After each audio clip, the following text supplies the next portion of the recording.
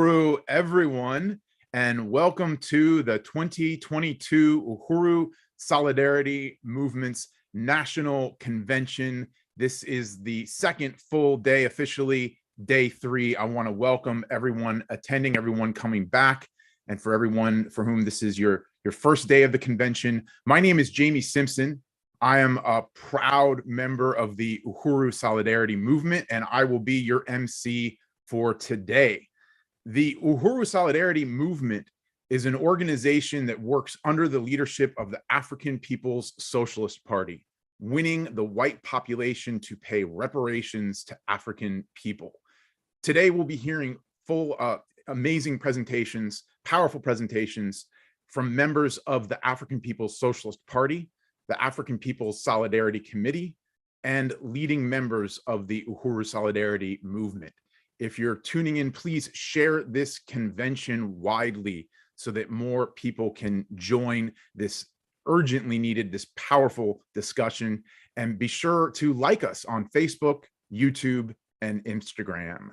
We want to start off today with a powerful song written and performed by African People's Socialist Party member Zan Lile, who leads the N2U volunteer work for the Black Power Blueprint in St. Louis. And this song is titled Vanguard. Uhuru.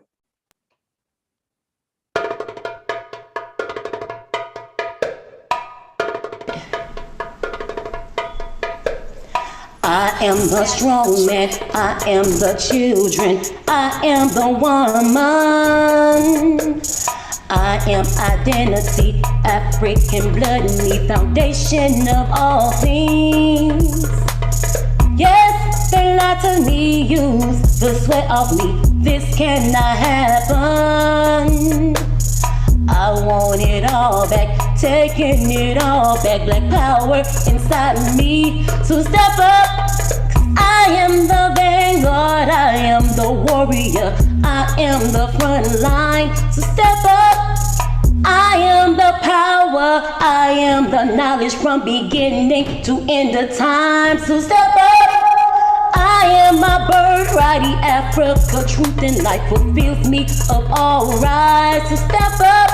Black power, we stand free against all our enemies. I am the vanguard. I am a mother, sister or brother, father or friend, you see. Genocide kills us, gentry it wills us, splitting our families. Now that was the plan, to conquer our land and spread us amongst the seas. But we are comrades and we are cadres, changing this path you see. So step up, cause I am the vanguard, I am the warrior, I am the front line. So step up, I am the power, I am the knowledge from beginning to end of time. So step up. I am my birthright, Africa, truth and life fulfills me of all rights. So step up, black power, we stand free against all our enemies. I am the vanguard, I am the vanguard, I am the vanguard, I am the vanguard, we are the vanguard.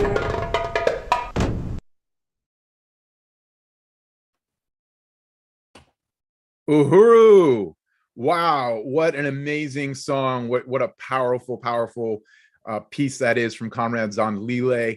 And yes, the party, the African People's Socialist Party, is the vanguard of the African working class, the vanguard of the African revolution and the worldwide revolution of oppressed, colonized, and working people. So I really want to appreciate and salute Comrade Zan Lile for that powerful song, and just salute the vanguard of the African working class, the African People's Socialist Party.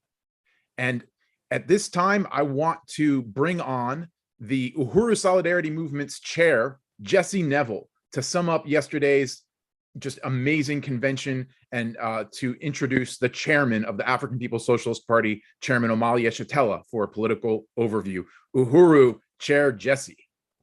Uhuru, Jamie, and Uhuru, everybody, welcome back to the final day of the Uhuru Solidarity Movement Convention. I also want to welcome Chairwoman Penny Hess. Uhuru. Uhuru. And we are very excited to welcome on Chairman Omalia Shatella. And yes, Chairwoman Penny. Yeah, I just want to say, well, let me just say, first of all, that yesterday was history making. It was really powerful to see just the North Americans, the white people, the colonizers grasping this concept of colonialism as the mode of production and really with enthusiasm and wanting to move forward. And of course, I want to salute Chairman Omalia Shatella's brilliant, ever deepening understanding and political theory of African internationalism. And Chairman, I just really wanted to salute you for, this was history making this morning. The Omalia Taught Me Sunday study was Chairman Omalia Shatella taking the reins of the leadership of the African nation and speaking for it. The response in the chat was electrifying. Also, S.G. Uwezi was brilliant. Just raising up again, Chairman, the question of colonialism and the anti-colonial struggles as the main trend in the world, and giving voice to that. Not only, there were people on from Ireland and from all around the world, and it was extremely, extremely powerful to see. It was history in the making, Chairman. Yes. You were brilliant, and to see the influence that the statements and other live streams with, of the party with the Russians, the interaction has and is influencing its understanding of how it should move. So, Chairman, I just really wanted to, again, salute you and your incredible leadership of the African nation. Uhuru. Uhuru. Uhuru, Chairman. Uhuru, I just want to unite with all of that and just really welcome and appreciate you coming on for our final day, and salute your presentation yesterday as well at our USM National Convention. And we would just love to hear you say a few words about the significance of this moment and your leadership and leadership of the party in this moment. I just wanted to say that I have seen from looking online the international impact that your analysis and leadership is having in this moment. There was a video from one of your studies on Russia that tied the question of Russia and Ukraine to the African Revolution as the central factor that I've seen people promoting and uniting with in Russia, as well as Portugal, Serbia, Croatia, Norway. I know people from Namibia were tuned in earlier, people from Ireland, and that is just a small list of people from throughout the world who are rallying behind the leadership of you and the African People's Socialist Party in this period. Uhuru. Uhuru, Chairman. Uhuru, thank you so much, comrades Penny and Jesse. I want to unite with the significance of this convention that we are attending now and the extraordinary reports that we heard on yesterday, discussion that we participated in on yesterday. And I think that yesterday was also just clarified the fact that we are in a completely new period. This war that the US has initiated against Russia, using Ukraine as a vehicle, convenient vehicle to do, helps us also to see that there's a certain turning point that has been made, that more and more people gravitating toward, that creating a certain kind of vortex that the US and the colonial powers will find themselves trapped in. There's no doubt in my mind about that. So I just wanted to say that, and I think that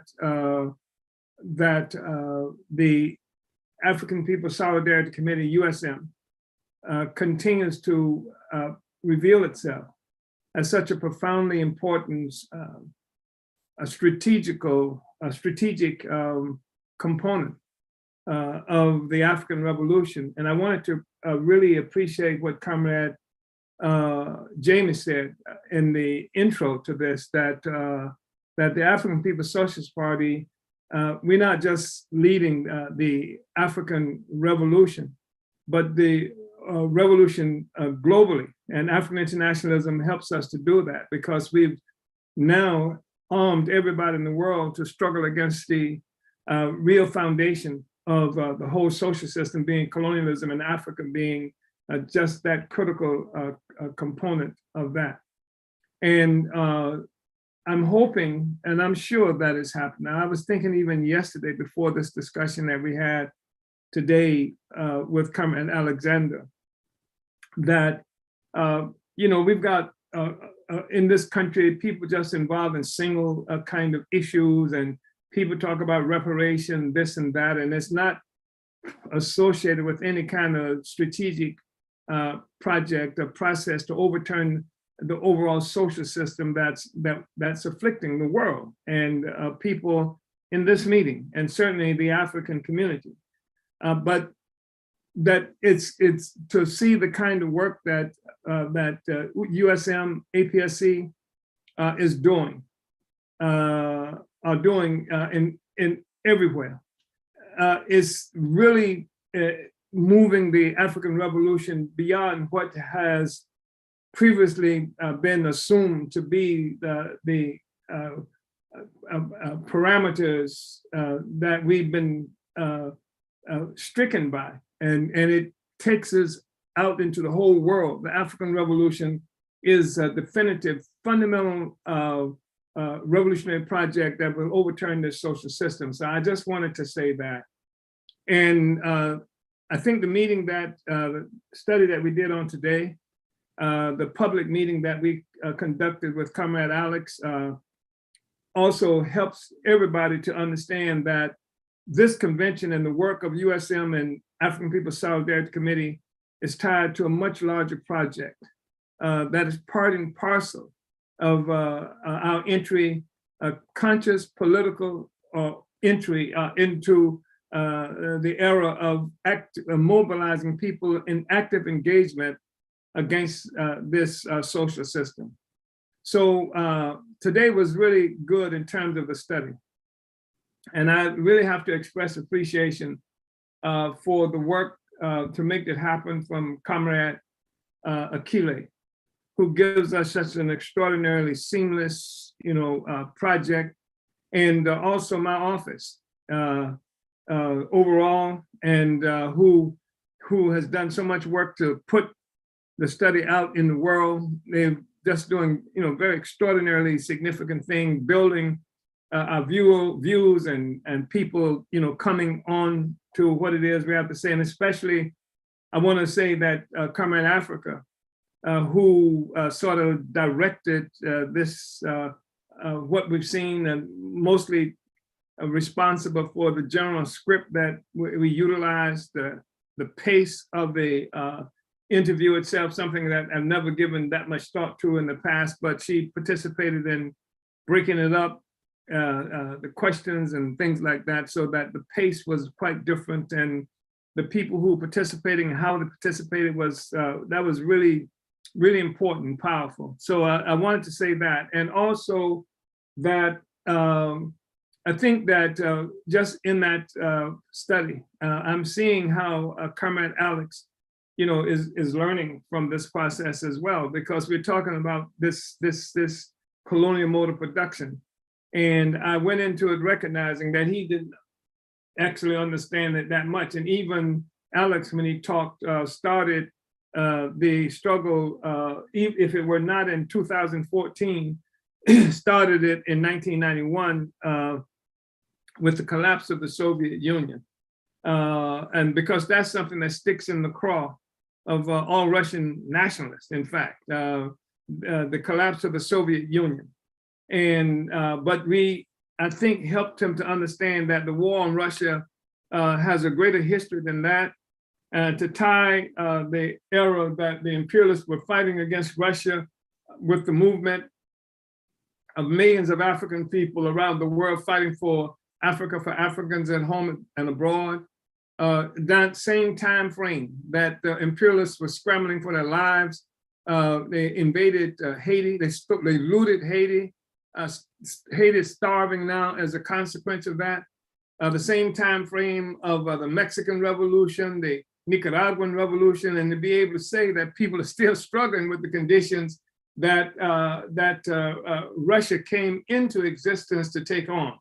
And so I thought that was really important. And I thought to some extent, Comrade Alex was learning some things about that in terms of how to understand the history. And I think that he also is learning how to speak to this audience that almost, I mean, he still assumes, like so many people around the world, that the struggle of African people has something to do something with this Black Lives Matter movement, but we'll clarify that. But I thought it was really important, and the things that he had to say, his acknowledgement of the mural. I was struck by that and sort of surprised when he mentioned, you know, my tearing down the mural, and something that people should be inspired by to take some action around this thing that's happening against Russia right now. But you know, I didn't have access to any of the comments that were being made. I think that I've understood that people from around the world were watching this from Nigeria. I heard Serbia and Croatia and India as examples of people who were tuned into this. People from South Africa, which would be something of our base, were watching this. I understand people in Italy and various other places. So I think that as I have understood from the beginning with this whole information assault that the colonial capitalists are making against the world, actually promoting a white agenda. That's effectively what they are promoting, that they open the door, and this information assault, this ideological assault that they're using against the peoples of the world is something that we could ride in on too, because they open the door for this discussion. And I think more and more people now have the ability to raise the colonial contradiction. They can begin to see the centrality of their struggles in Serbia and Croatia and in various places around the world where people were able to view this. I know I don't know how to speak to this very well, but if there,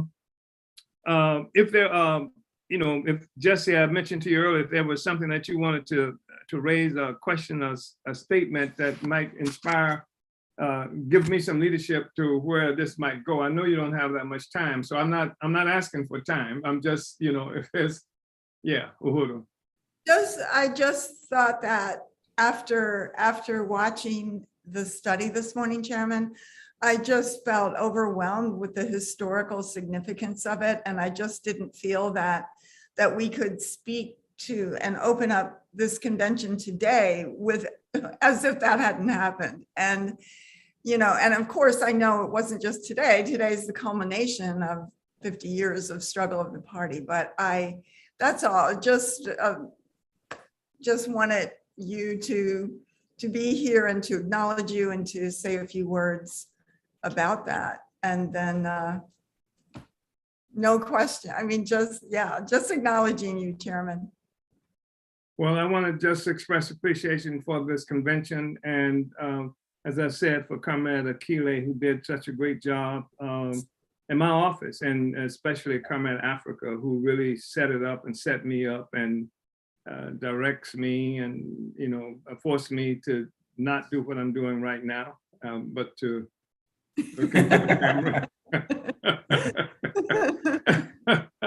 So yeah, Uhuru comments. I do think that, you know, it's Africa reaching out finally again. And this is on the international stage. This is not, you know, just a local event.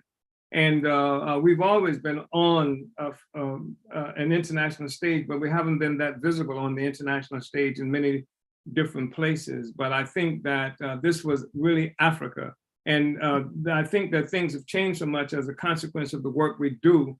And when I say this is Africa, I won't get that much pushback from anybody who might assume I'm an American Negro or Black American or something like that. And therefore, how do you say this is Africa? This is African, it's speaking for itself, you know, and part of Africa that there was a presumption of having silence because they'd given me a new name and a new identity that would confuse me. And that's what this whole thing does. And I think it's important, because when we had this discussion today, it gave us an opportunity to talk about these borders. And they're talking about Russia and Ukraine. And to give it a greater context, I mean, the reason there is a so-called North and South Korea and a North and South Vietnam and all of these different entities that come from Africa, and even Ukraine and how it is bordered and identified right now. This is the colonial project that has done that. And so to say that Russia has invaded Ukraine, which is a part of the whole history of Russia itself on the one hand, and then you got France, who occupies something like 14 different so-called countries in Africa. You got African people who are located in this country. You got the indigenous people, including the Mexicans, etc. What kind of effrontery, is that? And the only reason you get away with it because nobody said up to now that the king has no clothes. And we have said that when we talk about the colonial mode of production, we've got to the centrality of the question that makes it easier for people, to address some of these other issues. So thank you, Comrade Uhuru. Uhuru. Let's give it up to Chairman Omali Yeshitela. Party is winning. Party is winning. Uhuru. Uhuru. Thank you so much, Chairman, and thank you, Chairwoman Penny. So, wow, an incredible way to start off the final day of our national convention. And before I turn it back over to Comrade Jamie, our MC, I just want to salute the incredible day that we had yesterday, including the keynote presentation from Chairman Omali Yeshitela and from Chairwoman Penny Hess. Those were magnificent, so clear and powerful and mobilizing presentations that arm us on what we have to do going forward to build this front of the African revolution behind enemy lines in the form of organized branches and regions of the Uhuru Solidarity Movement. And also Deputy Chair Onezene Yeshitela's mind-blowing journey through the vast international African working class economy that Deputy Chair is leading, that the African People's Socialist Party is building. That was so brilliant and inspiring. And also the panel, which was just overwhelmingly powerful in showing us the raw, brutal reality of colonialism throughout the world, with Chairwoman Penny Hess, Secretary General Luwezi Kinshasa, Union del Barrio Undersecretary General Benjamin Prado, and Impedum President Columbine and Danette speaking to U.S. colonial wars inside U.S. borders and around the world. And also the appeal for resources, the reparations led by comrades Len and Leah, and also Mark, and the victory of how inspired all of us were to take a collective stand of reparations to African people by Deputy Chair, by the party yesterday. We raised $31,685 on yesterday of our national convention. And I did a little calculations here. So Deputy Chair said that the funding needs left for the African Women's Health Center were $323,409.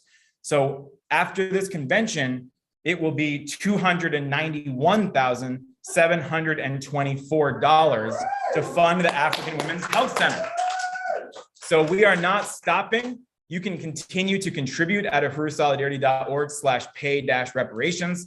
And also, this convention today is about how we are going to go about organizing white people for reparations in order to bring in the rest of this $291,724 and then some as reparations for all of the incredible programs of the Black Power Blueprint and the anti-colonial struggle of the African working class for self-determination. We're going to talk about making Wall Street pay reparations. We're going to talk about building the Reparations Legacy Project. And most importantly, we're going to talk about unity through reparations through organization, building branches, building regions, winning members, expanding USM's membership into the thousands this year, and building actual organization on the ground in every region in the US and beyond. That is what Chairman Omali Yeshitela is calling on us to do in this period. Go beyond protest, go beyond a one-time act, and make a serious commitment to go the long haul, go all the way, and make reparations a reality in the form of actual organization on the ground. And that means bringing in the people, volunteers. We're going to have a whole workshop on the incredible Uhuru NTU Volunteer Brigade. So by the end of today, I think each and every person who came to the convention today will feel very inspired and mobilized to get to work. That's the goal with this final day of our convention, is that tomorrow is a whole new day for us as the Uhuru Solidarity Movement. And everybody who came today as an observer or as an attendee will leave today as an organizer, as a member, as a recruiter, and as an organizer to build the Uhuru Solidarity Movement to a whole new level in the rest of this year and going forward into this new period, which the chairman has shaped. This is the revolution. We are in the African Revolution now. The world is never going back to the way it used to be. And the time is now to build a Uhuru Solidarity Movement. So I just wanted to say that. And again, salute our leadership, the African People's Socialist Party, Chairman Omali Yeshitela, Deputy Chair Onizine Yeshitela, all of the party members who will be honored to hear from in just a few minutes on our first panel, and Chairwoman Penny Hess on the African People's Solidarity Committee for leading by example and showing us what white solidarity with Black power looks like. So I just want to say unity through reparations, reparations through organization. Uhuru.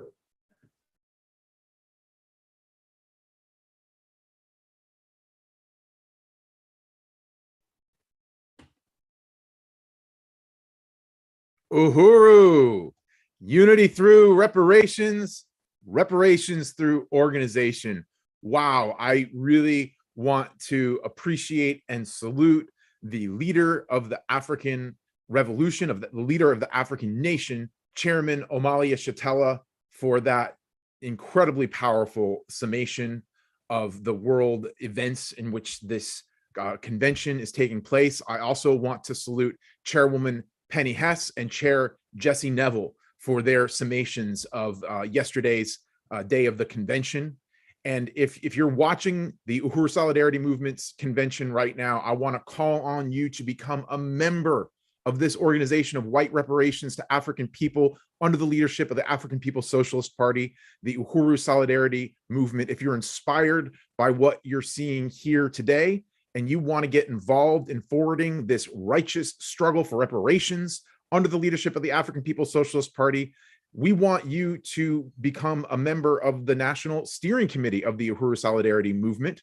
But in order to do that, if you're not already, you need to become first a member of the Uhuru Solidarity Movement, which you can do at uhurusolidarity.org/join. That's uhurusolidarity.org/join. And as you watch this convention unfold, you may find that you're inspired to step up and become a member of the National Steering Committee of the Uhuru Solidarity Movement. Our moderators rather, are putting a link to the nomination form in the comments. So look in the comments section and you can nominate yourself, you can nominate another USM member, or for any of our open positions. So if any point during today you want to take that step forward, fill out a nomination form to become a member of the National Steering Committee, or you can email us at info@uhurusolidarity.org. That's info@uhurusolidarity.org. And one more time, to become a member of the Uhuru Solidarity Movement, go to uhurusolidarity.org/join. All right. Wow. What an incredible start to this final day of the convention. Up next, we have a panel of speakers for the workshop titled Make Wall Street Pay Reparations. We'll hear from Dr. Matsamela Odom, the vice chair of the International People's Democratic Uhuru Movement and the winner of the esteemed Comrade of the Year award for this year, 2022, as well as Yejide Orinmila. She's the president of the African National Women's Organization. And we'll have solidarity speakers that will include chairwoman of the African People's Solidarity Committee, Penny Hess, and chair of the Uhuru Solidarity Movement, Jesse Neville, who will be moderating this discussion. So Uhuru and welcome, comrades. Uhuru, thank you, Jamie. And I've said most of what I want to say already, so I'm going to be very quick and just say what an honor it is to have these three incredible panelists and to kick off this discussion on the demand to make Wall Street pay reparations. I will be introducing the chairwoman of the African People's Solidarity Committee, Penny Hess. Uhuru. Uhuru, thank you, Jesse. And just really want to say what an honor it is to be here today under the leadership, I can do it, under the leadership of the African People's Socialist Party, Chairman Omali Yeshitela. And I do want to salute Deputy Chair Onisene Yeshitela. What incredible presentation that was given yesterday, and daily leadership for us in the African People's Solidarity Committee and Uhuru Solidarity Movement. Just that is brilliant and a testimony to African internationalism, putting the actual power on the ground of the African working class as a negating pole to colonialism and its mode of production. I know that this panel is called Make Wall Street Pay Reparations and How Much Do We Owe? I want to say what a great honor it is to be on this panel with President Yejide Oronila of the African National Women's Organization, who is also getting ready to have their convention very soon, and also with Matsamela Odom, who is the Vice President of the International People's Democratic Uhuru Movement. It is a great honor to be on this panel with you. I am just going to say a few things and then I'm going to turn it over to our panel. First of all, when we ask how much do we owe as the colonizer, as the white population, well, the fact is we owe everything. And that's why the African People's Socialist Party sees reparations as a revolutionary demand. It is not a favor. It is not something to make white people feel good because you can give a little donation here or there, but it's something that goes to the heart of the very essence of the social system that we live in, which is colonialism as a mode of production, as Chairman Omali Yeshitela has said. And one of the things that we have to do is to be able to take responsibility as white people, as the colonizers, as African internationalist colonizers, to be able to take responsibility for the history of the white population here and everybody in the world, and to be able to say what it is that we have to do under the leadership of the African Revolution, to join with that and to go out and to win other white people. I just, again, want to salute Chairman Omali Yeshitela's brilliant struggle around this question of Russia and the Ukraine, and to take that on from the basis of colonialism, from the basis of an African, and from the leadership of the African nation united as one colonized people on the inside of Africa and first forcibly dispersed around the world. And that is just extremely powerful. And it's so scientific that we know that it is our responsibility to get out this truth about the US colonial imperialist war against Russia, and that we have to stand on the side of the anti-colonial peoples on the planet Earth. The chairman has written that African people produced and reproduced life for white people for 600 years. And that is a statement that is incredibly, it's moving, it's poignant, it's the absolute truth, and putting it out in a way that white people have to hear that there's never been a time in 600 years, either on the continent of Africa or here or in Brazil or the Caribbean or any place else where African people have been forcibly dispersed, where African people had control not only over their economy, over their life, over their society, but even over their children. The babies that are born have been commodities for for this colonialism as the mode of production, for capitalist colonialism. And I think that, you know, and that they have been produced, they have produced and reproduced life for us, and white people have been the power, the dominant force in unity, generally speaking, throughout our history with our own ruling class, despite the fact that some white people might have contradictions with the ruling class. The ultimate reality is that white people are in unity with sitting on this pedestal of the colonial peoples, on the backs of African people, indigenous people, and oppressed peoples around the world. And that, you know, everything that we have, the chairman says, every dream and aspiration, everything that we have comes at the expense of the blood, the suffering, the exploitation, the resources, the people and children of African people, indigenous people, and oppressed people on this planet. And that we have to come to terms with that reality. And the chairman has produced science to show that, and that this is the responsibility that we have to take it on. So what do we owe? We owe everything. How did Wall Street start, and all of the stock exchanges of the world? They started with the kidnapping of African people and the theft and kidnapping of African human beings, turning them into commodities for sale as items to be sold around the world, and forced labor. You know, just this is the reality of our life, and the genocide against the indigenous people here.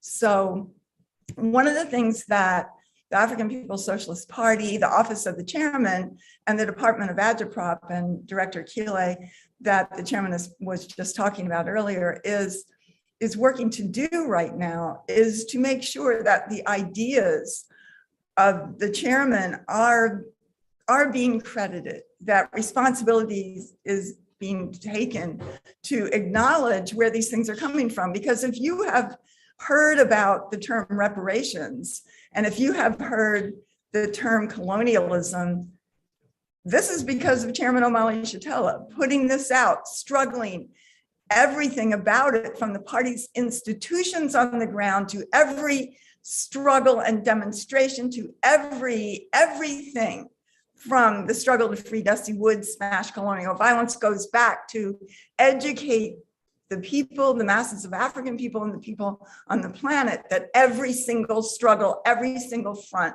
of life of African people has to lead to the struggle to destroy colonial capitalism, colonialism as the mode of production once and for all. And African people have to be free and self-determining, self-governing. And this is what the African People's Socialist Party is doing in practice. It is governing itself. And we saw that today with Chairman Omali Yeshitela, really, really powerful. And so, you know, we have this narrative, the white narrative, what we learn in school and everywhere else is that white people came here to the United States, escaping oppression and poverty in Europe, and that there's this narrative that the overall economy of both Europe and the United States in particular was sound, it was positive, it was a good thing, it was full of refugees from a cruel Europe. It was for freedom seeking and religious freedom, you know, all of this kind of thing that white people were seeking and coming here. They were good people. They worked hard.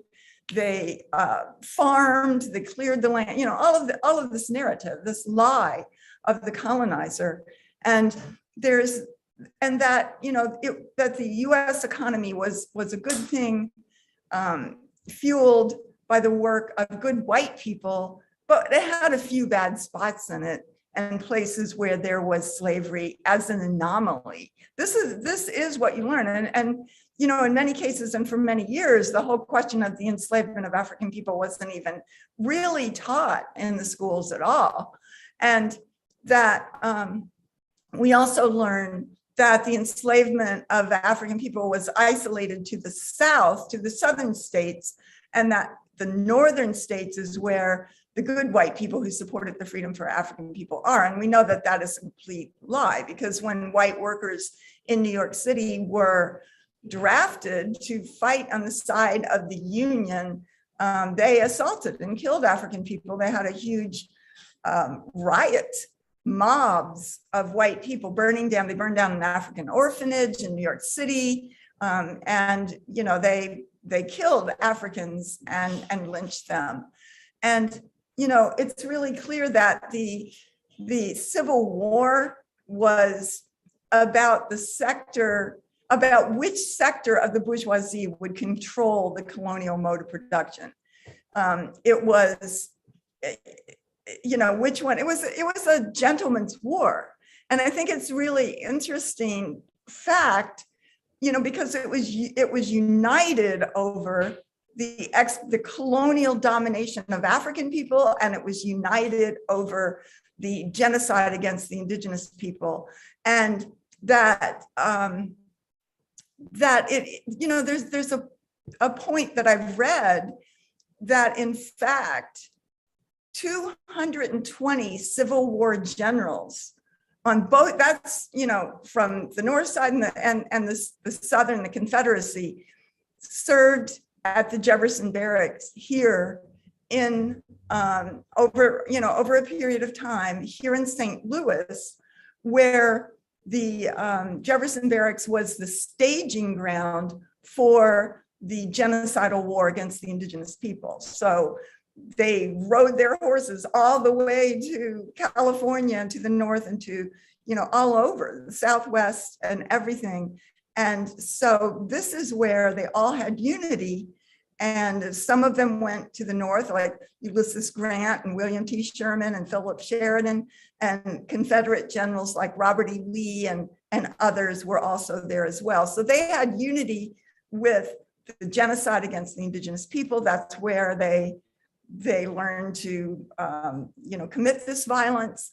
And they had unity that, you know, that African people would be totally colonized, and that, you know, and that all the white settlers everywhere that they went were, you know, were there to colonize, to steal the resources, and to oppress the people.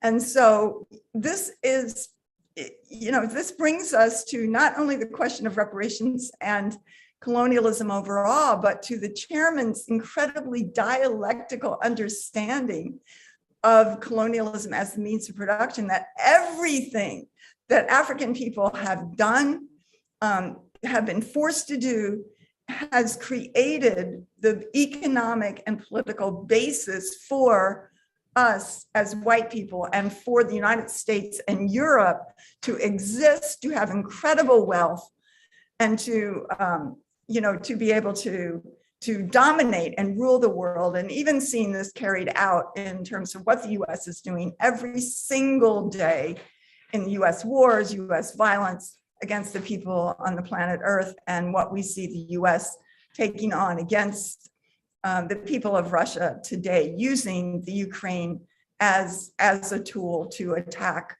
Russia. So, you know, I just wanted to say this, and that it is extremely powerful, historical, and really urgent that we as white people take on this call to work like hell in this period, to go in to the white community, to go everywhere, to penetrate it all, to win other white people to stand on the forward side of history. African people are going to win either way, but we have the ability to be a fighting force, and to, you know, and to raise up beyond what it is, our own self-interest, our bellies, our pocketbooks that we live with, you know, that we've wallowed in for centuries, we have the ability to join humanity, to be part of a world without war, without oppression, without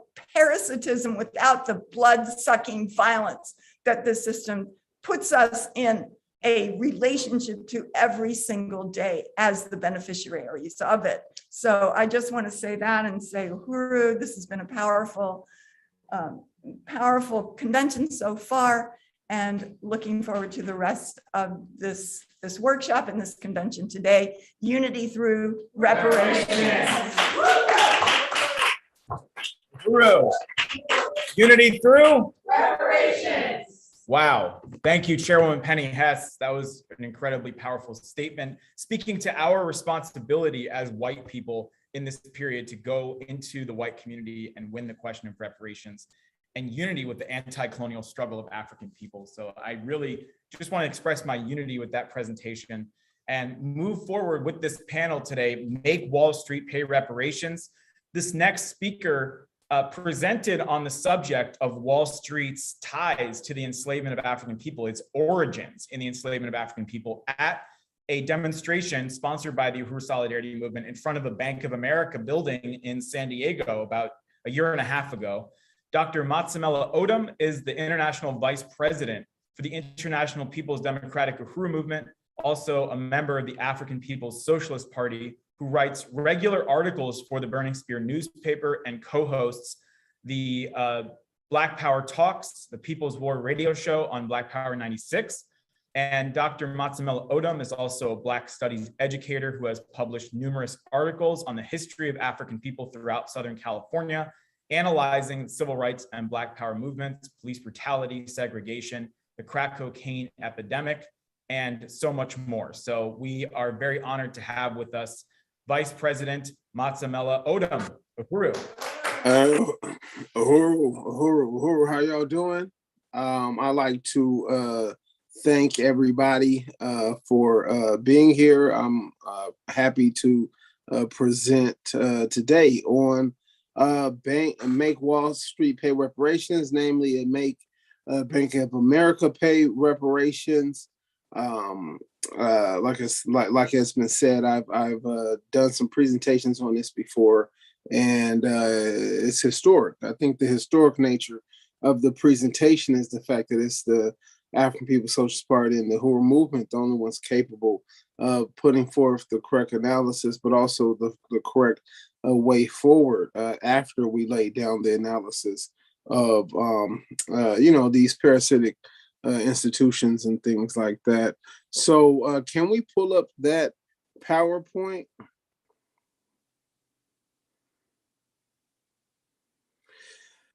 So as been said, I am Matsamela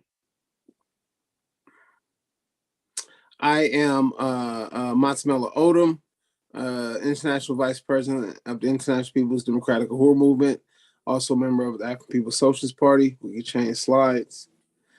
I'd like to salute my leadership, Chairman Omali Eshatella, who has made the most significant theoretical intervention into socialist theory, communist theory ever with the colonial mode of production, which informs today's presentation. I'd also like to salute President Colin Baye-Andernet of the International People's Democratic Uhuru Movement, all other leaders in the of the National Central Committee and the APSC and Uhuru Solidarity Movement for this panel. Change slides. So in 1991, while excavating for construction in Lower Manhattan, actually a government building at that, a borough of 419 Africans was found on Wall Street. Historians suggest that as many as 20,000 Africans are actually buried at Wall Street. New York City was one of the largest slave ports in North America. It had one of the largest populations of enslaved people of any urban city in North America. And New York remained a slave state well into the 19th century, as Chairwoman Penny talked about, really define this myth of some sort of North-South divide. So hear me out when I say that Wall Street literally began with the theft and sale of African bodies. It's not a metaphor. This is the colonial mode of production. Change slides. The first enslaved Africans were trafficked to North America, were trafficked to New York City in 1626 by the Dutch West Indian Company, which had already been in West Africa, where it set up its own depots known there as factories, where Africans were imprisoned and then trafficked across the Atlantic. Wall Street became the de facto slave trading port in Manhattan, which had also been stolen from indigenous people. A long wall was built in Lower Manhattan through enslaved labor of African people to protect the Dutch and later on the English's stolen loot of material and human resources. In 1711, Wall Street became the official slave market, even though it had functioned as the de facto slave market. About 20% of New York's population were enslaved Africans. In 1741, Africans organized a revolt against colonial slavery, and at least 13 of them were burned at the stake in response to this revolt. Wall Street remained the primary slavery trading post in New York until 1762. On the eve of the Civil War, the colonial Civil War, known as the American Revolution, that was the end of it. However, this slave market was replaced by the stock exchange in the wake of the Revolutionary War, 1792. Historian Stephanie Smallwood has described the colonial enslavement of African people as a process of alchemy, a process in which Africans were turned into gold. Manhattan and Wall Street was the epicenter of this genocidal system. The wealth of white America, the entire colonial capitalist system, was built on the stolen indigenous land and stolen African labor. It was in the harvest of the Black bodies that the U.S. economy and colonial capitalism was built. Change slides. Chairman Omali Yeshitela of the African People's Socialist Party argues Africans were primitive accumulation, noting that what Marx termed primitive accumulation was what we understand as the colonial mode of production. It was that deadly assault, a European assault on Africa, North and South America, and Australia, and the extinction and near decimation of whole peoples. It was the brutal rape of Asia and the Middle East, and the numerous internecine wars between European states battling for control of the slave trade and the colonies. It was the resultant growth in wealth that overturned European feudalism and ushered forth capitalism in the European nation. African people did not simply produce wealth of capitalism, it was the wealth of the US. There was no other commodity more valued at the time of the Civil War than African people. At the lowest number, we can understand that they would have been something like $4 billion that day's money. At the lowest number, that would have been at least $4 trillion today. America's Africa. So change slides. The Bank of America rests on the pedestal of African oppression. The Bank of America rose from the colonial mode of production. The Bank of America is the second largest bank in the U.S. at this time, and has accumulated $2.5 trillion in wealth. Trillion with a T. Change slides.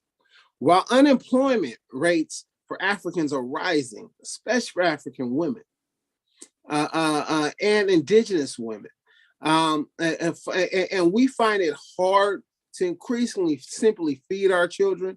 The head of the Bank of America, Brian Moynihan, makes $30.5 million per year. Change slides. The Bank of America began as a California institution, the place where I stand right now or sit. California was stolen at gunpoint from Mexican and indigenous people by white North American settlers. Bank of America has never come. It has never come as a surprise to people that the gold that was found in California just a year after this colonial assault, that gold was found just a year after this colonial assault against Mexico and against California. This assault claimed the lives of at least 100,000 indigenous people, at least. And I say at least because of the fact that the early laws in occupied California did not forbade the murder of indigenous people. So we even don't really know the full extent. Thousands of Mexican people had their land stripped from them and they themselves deported. The Bank of America has its origins as a depot for the loot stolen by African settlers, stolen by American settlers, in California and Nevada. Whether it is the slave depots on the coast of Africa that filled the coffers of European wealth, Wall Street, or the Bank of America, this is the same colonial mode of production. Other predecessors for the Bank of America, such as the Bank of the Metropolis, Boatman Savings Institution, and the Southern Bank of St. Louis, made their money through the institution of colonial slavery. Change slides. Bank of America and the housing industry. In California, the Bank of America built its wealth on the colonial housing industry, right? This is an industry in which as many as 70% of white people own homes, fewer than 30% of African people own homes, and African people own homes in places that are dilapidated, places that are under resources, places that actually oftentimes generate negative equity. It has been the primary way through which the white population of California has generated its wealth. With over 400 branches in the 1960s, for example, Africans had no other place to put their money. With, of course, the defeat of the Garvey movement being ripped away from us, and we having no self-sustaining institutions of ourselves. Right. This is no reason why on average it suggests that the average white person in the U.S. has $135,000 in wealth, whereas the Africans, ball players, movie actors included, only have $9,500 of wealth. And that African women who go to college make less money than white men who drop out of high school. This is colonialism. In the 1960s, it's for this reason that California, Bank of America, which was the largest institution period in California with 29,000 employees, was struggled against by civil rights activists then.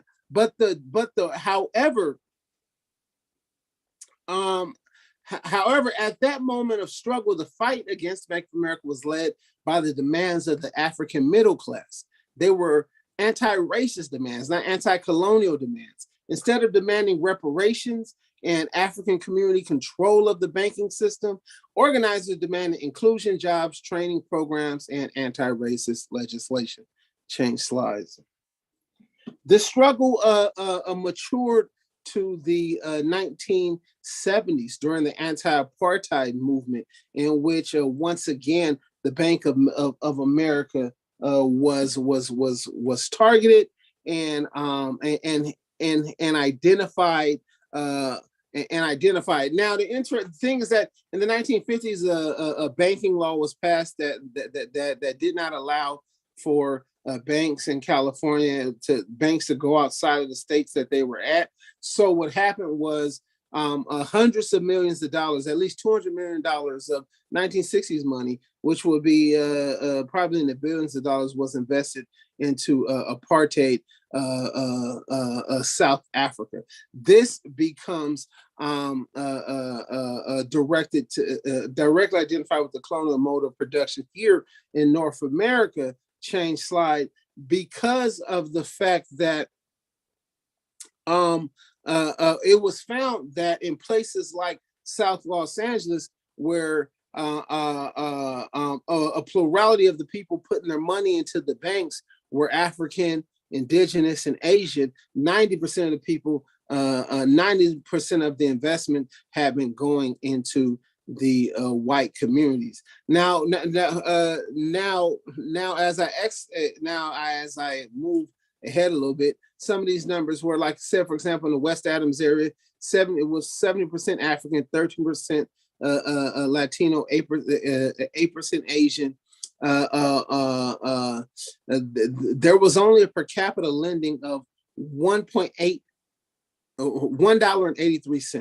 Meanwhile, in Pacific Palisades, 95% white, Bank of America lent per capita $128 per person. So it's very clear to African activists at that time that this was a part of a larger system of colonial capitalism. However, move to the next slide.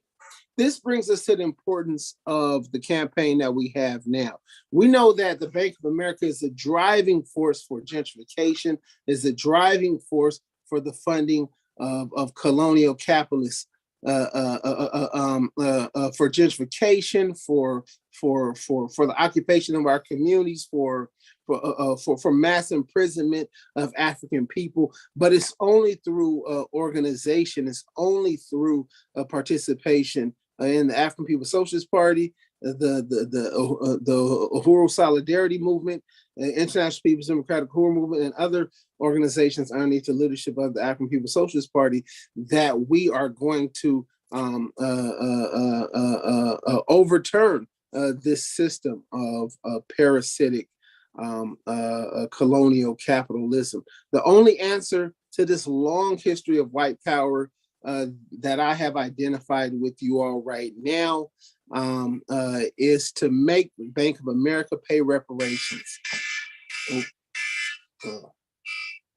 It's to make Bank of America pay reparations, comply with all the demands of the Uhuru Solidarity Movement, and to get on the right side of history. Uhuru.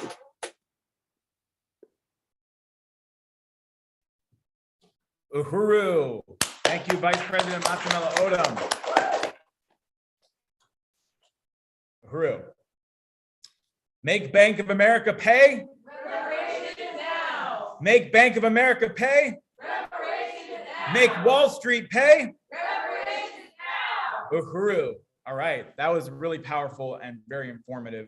Revolutionary analysis of the history, the parasitic history of Bank of America and its long-standing and ongoing role in the colonial mode of production and the assault on African people, and why we must fight under the leadership of the African Revolution to make these banks and corporations pay the ultimate price of reparations to African people. Because as Chairwoman Penny said earlier, how much do we owe? Everything is owed. Everything must go back into the hands of the African liberation struggle. So for our third and final panelist, before I come back up, say a few things about our upcoming actions, and then open it up for discussion. It is my great honor to introduce a member of the Central Committee of the African People's Socialist Party, the president of the Women's Commission of the APSP, and the president of the African National Women's Organization, who coordinates all efforts to organize African working class women into a membership-based mass organization created by the African People's Socialist Party to address the special oppression of African women in the context of the anti-imperialist, anti-colonial, revolutionary African national liberation struggle, leading on the everyday issues that impact the lives of African women. It is a great honor to bring up ANWO President Yejide Orunmila. Uhuru. Uhuru. Well, thank you so much, Comrade Jesse, and want to salute the entire Uhuru Solidarity membership. And in this panel that just came before me, comrades, Chairwoman Penny Hess and Comrade Matsumela, VP Matsumela. I also want to give an incredible salute to Comrade Jesse Neville for his leadership of the Uhuru Solidarity movement and just the incredible work that USM has been doing, and just all of the incredible work that all of the USM members have been doing to really push this question of making everybody pay all the colonial white people of the world pay reparations, and really pushing to make this the demand that every white person takes on. And I just really appreciate this convention so far, and the incredible work of raising resources yesterday, and the continued work that will happen today to make sure that we can have the African Women's Health Center. So I just want to appreciate that. And then the chairman as well, I want to give a huge salute to my chairman, my leadership, Chairman Omali Shatella, without whom none of us would be here. And none of us would have this incredible theory of African internationalism that guides our work and provides the theoretical leadership for the African Revolution. So just want to just give my appreciation to everyone. So I think it's really important. Comrade Matsumela had used the word trafficked.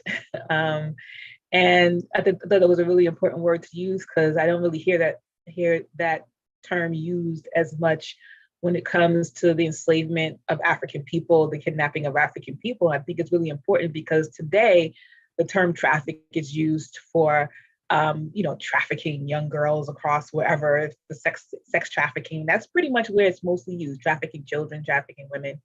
And I think that, we have to really see that correlation between the trafficking of human beings tied directly to the colonial mode of production, which was the enslavement of African people. And the system was built on the trafficking of human beings, so that now that when we see it, and now that we see that it's a problem, that we recognize that the system itself is trafficking in the system, is the basis of the system, that the movement and sale of human beings, for whatever reason, is the basis for capitalist colonialism. And until colonial capitalism, and until the system is destroyed, we're going to see various iterations of trafficking of human bodies, and particularly the exploitation of African women and children within that system of exploitation.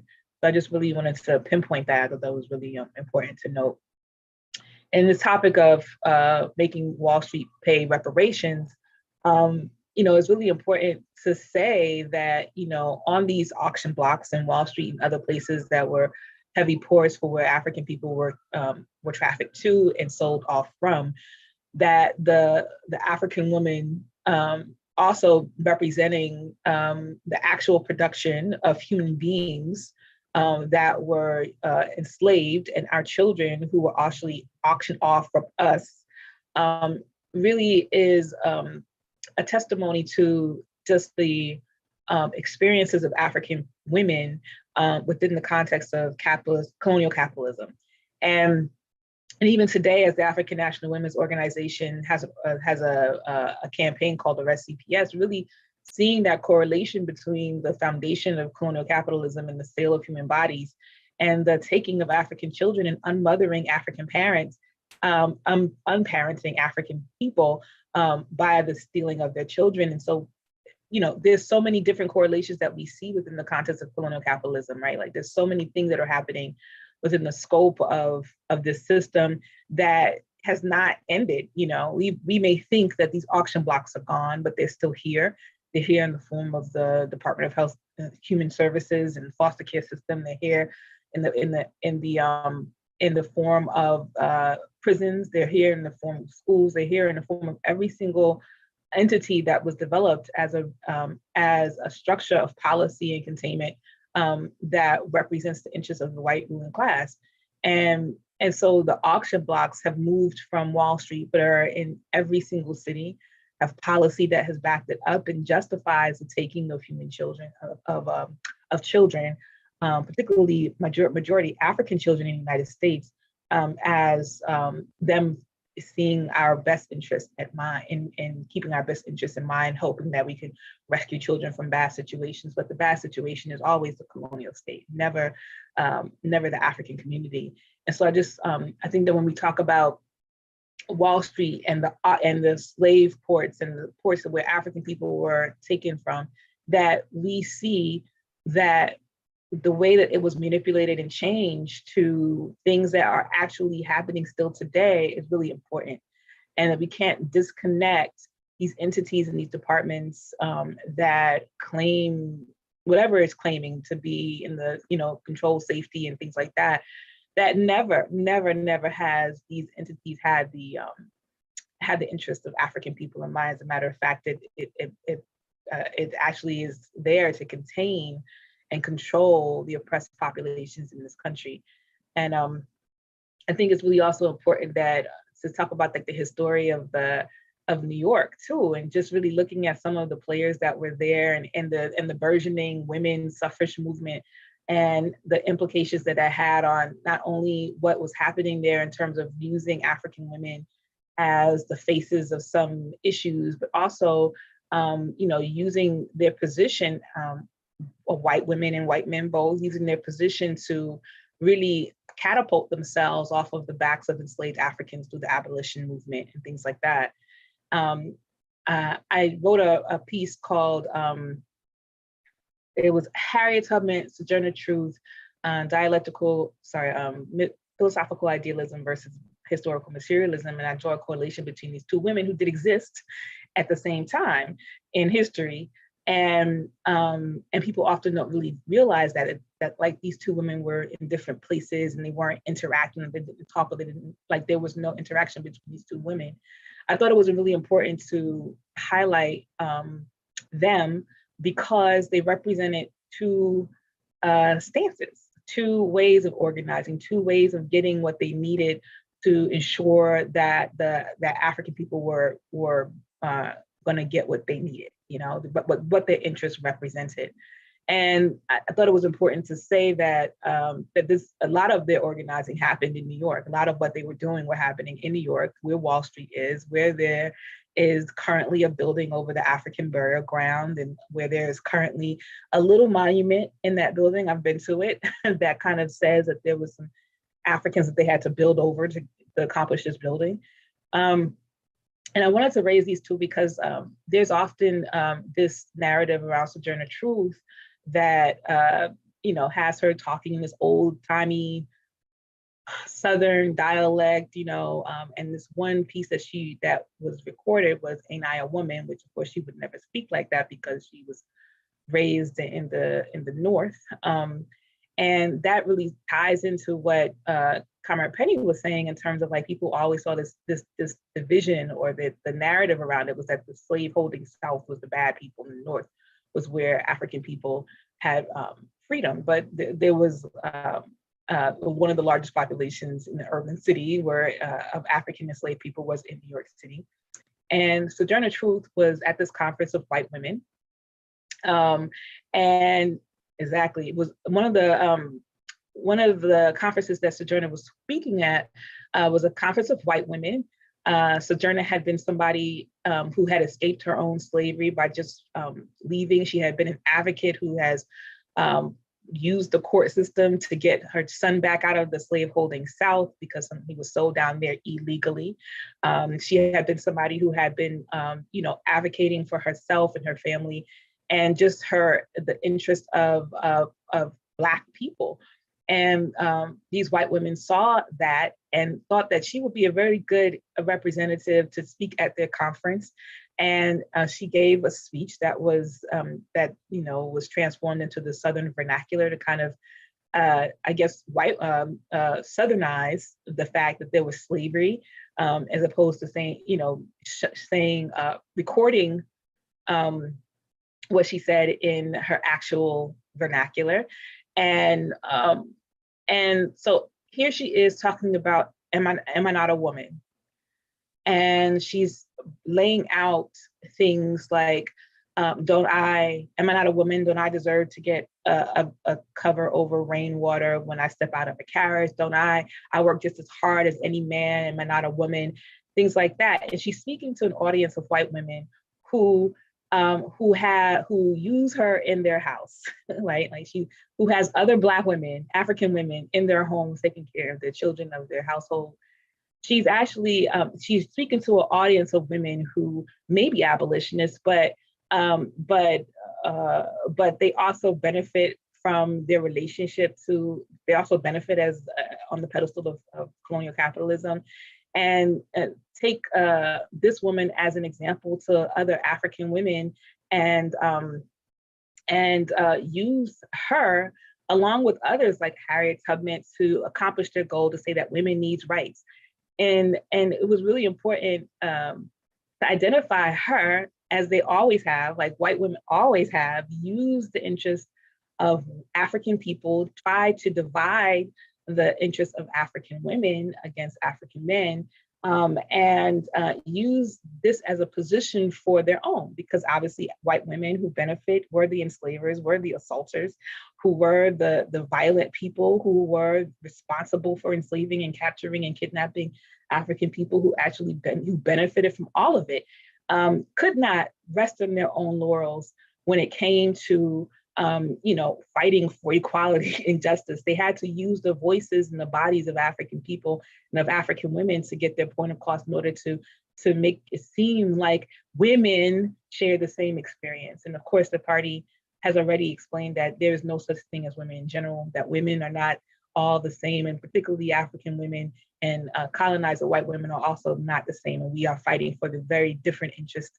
And our interest is to be free of colonial capitalism and not to be dominated by anybody else, and not to have our voices or our bodies or our children's bodies or our people's bodies used against us.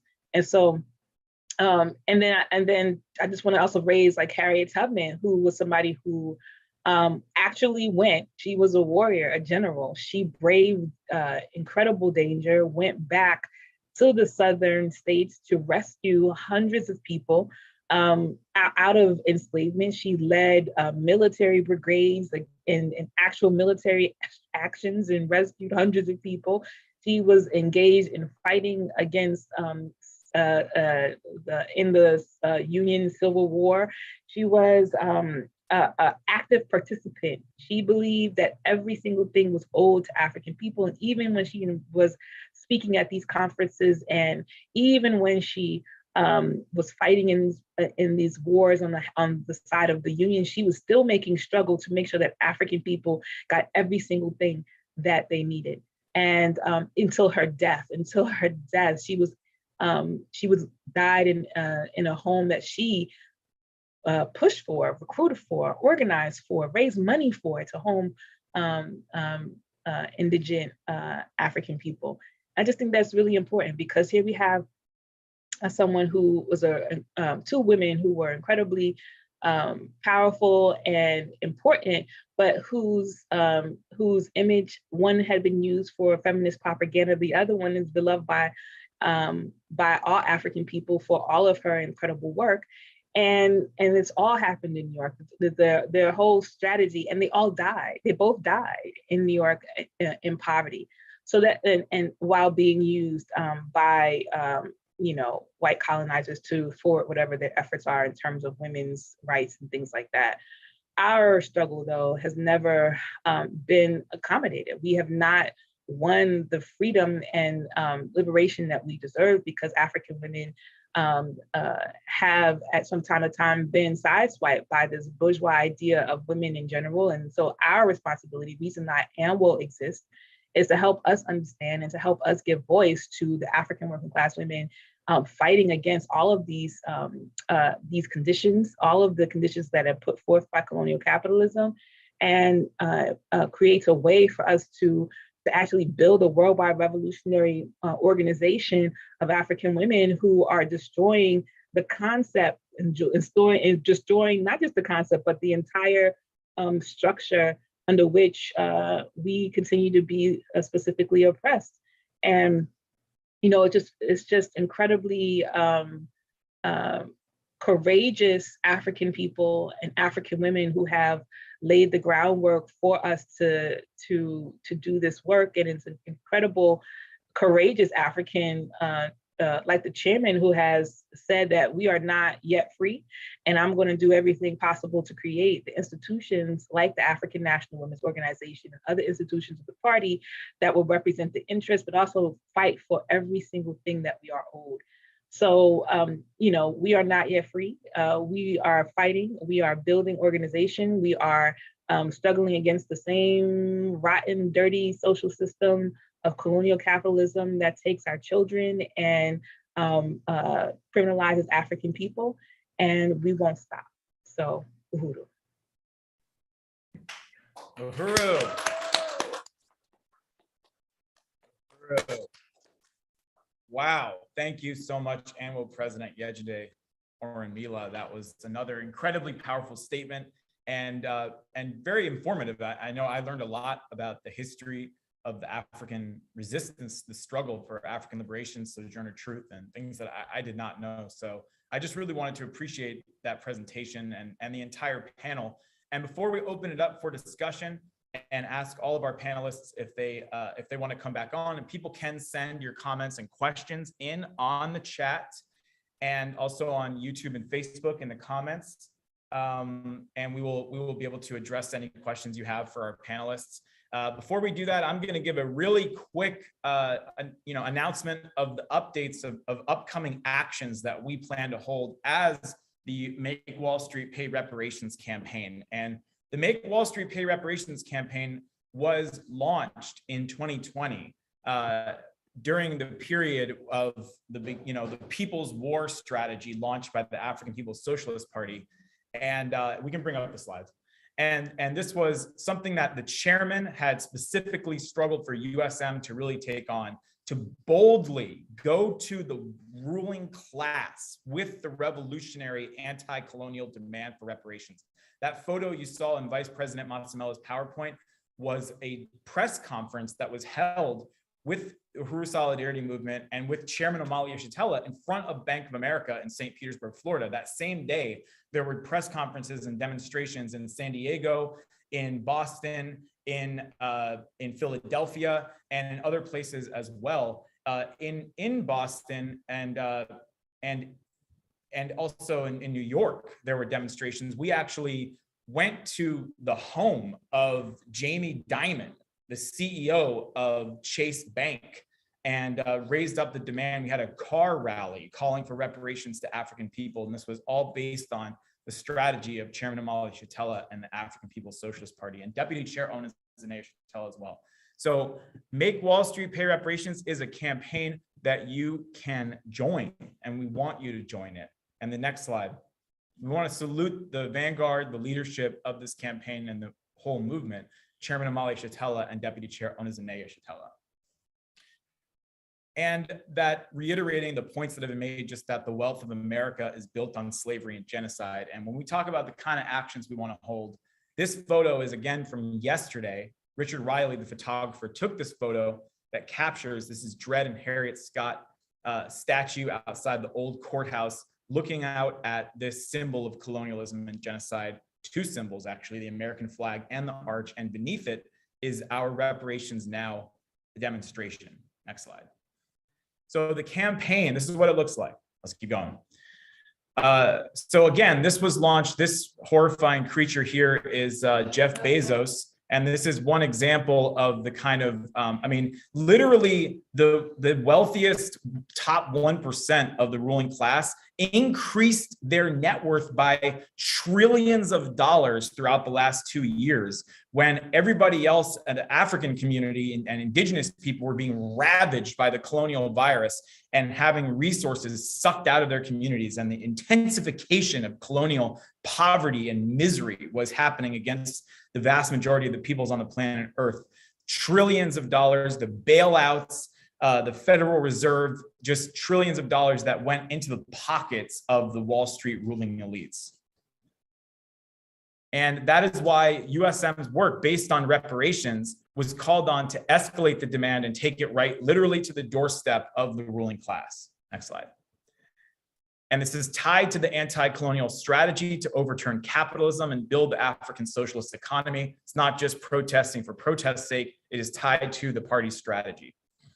So, and One of the things that was significant about the press conference in front of Bank of America, the banner, it didn't just say make Bank of America pay reparations. It said make Bank of America pay reparations to the Black Power blueprint. And that was actually reported in the local media in St. Pete, which then got picked up by national and international media. So people around the world knew that the African Revolution is calling for reparations from these ruling class entities, and they don't get to say what reparations looks like, because after the George Floyd rebellions, every bank and corporation under the sun started flying Black Lives Matter flags and creating their own phony charity organizations to give money to and calling that reparations. Jamie Dimon, the CEO of JP Morgan Chase, actually took a knee, and knelt down in front of the vault of the Chase Bank to show his fake solidarity with African people. So the party was saying, no, you don't get to define what reparations looks like. The African community, the African Revolution says reparations must go to the Black Power blueprint and Black Star Industries. So this is our way to fight back against our own ruling class. This is not Occupy Wall Street 2.0. We're not putting out any kinds of illusions or falsehoods about being the 99%. We're recognizing that we owe reparations to African people. We have to pay reparations. And part of our stand of reparations to African people is to build a movement to demand our own government, our own ruling class, to pay reparations to African people. And again, we're very inspired. We want to start doing weekly demonstrations. I mean, we are inspired to really get out there and build this campaign in a powerful way this upcoming year. Here's President Kalambay and our comrades out yesterday, 2 days ago, at the Rally for Reparations at the Arch. Next slide. So upcoming actions that you can be a part of. And I hope Matthew Durbin is watching, because he's been asking, when is the big action happening for Make Wall Street Pay Reparations? Well, we got a date, comrade, wherever you are. June 25th, Saturday, nationally coordinated day of actions for reparations at the Federal Reserve banks throughout the United States. Shout out to Chairman Omali Yeshitela and salute the chairman for the call to hold demonstrations targeting the Federal Reserve banks. And I'm really excited about this. And I just wanted to read you all where these banks are located, because it's practically our map of places where we want to build branches this year. Boston, New York, Philadelphia, St. Louis, Minneapolis, San Francisco, and then also Kansas City, Dallas, Chicago, Atlanta, Richmond, Cleveland. So there's 12 district banks in the regions throughout the US, and we want to be at as many of them as possible. Hell, every single one on June 25th, raising up the demand for reparations to African people. Next slide.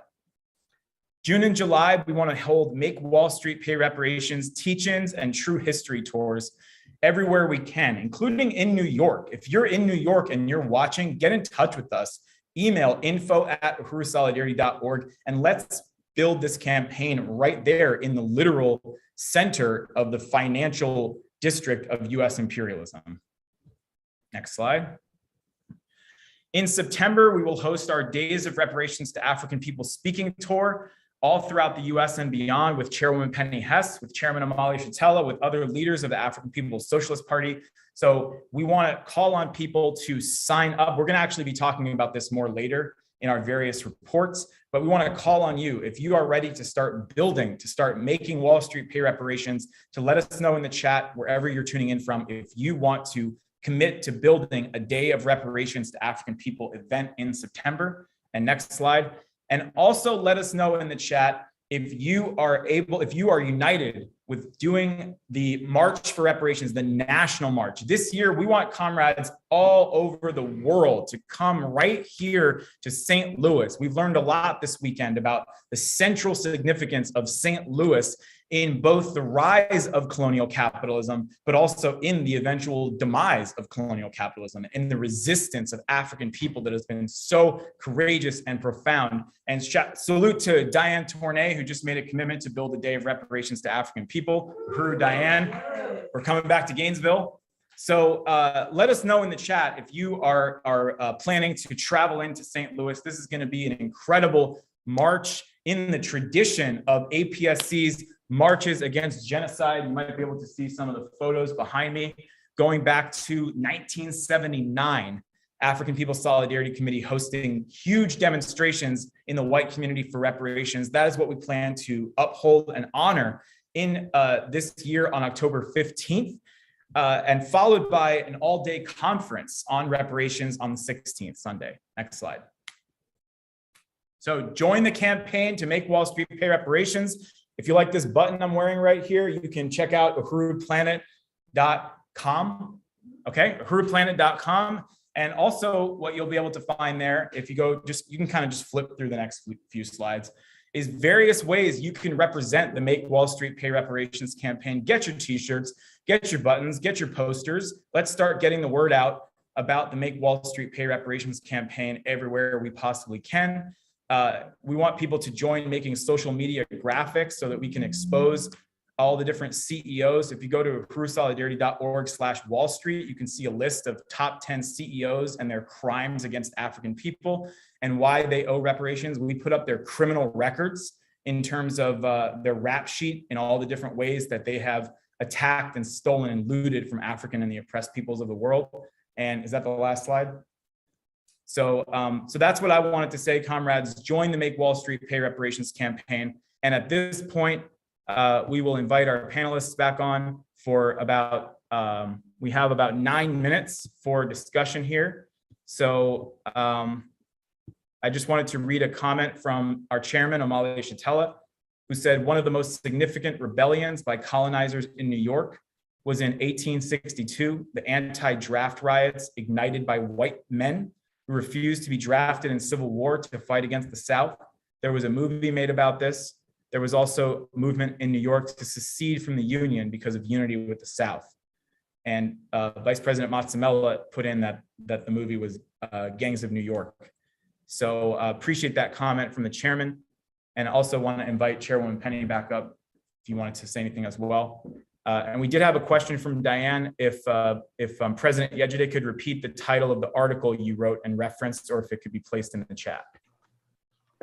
The title of the article is Harriet Tubman and Sojourner Truth, Materialism versus Philosophical Idealism. It's actually on Burning Spear website, I believe, and it was in a copy of the Burning Spear at that time. And we do pamphlets, so if you need a copy, we can send one. Uhuru, I just really wanted to salute both of the presentations. It was such an honor to have President Yejide and Vice President of Impedum, Mazzamella, those were found and really, just so many questions. I mean, we could have a whole conference, a whole day just on all of the fronts of the ways that the resources have been stolen and the role that and conditions that African people face bringing about this. And one of the things that really strikes me is that yesterday we talked about war, and today we're talking about, Wall Street. And those two things totally are part and parcel of each other because wealth comes from colonial violence against African and oppressed people. That goes together. That's where that was that $23 trillion that Bank of America had is from war, from violence. And, you can even see like the whole issue of oil in this, and, in what the US is doing in Ukraine in attacking Russia, et cetera. And I also want to say that yesterday, when especially the presentation by Secretary General Owezi on the conditions of African people on the continent of Africa, it was just so detailed and profound, and has to bring us back as white people to what the conditions really are. When the chairman says that for white people, even the prospect of a good marriage and a house and all of this requires drone strikes in Pakistan and police murder in the United States, and and the oppression of African people everywhere. I just always want to bring it back to that because, everything that Vice President Matsamela raised and that you raised in this presentation, President yesterday, and always do, this whole question of African women. There's no such thing as women in general. There's the colonized and the colonizer. And that, the conditions that African women have faced and enslaved and today, under colonialism today. So I really appreciate this so much. I salute it. And of course, the leadership of Chairman Omali Yeshitela and the plan, the actual work to win the liberation and victory and self-government of African people and destroy once and for all this system of colonizers and the colonized. Uhuru. Uhuru. Thank you, Chairwoman Penny. And we have one comment. Well, most of the comments are just people saluting the presentations and people who are planning to come into St. Louis for the March for Reparations, which is very exciting. And we did have one last comment from Diop Olugbala that I'd like to bring to the panelists, and if people would like to address it, and then we'll have to move on to our next item. And this comment says, to this day, Harriet Tubman's participation in the US Civil War is exploited by imperialism as evidence of the legitimacy of the US colonial project. The movie they recently made is evidence of this. Yeah. This seems to be a crime for which reparations is owed as well. Uhuru. I'd like to open that up to all of our Yes, I want, I know that we have not forgotten that they are trying to put Harriet Tubman on a US federal note money, so which is incredible. And Harriet Tubman, is a true, absolutely cold stone African woman who wanted freedom for her people and by any means necessary. And she saw a means and she took it. And at every single instance, she demanded of white people to do what she needed them to do. And she was not satisfied with anything less than what was necessary. So she had a means to get what she needed to do. And her participation in leading that strike on the military strike was to rescue African people. And of course, for the Union Army, it was to, gain some military control. But for her, she accomplished her mission because she was able to rescue, I think, 175 Africans and bring them to the so-called, free states of the North. And so she was an incredible woman. And I think that I know that the narrative that they are trying to give to her is that she was the first woman in this and the first woman that. She was the reason why Harriet Tubman existed. The reason why she fought was not because she was fighting for women's rights. It was because she had experienced the brutalities of colonial enslavement. She hated it with every single thing, the fiber of her core, so much so that she went back to get others out. And that her goal was not to be put on a federal note and held to some high regard within the state of the colonial state that continued to oppress her, and basically, she died in poverty in this era. And it was for her to get freedom, and we have not accomplished that yet. And the only thing that I think Harriet Tubman would be really appreciative of is if we got free, when we get free. And it's really important to take back that narrative around Harriet Tubman. Do not allow these people to dictate, what Harriet Tubman stood for, because she did not stand for in America. She standing for the freedom of African people. She was singly focused on that. And it didn't matter if the person was a woman, if they was a man, if they were a child, every single African person. And I just, these TV shows and all these things are doing the work to justify the entrance of Harriet Tubman into American history as some sort of American, but Harriet Tubman was an African who fought for the freedom and liberation of her people. Uhuru. Yeah, Uhuru. Haiti had been crushed through U.S. counterinsurgency, counter-revolution. There was no African army at that time.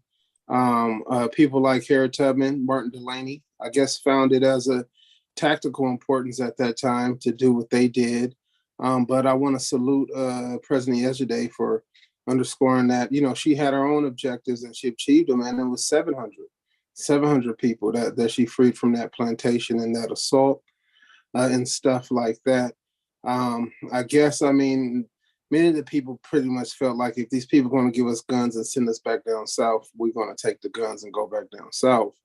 They waged a war against the U.S. Army and against the Confederate Army at that time, which are just two wings of the U.S. Army.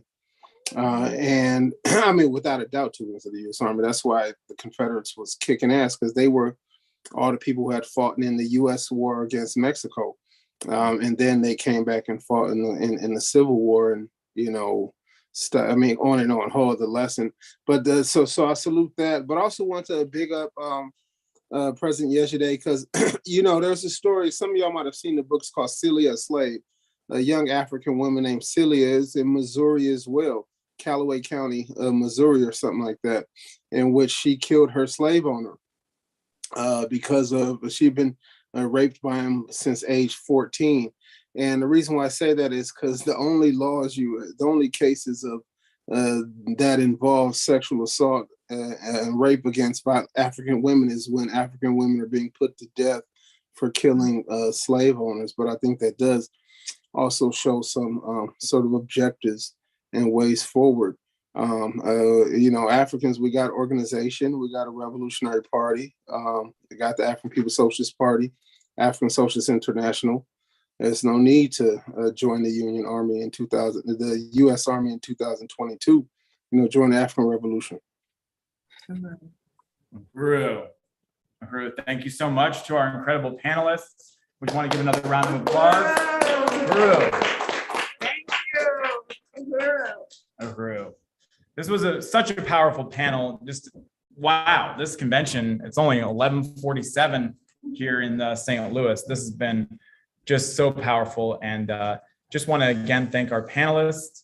Thank Chairwoman Penny Hess, Vice President Matsamela, and Annual President Yejide Oramila. And now, white people, we know what we have to do. We have to build organization. We have to build a Uhuru Solidarity movement, fight for reparations, and make Wall Street pay reparations to African people. So with that, I will turn it back over to our MC, Comrade Jamie Simpson, the host of Reparations in Action, the White Lies Shattered podcast over in St. Petersburg, Florida. Uhuru, Jamie. Uhuru, Chair Jesse, thank you so much to everyone on that panel. Vice President Matsamela, President Yejide, what a powerful, powerful panel, what powerful presentations. Thank you. Up next, we are going to actually call you back on, Chair Jesse, as well as the Vice Chair of the Uhuru Solidarity Movement, Amanda, to present the Robert's Rules of Order and the Uhuru Solidarity Movement National Constitution.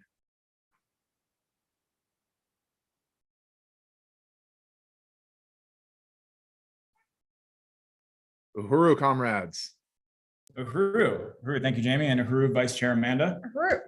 Uhuru. So we're about to dive into our regional reports, comrades. So I just wanted to say a couple things about that before Amanda takes us through Robert's Rules of Order once again, that we're going to go into our regional reports, and the people who are going to be presenting these regional reports were elected by their comrades in each region to do so. These are the officially elected regional delegates to our national convention, which is based on what is laid out in the USM Constitution created by the African People's Socialist Party for how the democratic centralist structure of USM is meant to be. This year, it was really exciting because for the first time in recent memory, we took the Constitution and we really looked at it and studied it and said, okay, it's time to bring this document to life. We held regional pre-convention conferences about 3 or 4 weeks before this convention, where we looked at resolutions, adopted resolutions, and our delegates were elected. And the reports that you're about to see are the product of that process. And the comrades who will be presenting them were the people who were elected by their comrades to do so as official delegates of their region.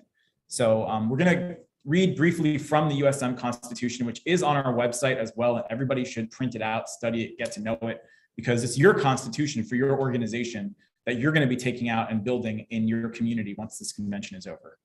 Uhuru. Uhuru. Thank you, Jesse. Want to really appreciate that. And before we go into the Constitution, I just want to review this modified version of Robert's Rules of Order. We did vote this into practice yesterday, so we will not vote on it again, but I do want to review it for anybody that was not here yesterday, because we will be using it to vote in the National Steering Committee. And I just want to repeat that if you're inspired by today, if you were inspired by yesterday and want to get more involved, send in a nomination form to join the National Steering Committee, and you can be added to our slate. So the way that Robert's Rules of Order will work when we are voting for the National Steering Committee, we are going to present the main resolution, which in this case would be the slate of people.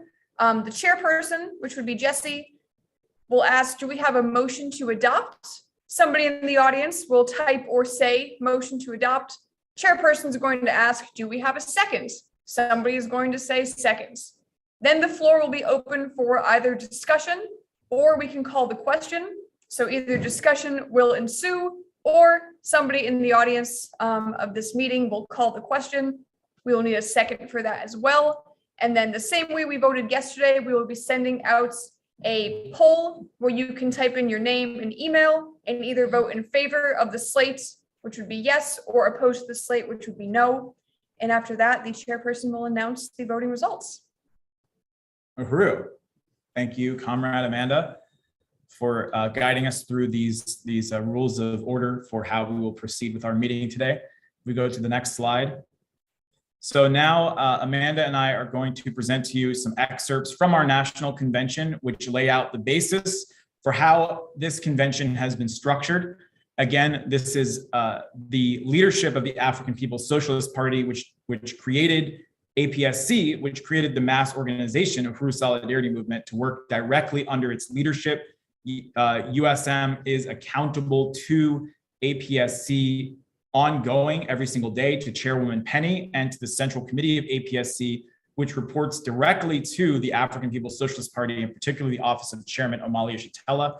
The national chair of USM is appointed by the chair of and Central Committee of APSC with approval from the Central Committee of the party and Chairman Amalia Shatella.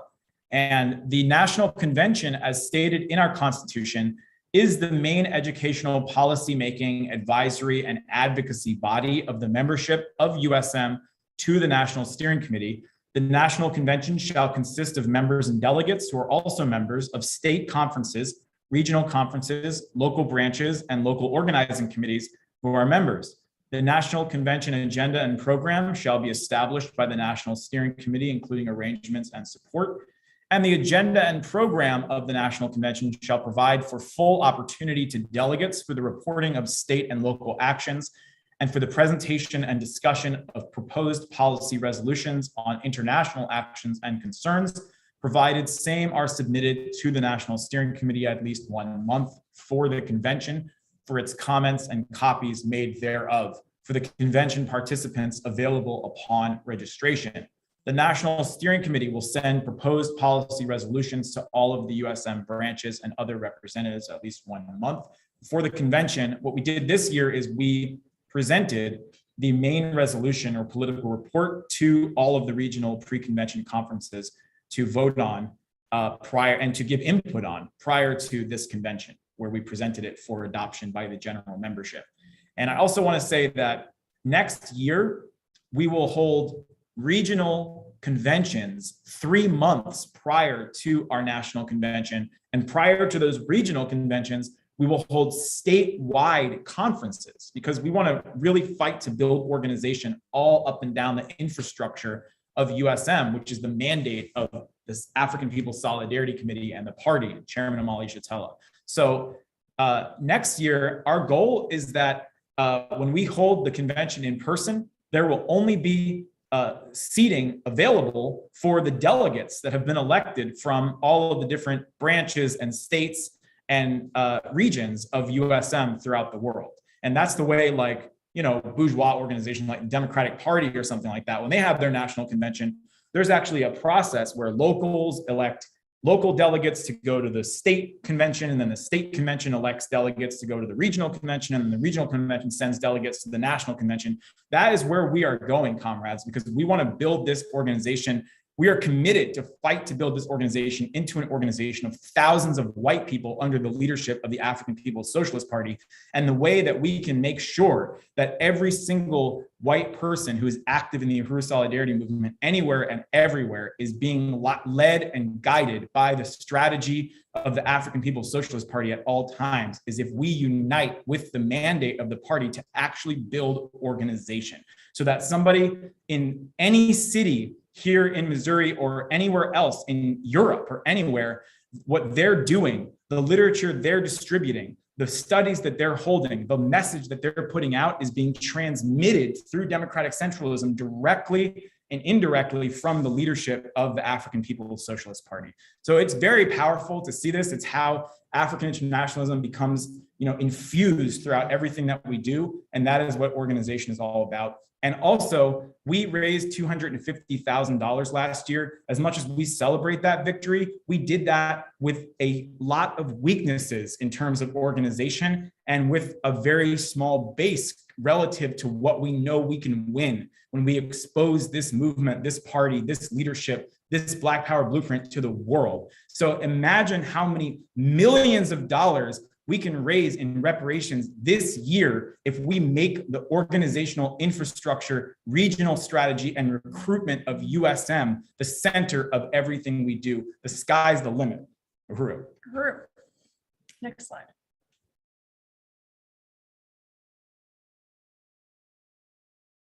I'll let you take this one. Uhuru. This is a continuation of the previous section, and I just want to fully unite with everything that you just said, Chair Jesse, and call on everybody here to consider joining the National Steering Committee, submitting a nomination for yourself. If you work with someone locally that you know is a really strong force united with African internationalism, nominate them to join the National Steering Committee. All skills can be taught. The most important thing is that you have unity with the theory of African internationalism and want to see this organization win $500,000 of reparations, millions of dollars of reparations to the work of the party. So point 4 of this is that the national chair shall appoint a resolution committee who shall review the resolutions before being submitted to the convention for the recommendation to the National Steering Committee as their appropriateness for discussion by the convention regarding being consistent with the policies of the African People's Solidarity Committee. And point 5, resolutions submitted from the floor without review by the National Steering Committee as described herein can only come to the floor as emergency resolutions approved by the national chair. Next slide. The regional conferences of the USM. So we talked about this briefly. 1, the National Steering Committee of USM shall establish a standard constitution and bylaws for regional conferences of the USM, allowing for full democratic organization and practice, subject to the approval of the National Central Committee of the African People's Solidarity Committee. When a regional conference is established, the regional conference, subject to the approval of the National Steering Committee and the National Chair, shall represent the National Steering Committee in representing the USM on a regional level and shall supervise the organization and activities of the local organizing committees and branches. 3, upon finding of cause by the National Chair or his or her representatives that the regional conference and his representatives are not complying with the policies of USM, the National Chair or his or her representative, subject to the approval of the National Steering Committee, can remove the officers and members of the regional conference and establish a trusteeship and trustee over the assets and affairs of the regional conference until the cause and its conditions are removed. Next slide. Uhuru. I think that's it. Well, actually, okay, we have local branches and state conferences, but we're not going to read these because basically the one that Amanda just read, take that exact thing and replace the word region with state. Then take that and replace the word state with branch. It's the same concept. That's the cellular structure of how the Uhuru Solidarity Movement is designed to be built and to grow. So thank you, Comrade Amanda. Appreciate you helping us go through these documents. And And I just want to salute the leadership of the African People's Socialist Party for laying out this entire vision for what organization looks like, for the struggle to really internalize the significance of organization, and Chairwoman Penny Hess for really fighting for all of us in APSC and USM to internalize that in this period, the true test of our unity and commitment to reparations is in organization, going beyond individualism, which is something that white people cling on to for dear life based on the pedestal of the oppression of African people, and just relinquishing that and embracing what it means to be accountable, to be organized, and to be under the leadership of the African working class revolutionary struggle. So without any further ado, I would like to introduce our regional delegates to the National Convention. And we will begin with Comrade Ali Ayello, who doubles as our national membership chair and who will be reporting a little bit later on that, who will be speaking for the Western region, followed by E.B. Daler in Boston. Ali is in Oakland, E.B. is in Boston, and E.B. will be speaking to us on the Northern region. Jamie Simpson over in St. Petersburg will be reporting on the Southern region. Currently, the Northern and Southern regions work together under the APSC North-South Regional Committee. The goal is to build those regional committees distinct from each other and to have regional committees in both those regions. And last but not least, Comrade Len will take us through the report from the Midwestern region. So I'd like to remind our regional delegates that each of you has 15 minutes. So get your stopwatch, and also Hallie is still timekeeping, so you'll see that in the chat when your time is starting to run out. And then we will proceed for 15 minutes of discussion before we take our lunch break. So thank you so much, comrades. And now I will turn it over to the Western Regional Delegate, Ali Ayello. Uhuru.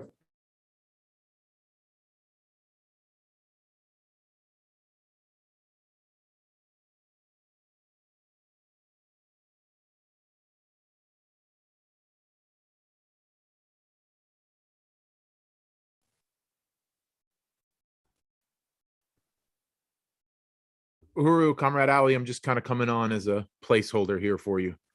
I see you now. Oh, you got to unmute, Comrade.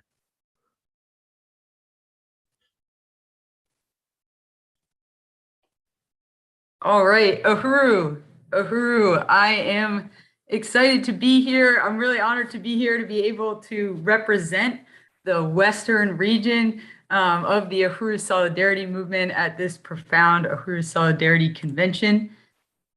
I have some slides coming up to help me present. I'll wait for those to come up. For just a second. Okay, great. Awesome. So Uhuru comrades, really excited to be here at the Uhuru Solidarity Movement National Convention and to report on the USM Western region. And next slide. I want to start off this presentation by saluting the profound leadership of Chairman Omale Shatella, who's given us the science of African internationalism. Salute the architect of the Black Power Blueprint, Deputy Chair Ona Zene Yeshatella, and salute the powerful Western Regional Representative Bakari Olatunji in the West region. Next slide. I'd also like to salute my leadership and the leadership of the African People's Solidarity Committee, Chairwoman Penny Hess, as well as the national chair of the Uhuru Solidarity Movement, Jesse Neville. Uhuru. Next slide.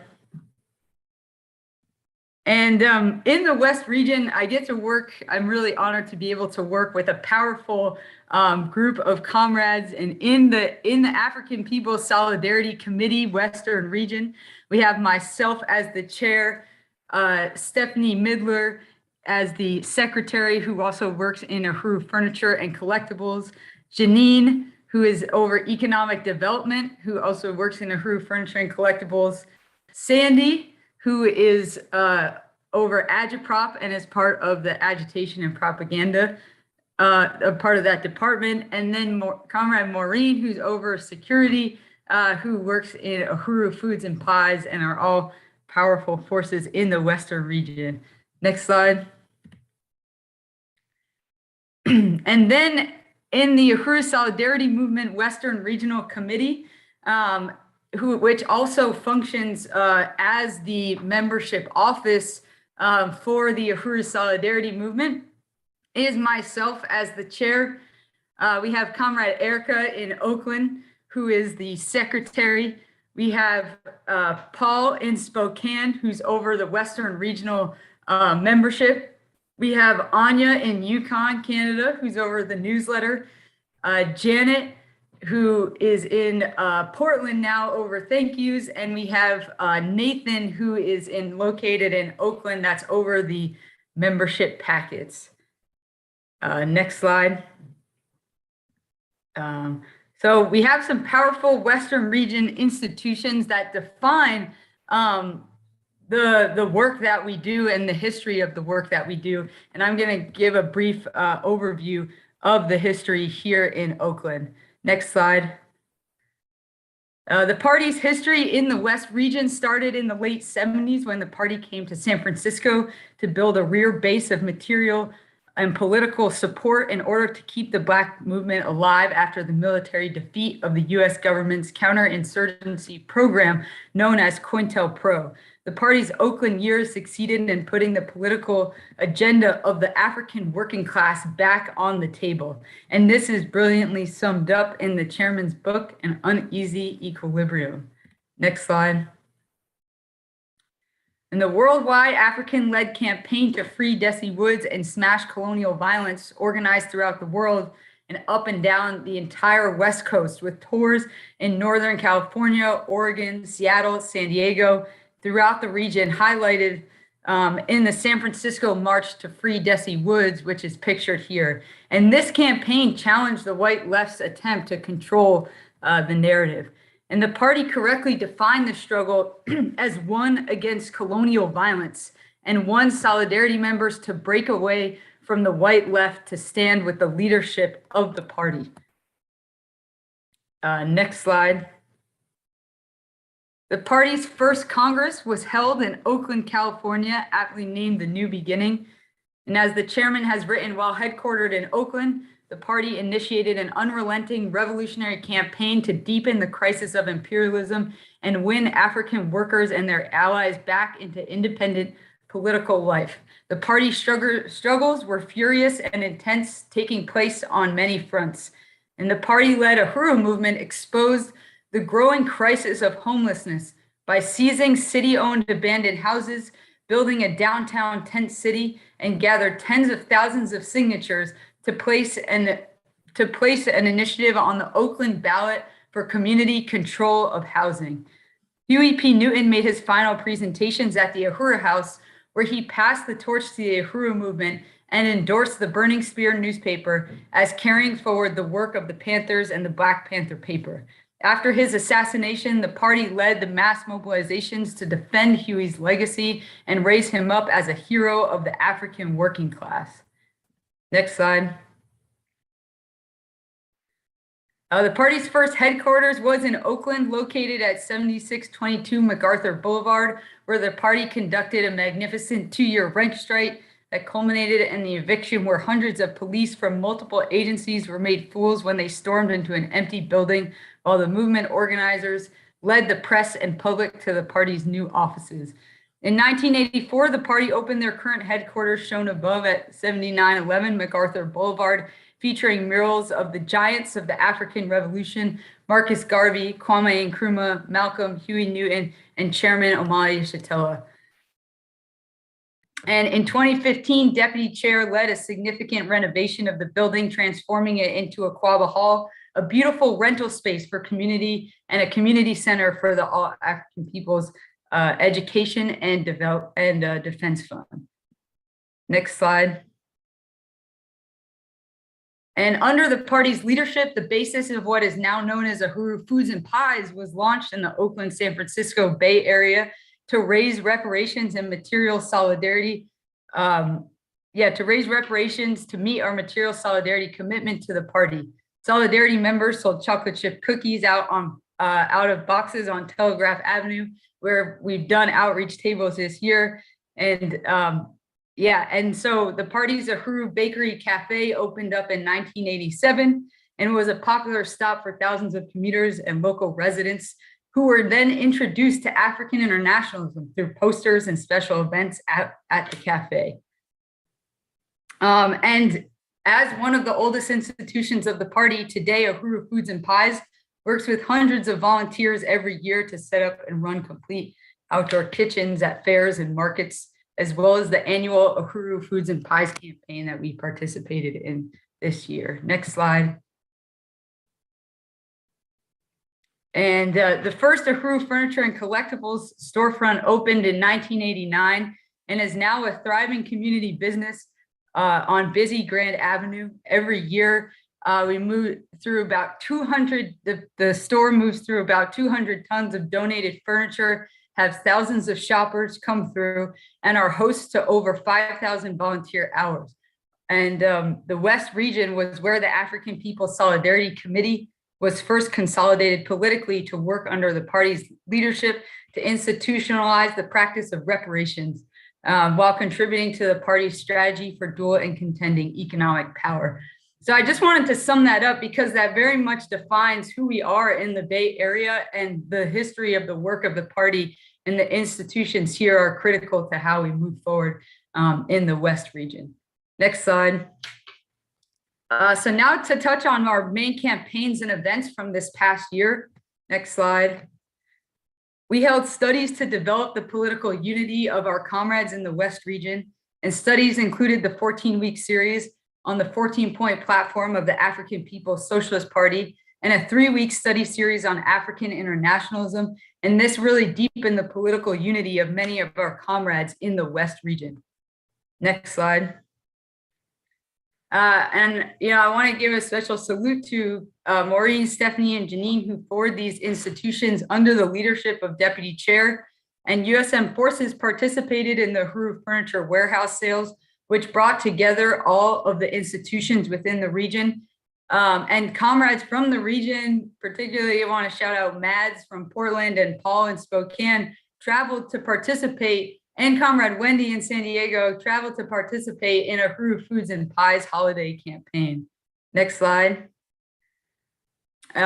We held a march for reparations to African people in Oakland, California as one of our main campaigns, and featured here is West Regional Representative Bakri Olatunji, who was our keynote speaker, and our rally ended at the Uhuru Furniture store in Oakland. Next slide.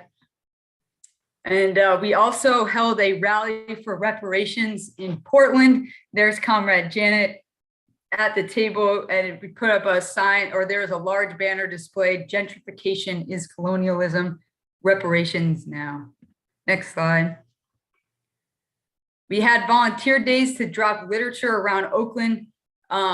This was in the spring, and which promoted the National Convention, the White Lies Shattered podcast, and membership in the Uhuru Solidarity Movement. Next slide. Members throughout the region participated in panels and MCs during appeals and behind the scenes at the 24-hour Giving Tuesday telethon. And here you see Comrade Maureen, Comrade Mads, Anya, and Marissa, as well as Evie, but those comrades from the Western region who played a role in the 24-hour telethon. Next slide. And then in February, we held a wine tasting for reparations and worked with Juice for Justice to raise resources for the Uhuru Chico Community Commercial Kitchen, as well as partnered with Uhuru Foods and Pies. And this was a great event, a really unique way to bring the movement and African internationalism to a whole new sector of people. Next slide. And moving forward, we will be using the West region as the hub for the USM membership office. We have started to do this, as you'll see, as you saw in the earlier slides, and want to continue to fill up open roles in the committee with members in the West region. We want to build branches in Oakland, Portland, Seattle, Spokane, and San Diego. We want and lead the National NTU Volunteer Brigade, as well as build NTU a volunteer monthly program, which will include carrying out the National Monthly Volunteer Days in various cities in the West region, and then continue to hold monthly mass meetings with APSC and USM. Next slide. And USM Western region has the largest number of members, when the cities with our most members are in Portland and in Oakland. So shout out to those cities, and we want to continue to grow USM's membership and hold that title of region with the most amount of USM members. Next slide.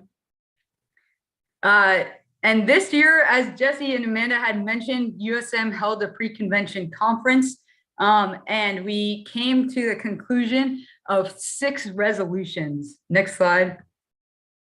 So the first resolution was to build USM in the Western region, in the Western region of the US on the regional, statewide, and local level. Next slide.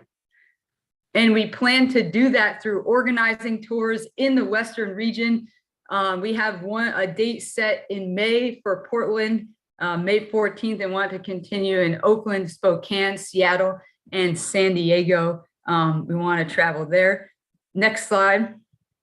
We also plan to do that through tabling and door-to-door in Spokane. And you can see comrades here in Spokane, Oakland, and Seattle who were part of the tabling and door-to-door over the last year. And this is something that we want to continue to do. Next slide. And a major goal in 2022 is to rebuild USM in Oakland and Portland and really set up functioning, branches that are out on a daily basis, building a movement of white solidarity with Black power in these cities. Next slide. Resolution number 2 is to build the Days of Reparations to African People tour in September and the March for Reparations to African People in October in the West region. Next slide. Resolution number 3 is to build the Uhuru NTU Volunteer Brigade in the Western region, which includes, which we would do that through weekly tabling, door-to-door postering and drops, through joint orientations with the institutions, and recruitment into the membership office. Next slide.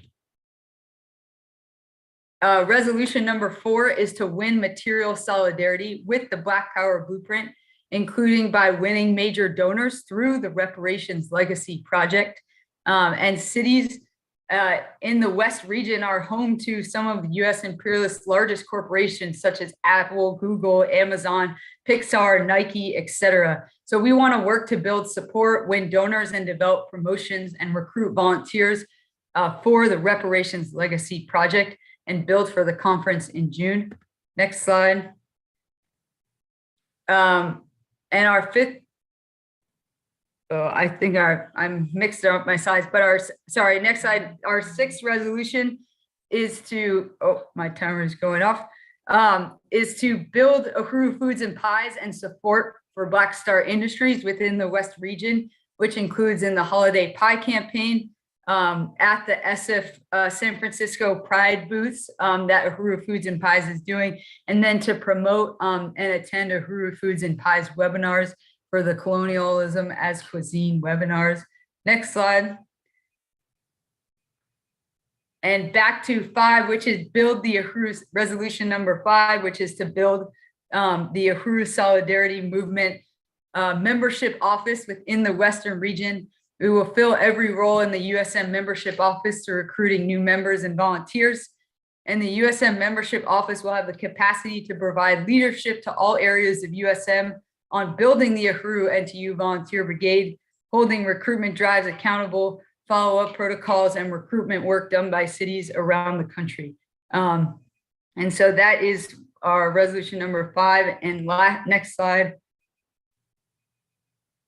Just want to make a call for people, if you're in the Western region, or if you're not in the Western region, to join the Uhuru Solidarity Movement, get involved in the work that we're doing here and I want to salute our latest member from the USM National Convention, Chessie, who is just joined, and I know will be getting involved, in the work in Portland. So, Uhuru, and want to turn it back over to Jesse.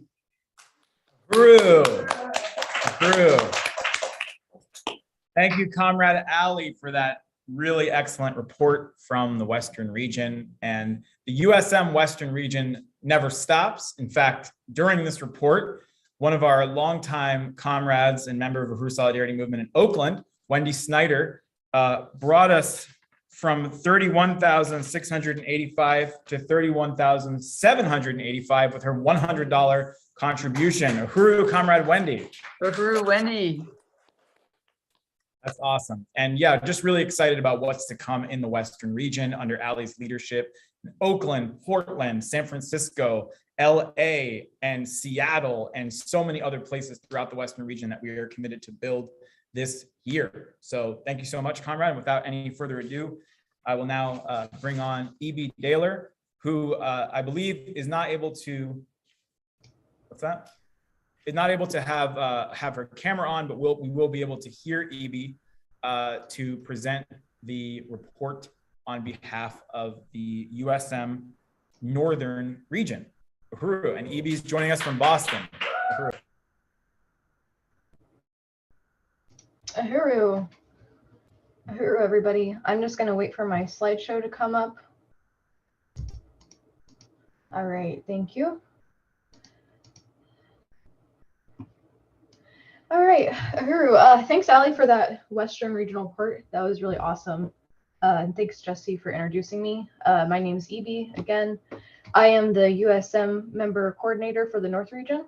It's an honor to be part of this historic convention. I've been a member since 2020, and I'm just going to give a brief report and overview on the North region. Next slide, please. So first, I just want to salute Chairman Omali Yeshitela, and I want to salute Deputy Chair Ona Zane Yeshitela for their leadership. Next slide, please.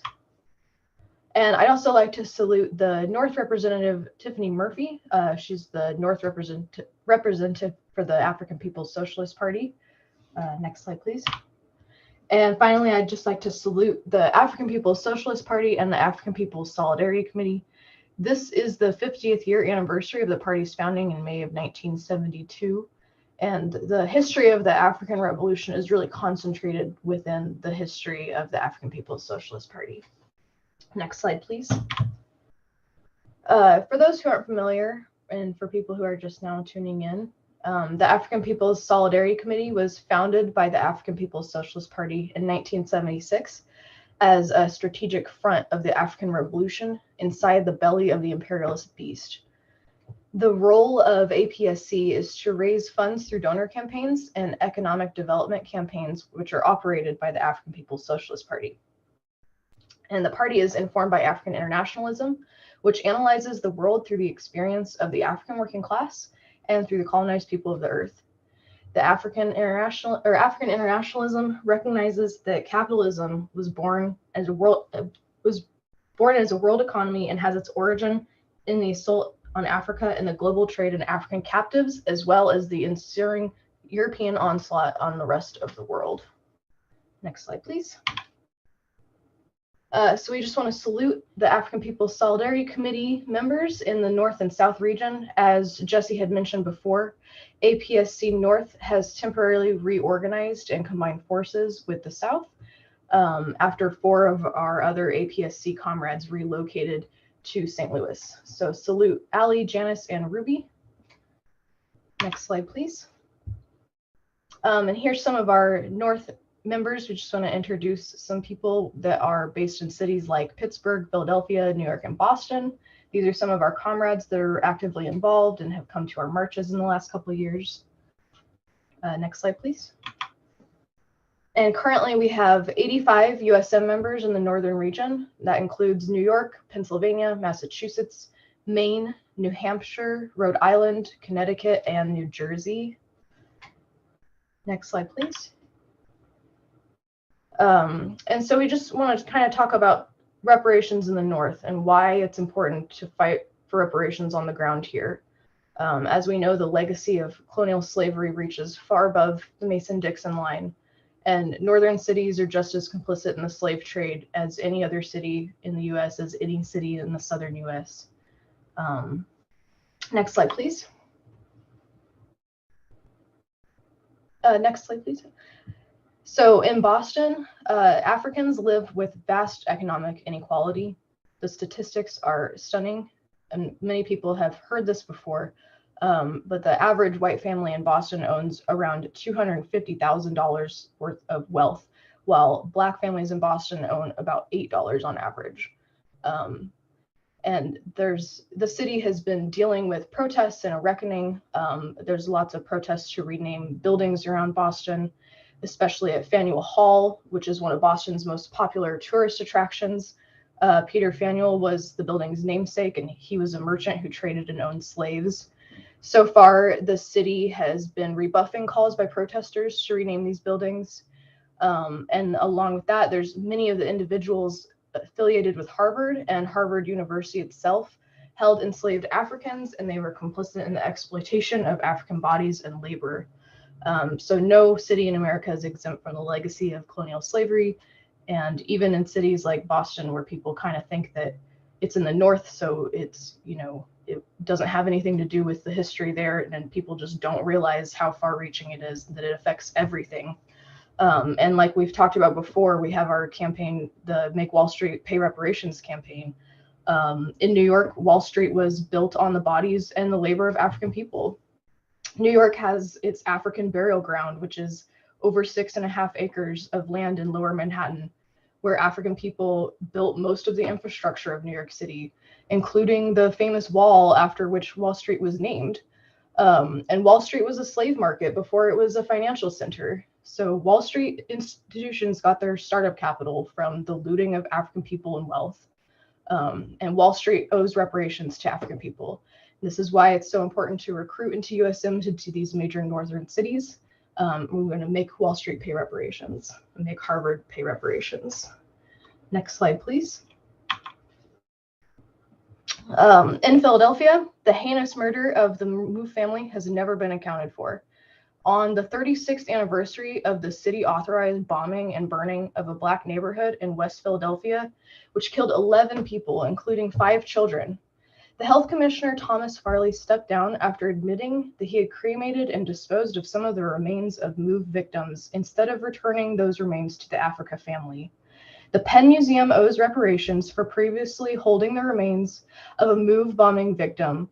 Philadelphia owes reparations for the Move bombing and the intentional colonial destruction of entire African community. Make Philadelphia pay reparations. Next slide, please. The North region and Philadelphia in particular was a historic cradle of African people's organization against the colonial forces of police brutality and gentrification. In the years following the Move bombing, the African People's Socialist Party sent party members and African People's Solidarity Committee members from their headquarters in St. Petersburg, Florida, to Philadelphia to help rebuild the community that Philadelphia PD had burned to the ground. Just blocks away from the former Move House, the Uhuru furniture store was opened as a party institution to return stolen wealth to the terrorized African community of Philadelphia. Next slide, please.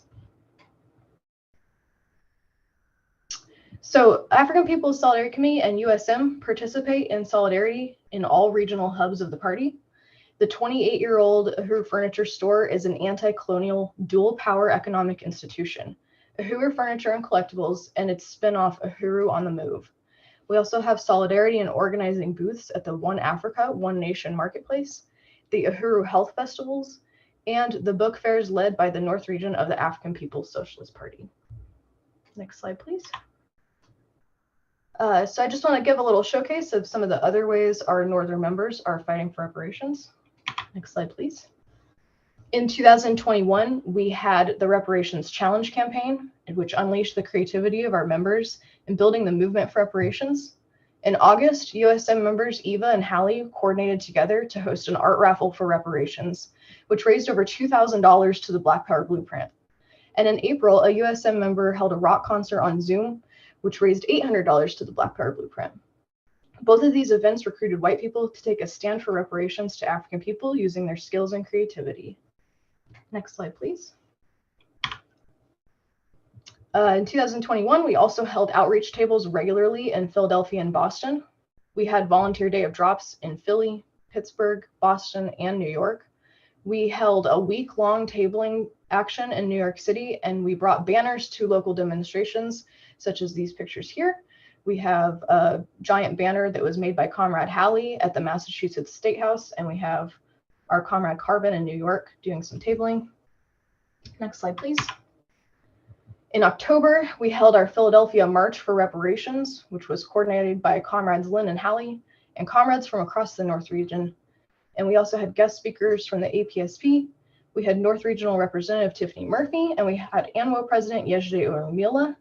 And the march was coincided with the last One Africa, One Nation market of the year for an extremely powerful turnout. So here's some of our comrades marching in Philadelphia. We've got Timothy Murphy speaking at the last farmers market that year. Next slide, please. And this year we are committing to carrying out the party's mandate to recruit and build local organization. Next slide, please. In 2022, our goal is to build branches in these top 5 target cities. We would like to initiate a USM organizing tour and bring speakers from the party and from the African People's Solidarity Committee to each of these cities to consolidate our forces, recruit, and build local organization on the ground. Next slide, please. We would also like to mobilize our comrades in every region to participate in the Back is Black March, which I believe is happening in November. And I actually don't have the exact dates for that. If someone doesn't mind dropping the dates for that in the chat, that would be amazing. Thank you. Next slide, please. And I just want to give a brief summarization of each of our resolutions, which actually, as Chair Jesse said, the North and South region was combined. So we had one conference this year, and these are the resolutions that were applicable to the North region. Next slide, please. We want to build USM on a regional, statewide, and local level. We want to consolidate the regional committees, launch a serious recruitment plan to win more members into USM, and build our branches in cities across these regions, like I mentioned before. Next slide, please. We would like to build and mobilize the Days of Reparations to African People Tour, which calls on white people to participate in the fundraising campaign for reparations. And we want to mobilize our constituents to travel to St. Louis for the National March for Reparations to African people on October 15th and 16th, 2022. And number 3, we want to build the Uhuru Into Volunteer Brigade. We want to implement the Into Volunteer Brigade program and start scheduling weekly tabling, door-to-door postering, and drops, and do outreach. Number 4, we want to win material solidarity to the Black Power Blueprint. We want to work to build support, win more donors, develop promotions, etc., and build the Reparations Legacy Conference of June in 2022 in St. Louis, and organize white people with access to social, generational, and financial wealth to pay reparations to the Black Power Blueprint of Uhuru. And next slide, please. We want to build Uhuru Furniture and the One Africa, One Nation marketplace. USM wants to provide material support for Uhuru Furniture through promoting donations, sales, and volunteers for the institution. We want to participate in door hanging mobilizations, spread the word, and support the One Africa, One Nation marketplace by renting a booth, assisting in social media promotions, co-sponsoring or endorsing the health festival and book fairs, and support through taking out ads in the programs.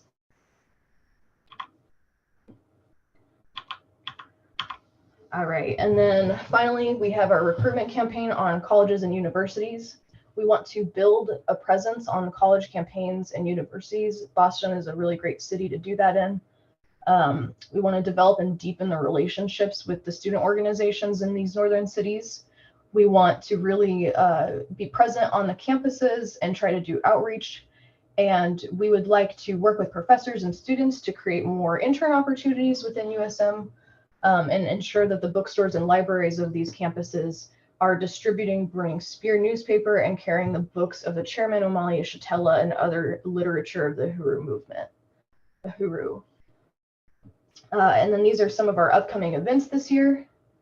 So obviously we're here at our national convention. It's great to be here. In June, we're going to have the Reparations Legacy Conference. And in October, again, we're going to have the March for Reparations to African People every year. And we really want to call on our comrades to participate in that in St. Louis. So that is, I think, what we have for the North region. Uhuru. Uhuru. Thank you, Evie. That was amazing. Just really salute you and congratulate you for being elected as the regional delegate, and also for chairing the regional pre-convention conference, which was really powerful. And just want to again salute you for that great report. And also, people are tuning in and they're inspired by these reports. And Pete, especially the Western region, I just want to say Pete Yarashuk is tuned in, another longtime Solidarity Force out in the Bay Area, and he put in $400 today. Uhuru to Pete. So Uhuru. Thanks to Pete, we just broke the $32,000 mark. So Uhuru. All right, so let's keep that going. You can go to uhurusolidarity.org/pay-reparations. So we're just going to keep moving through these incredible regional reports. And next up, we have Jamie Simpson, who has been in the trenches of the Solidarity movement for over 20 years in St. Petersburg, Florida, working to build unity with the African People's Socialist Party from white people. And I just want to salute Jamie, especially in this period, for really stepping up. A lot of us left St. Petersburg to come to St. Louis in the last few months. And Jamie Simpson and Johan Bedingfield in particular have really stepped up and made sure not only that USM would continue to have a presence, but that USM would grow in a way that it has not in that area in a long time. They have done an amazing job recruiting and building.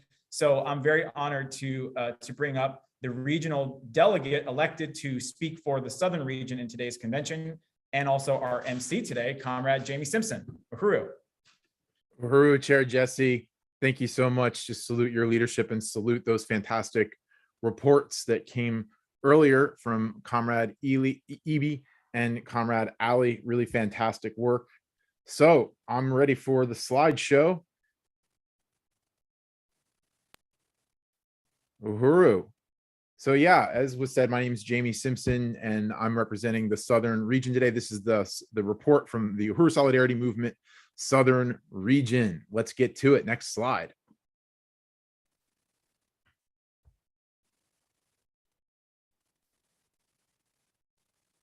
Oh, yeah, thank you.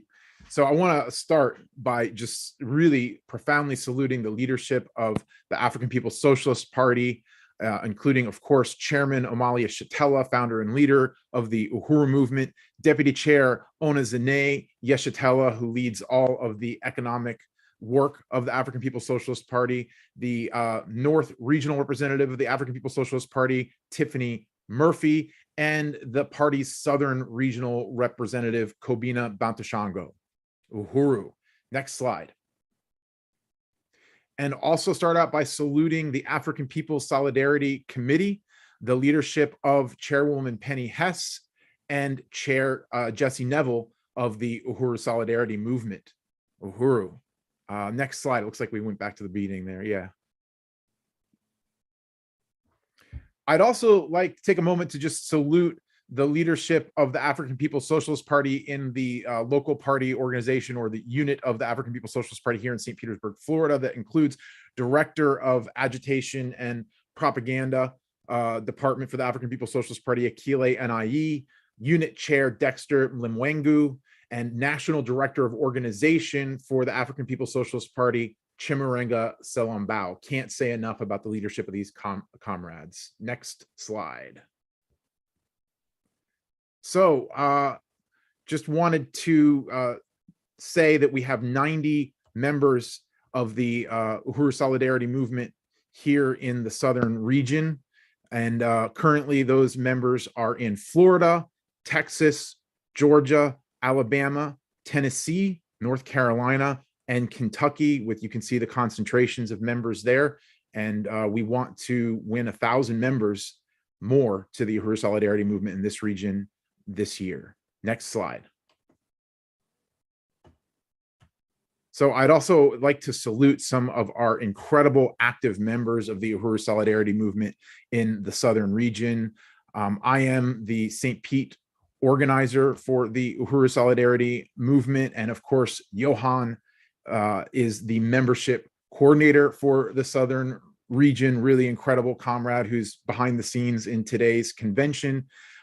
Comrade Diane is the Gainesville organizer, longtime member of the Uhuru Solidarity Movement.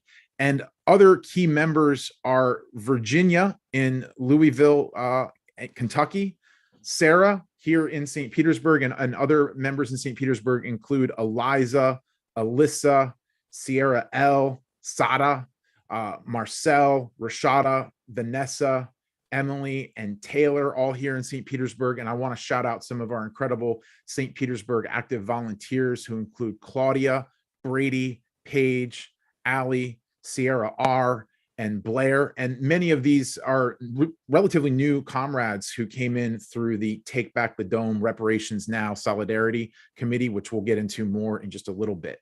Next slide. So a little bit of history about the Southern region in general. And, you know, St. Petersburg, Florida is such an important city to the African Revolution. So let me just give some context of why that is so. This is the birthplace, St. Petersburg, Florida, where I'm located today, is the birthplace of Chairman Amalia Shatella. And it's the place where at the City Hall here in St. Petersburg, he tore down a white nationalist mural that depicted African people in this obscene way in 1966 in what is understood as the first act of Black power in, you know, the world. So that's quite significant. St. Petersburg is also where the African working class rose up in righteous rebellion after the police murdered Tyrone Lewis, a young African man, in 1996. And this rebellion earned St. Petersburg the name the City of African Resistance. And this struggle came to a head on November 13th, 1996, when over 300 armed to the teeth colonial police attacked the Uhuru House, the headquarters of the African People's Socialist Party at the time. And African workers from throughout St. Petersburg fought the state in fierce armed resistance in really what amounted to guerrilla warfare, and forced the colonial police to retreat in a military victory for the African working class that became known as the Battle of St. Pete.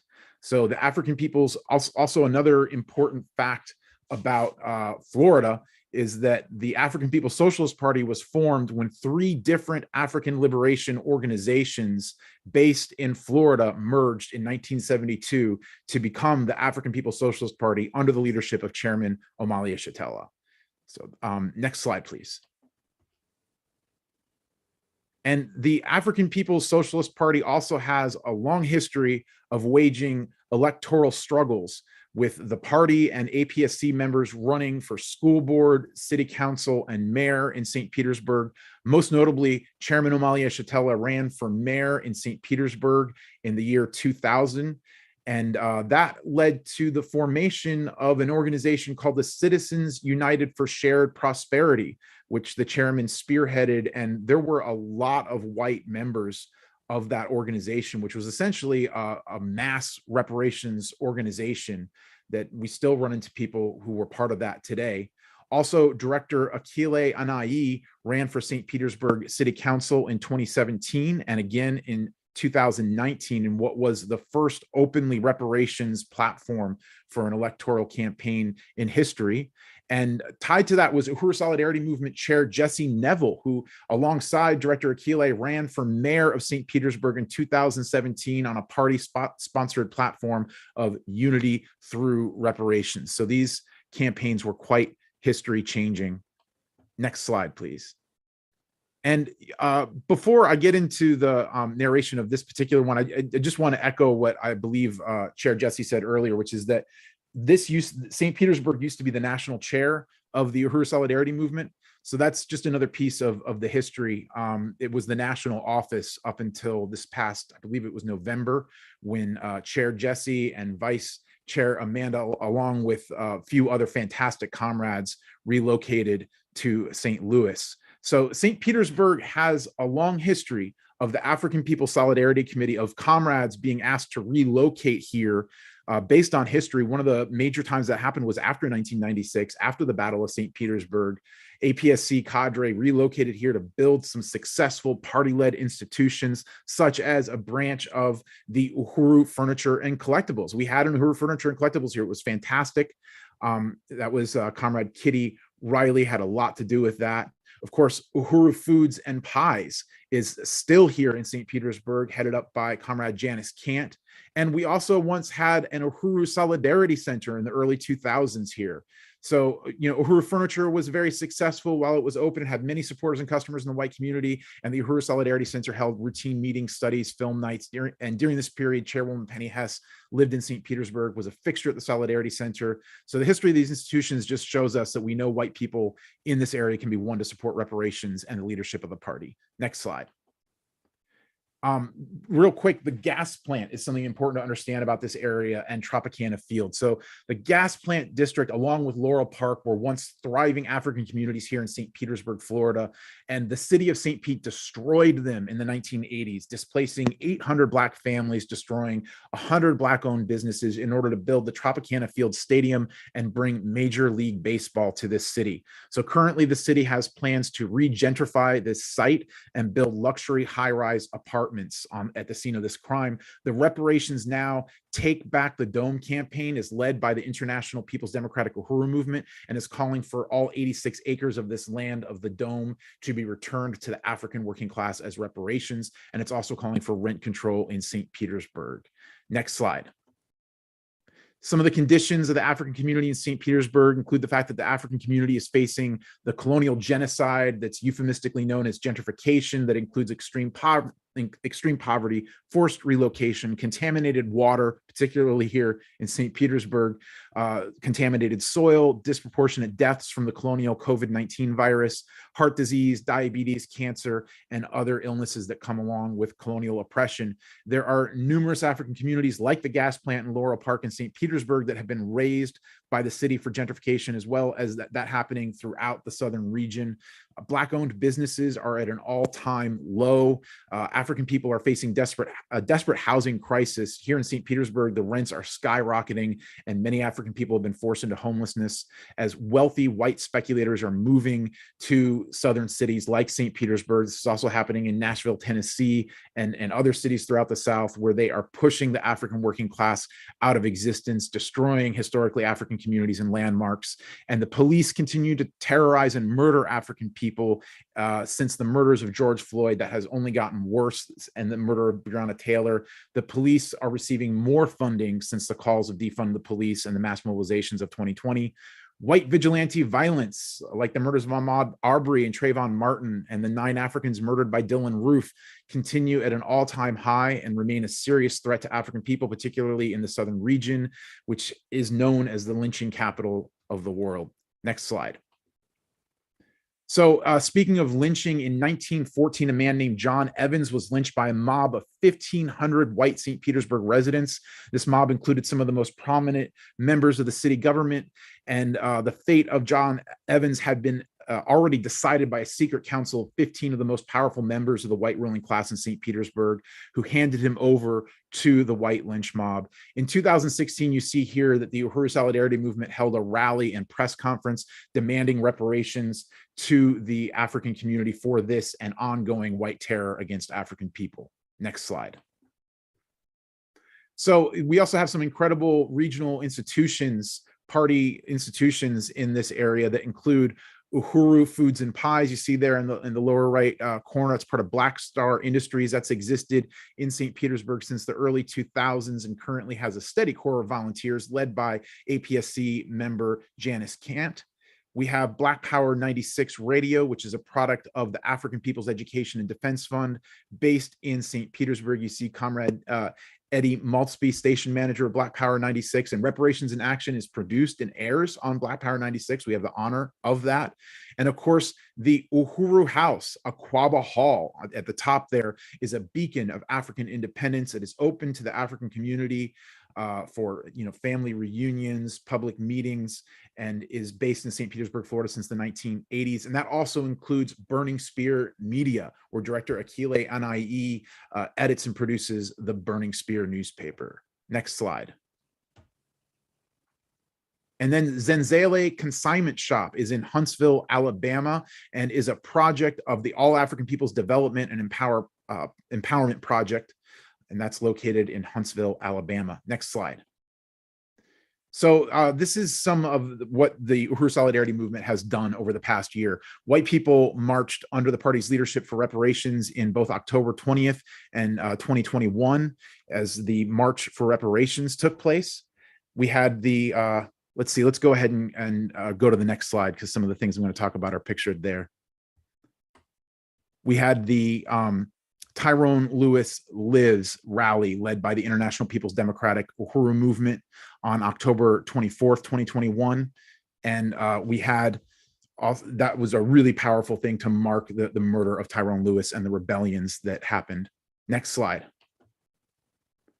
And the party and the Uhuru Solidarity Movement intervened at white left actions. APSP and USM intervened in numerous white left actions in 2021, including the Ride Against Racism, where APSP comrade Temba Shabanda convinced a mostly white group of activists to abandon their plans to march through the African community, and USM chair Jesse Neville won the crowd to support reparations. And we also went to the acquittal of Kyle Rittenhouse demonstration where I was able to speak and win several people to become contacts, if not members of the Uhuru Solidarity Movement. Next slide, please. So some other organizational things we were able to do in the past year was outreach. Here we are at the day of drops. That was a volunteer day where we dropped information about the USM convention last week and reparations in action. We had several successful tables. There's Johan and myself at USF, and we were a regular fixture at the St. Pete Saturday morning market. Next slide. We also had the Take Back the Dome community teach-in. That was a really, really powerful event where we had speakers Akile Anai and Chimaringa Salambao talking about the Take Back the Dome campaign. I know I'm out of time, so I'm gonna try and rush through this. It was a really successful event. Next slide, please. And, most of these resolutions, Comrade Eby already went through, so I'm going to kind of just skip through these. We want to build USM northern and regional regions of the U.S. on the regional statewide level. We want to build the Reparations to African People Tour and mobilize for the National March for Reparations in October. Next slide. And we want to build the NTU Volunteer Brigade in the southern region. Next slide. We want to build solidarity with the Black Power Blueprint and the Reparations Legacy Project. Next slide. We want to build support for Uhuru Furniture and the One Africa, One Nation Marketplace and programs of the African People's Education and Defense Fund. Next slide. We want to build support for Uhuru Foods and Pies and support for the Black Star Industries in the southern region. Next slide. We want to build solidarity with the party's regional economic institutions. Next slide. And we want to build support from the white community for the Impedum-led Take Back the Dome campaign. Next slide. And we want to recruit from colleges and universities and build a presence of USM on the campuses. Next slide. So I just want to call on people to join the southern region of the Uhuru Solidarity Movement. I'm self-critical for going over my time. Thank you so much for letting me deliver this report. Uhuru. Uhuru. Wow. Thank you, Comrade Jamie. That was amazing. Really, really inspiring. People in the chat are just loving these regional reports. And yeah, I mean, in terms of going over time, we're going to need more time on the convention next year, 3 or 4 days, and not to mention regional conventions where we can have the ability to go into depth about all of these things. So I know it's difficult to go through this so quickly, but you did a great job, Jamie. Thank you so much. And for representing your region as the elected regional delegate. And again, salute to you, salute to Johan, salute to all the comrades in the southern region that are holding it down and building USM in such a powerful way. Now, last but not least, from the headquarters of the African People's Socialist Party, literally from the national office of the African People's Solidarity Committee and Uhuru Solidarity Movement, I now introduce the regional delegate for the Midwestern region, Comrade Len Demmer. Uhuru. Thank you. Uhuru. Hmm. What are you trying to find the, Your slideshow. is it probably one of those? I'll find it, but go ahead. Okay. Uhuru, well, really honored to have been chosen to speak on behalf of the Midwest USM region today.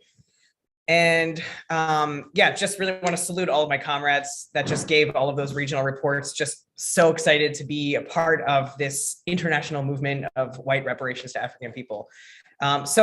Like Jesse said, my name is Len. I am the chair of the Uhuru Solidarity Movement in St. Louis, and I'll be presenting the Midwestern Regional Report today. So Uhuru, next slide. I also want to just begin by saluting our leadership, Chairman Omali Yeshitela, Deputy Chair Ona Zane Yeshitela. We really greatly appreciate your brilliant and relentless leadership. Next slide. And I want to salute the African People's Socialist Party Midwest Region, APSP Rep. Kumba, and Impedum President Kalambai. Uhuru, next slide. And want to salute African People's Solidarity Committee Chairwoman Penny Hess and USM Chair Jesse Neville for their leadership. They both really exemplify what it is to be a white person in unity with the struggle of African liberation in the chairman's lifetime. Next slide. And I also want to take a moment to salute APSC Regional Chair Hallie Murray. Uhuru. Next slide. So the Midwest region is made up of 10 states, including North Dakota, South Dakota, Minnesota, Iowa, Missouri, Wisconsin, Illinois, Michigan, Indiana, and Ohio. And we currently have 53 members throughout the region. Next slide.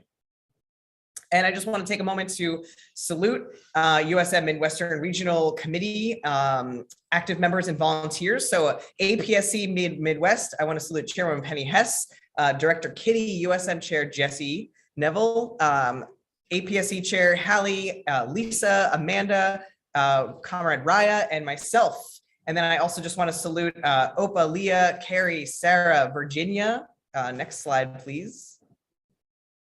And we have a lot of people here. So Jackson, Comrade Ari, Casey, Abby, Alex, Liz, Cully, Anya, Amy, Angelica, and Chris, Uhuru comrades. Next slide. So, building the African People's Socialist Party and African People's Solidarity Committee in the Midwest, specifically in St. Louis, is extremely important. And St. Louis is widely recognized by the Gateway Arch, symbolizing the U.S. expansion westward, Manifest Destiny and the Louisiana Purchase. But what this city and this monument actually represent are genocide, destruction, and colonialism. In 1959, the thriving Mill Creek Valley neighborhood was demolished to make way for the area surrounding the arch. And that left 20,000 residents, 95% African residents, without homes. And more recently, the government stole and demolished even more Black neighborhoods to construct the National Geospatial Intelligence Agency, which is a federal spy agency. St. Louis has been one of the focal points of a really long history of African oppression, murder, and resistance, from the Dred Scott decision all the way up to Ferguson. And the party building on the ground here is driving a dagger straight through the middle of colonial America. Next slide. And sorry here. Okay. So the Midwest region is also home to the Black Power Blueprint here in St. Louis, Missouri. And the African People's Socialist Party has been building in St. Louis ever since Chairman Omali Yeshitela came here and began building the party right after the police murder of Michael Brown in August of 2014, when masses of African workers rose up in fierce resistance. Deputy Chair Ona Zane, the president of the African People's Education and Defense Fund, was sent to St. Louis by the party in 2017 to spend a week looking for a building to build the Uhuru House, and which is a community and organizing event space. And that week turned into 2 years. and building the Black Power Blueprint was born. And since then, the party's moved their headquarters here to St. Louis and has been building both physically on the ground and also winning donors through the African People's Education and Defense Fund, Black Star Industries, and now the Reparations Legacy Project, which also just moved its headquarters here, along with the African People's Solidarity Committee in USM. And the party's been building the Black Power Blueprint in North St. Louis. And in 2020, the party ran 2 candidates, including Columbaye Antoinette, president of Impedum, for alderperson for Ward 3. Next slide. And the African People's Solidarity Committee and its mass organization, USM, is also headquartered in St. Louis now. And Chairwoman Penny Hess and USM Chair Jesse Neville both play a significant role in building solidarity movement here in St. Louis and in the Midwest.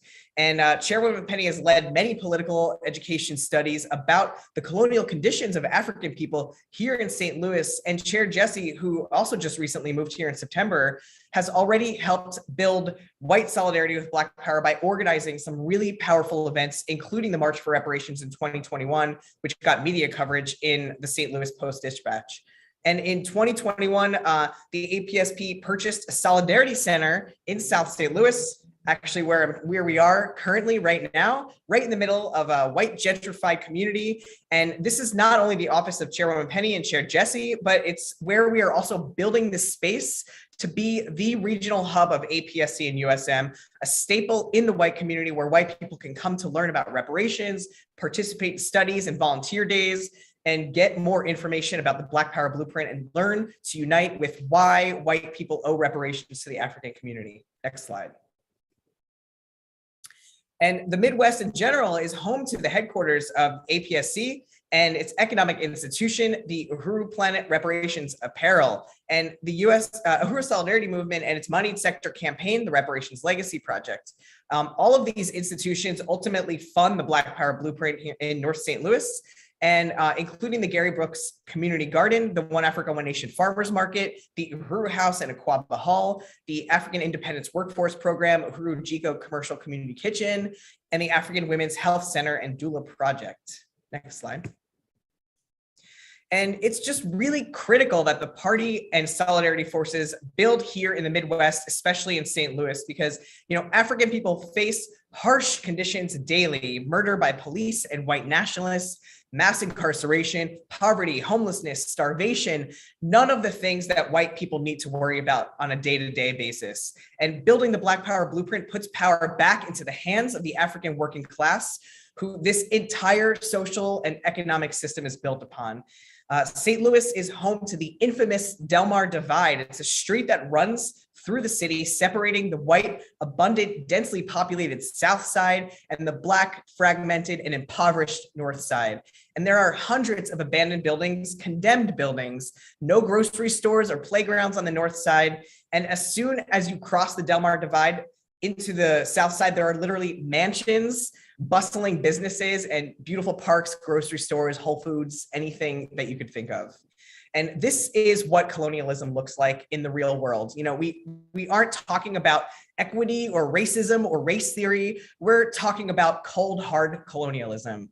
In 2018, Africans were twice as likely to experience poverty in St. Louis, and Africans are at least 4 times more likely to be thrown in colonial prison. And there are 5 Africans thrown in prison for every 1,000 in St. Louis. And that same statistic for white people is only 1 in every 1,000 people. And this is not coincidental. This is colonialism. African people regularly lack access to healthcare, quality healthcare, including pre and postnatal care for African women, like we talked about yesterday in the appeal. And African women have higher rates of C-section and birth complications, and their medical concerns, and especially their pain, is routinely dismissed by white medical providers. And as we heard, yesterday in the appeal, African women in St. Louis were nearly twice as likely to die during pregnancy or after giving birth as compared to white women. And this is why it's so important that the African People's Socialist Party and Solidarity need to be here building in St. Louis. Next slide. So here are some of the ways in which USM and APSC have built in the Midwest region in 2021. We had tables in Minneapolis and St. Louis, including a super successful table with the party at Pride this year. Next slide. And there was a Keep 28 press conference at City Hall that was led by President Kalambai. Next slide. We also had some teach-ins at Tower Grove Park. Next slide. And we had a Reparations Legacy weekend where we invited new St. Louis contacts we met through Solidarity Economy to a webinar and on reparations, followed by an in-person tour of the Black Power Blueprint. Next slide. And we also had some studies hosted by the African People's Solidarity Committee, including a couple studies on the book Broken Heart of America, which is about the colonial conditions African people face here in St. Louis. Next slide. We also had a very successful Giving Tuesday 24-hour reparations telethon, where we won the rest of the funding for the community basketball court. Next. And just on Friday, we had the rally for reparations at the Gateway Arch. Super significant photos here by Comrade Richard, the statue of Harriet and Dred Scott, who were ruled, by a St. Louis judge that Africans who were born into slavery were not U.S. citizens and therefore weren't entitled to be free. Facing the arch, which is the sign of growth for white people at the expense of African and indigenous life. And, also with the reparations banner and the US flag, these are just really, really significant photos. Next slide. We also had a March for Reparations here in St. Louis, which got media coverage in the Post-Dispatch. Next. And we also hit the pavement with volunteer days of outreach, postering for events, dropping flyers around about the Solidarity Center in the neighborhood. And we did an MLK Day of service and outreach at local events in Minneapolis. Next. There were also some banner making, some mailing parties, and painting action at the Solidarity Center. And we had a lot more, but we don't have time to go into that. So next slide. We also held some fundraising events. We had a campaign for the African Women's Health Center that was hosted by Leah in Minneapolis. And like I said, the Giving Tuesday Reparations Telethon that was broadcast live from the Solidarity Center. Next. And this year we held, USM held pre-convention conferences like Chair Jesse was talking about. And in the Midwest, we united on 4 resolutions. Next. So we've united, resolution 1 was to build in the Midwest region. And we've united to build throughout the region through speaking tours, recruitment campaigns, and a national march for reparations and convention in St. Louis in October. And our top target cities to build branches are St. Louis, Kansas City, Minneapolis, and Chicago. Next. Second resolution was build the Days of Reparations and the March for Reparations. So this year we will tour the Midwestern region on a Days of Reparations to African People campaign, winning resources from white people and building white solidarity with reparations and African liberation. And in October, we'll be mobilizing all white people in the Midwest and around the country and the world to join the National March for Reparations in St. Louis, where we're going to come together as white people under the leadership of the African People's Socialist Party to march for reparations. Next slide. And resolution 3, build the Uhuru NTU Volunteer Brigade in the Midwest region. So this year, recruitment is priority, and the successes of Deputy Chair Onazane's volunteer recruitment into the Black Power Blueprint means that USM must follow the same process and really struggle to implement the NTU Volunteer Brigade across the Midwest. And this means organizing volunteer opportunities, postering and tabling volunteering with the Black Power Blueprint, and implementing a standard volunteer appreciation process, including we want to have a volunteer appreciation wall here in the center and give out some volunteer certificates. This is how we'll win thousands of white people into this work. Next slide. And the final resolution was win material solidarity with the Black Power Blueprint, including winning new major donors of the Reparations Legacy Project. And we'll be growing our donor base through Black Power Blueprint tours, volunteer days in the garden, and the One Africa, One Nation market. Next slide. And we will continue building through this year, like I said, through volunteer days and events around the Midwest. On April 2nd, the One Africa, One Nation market will begin every Saturday. And on April 7th, we will have a kickoff. We will kick off a regional organizing tour here in St. Louis, followed by April 23rd in Minneapolis. May 5th, we're going to be holding a Give St. Louis Day event here at the Solidarity Center that's hosted by the Reparations Legacy Project. And on June 11th, we're going to have the 2nd annual Reparations Legacy Conference. And on October 15th and 16th, the National March for Reparations and Conference. These are just some dates, but there will be plenty more. Next slide. So if you are a white person living in the Midwest and you hate injustice, oppression, and war, join the Uhuru Solidarity Movement. in the Midwest region and build the movement for reparations and solidarity with African liberation. Uhuru. Thank you. Uhuru. Thank you so much, Comrade Len. Let's give that another round of applause. So these were incredible regional reports. We want to take about 10 minutes for discussion. And I did want to say one thing in terms of the Midwest, and I'm saying this, being here in St. Louis, that, this was a really powerful report. I am self-critical that one really important aspect of our work was not reflected in this report, which is that a major aspect of APSC and USM's work here in St. Louis is participation in the Black Power Blueprint and in the volunteering and the projects of the Black Power Blueprint. I also want to acknowledge that the St. Louis and the Midwest region is the home to the Office of Reparations Economic Development, as well as its director, Kitty Riley, who coordinates under Deputy Chair's leadership, the Black Power Blueprint projects. And that is a major component of the broader solidarity movement in terms of white people who are actively involved in reparations work through hands-on participation in the projects, in the garden, in the markets. And even recently, APSC and USM forces who were involved in the renovations of the African Independence Workforce program. So that's something that, I just don't want there to be any disconnect there, that's a major part of our work is to win white people to volunteer in the projects of the Black Power Blueprint, including the upcoming weekly One Africa, One Nation farmers market. If you're in St. Louis, we need volunteers. We want to win white people to support the market, to be there, to shop there, to help with breakdown and setup, and all other kinds of things to support all of the work of the Black Power Blueprint. So I just wanted to make that point. And again, salute the leadership of the party and APSC and also, again, Director Kitty Riley, who came here, I think 5 years ago now, at the call of the party to build under the leadership of the party, the Black Power Blueprint, and win white people to support it as well. So I also wanted to say that we do not have a report on building USM internationally. And we are committed this year to really struggle to take this on. We've had contacts before, but we want to make a really concerted effort to build organization in Europe, in South Africa, and anywhere else white people exist throughout the world beyond the US. And we will be forming a committee to make this happen. And anybody who's here who wants to be a part of that, who has contacts in Europe or in South Africa or anywhere else that wants to be involved in bringing white people internationally into the Uhuru Solidarity Movement can get in touch either in the chat or by emailing us at info@uhurusolidarity.org. So with that, I would like to open it up for discussion from anyone who would like to, comment or ask any questions about these regional reports. Uhuru. And let me make sure is that the same moderator document? Okay.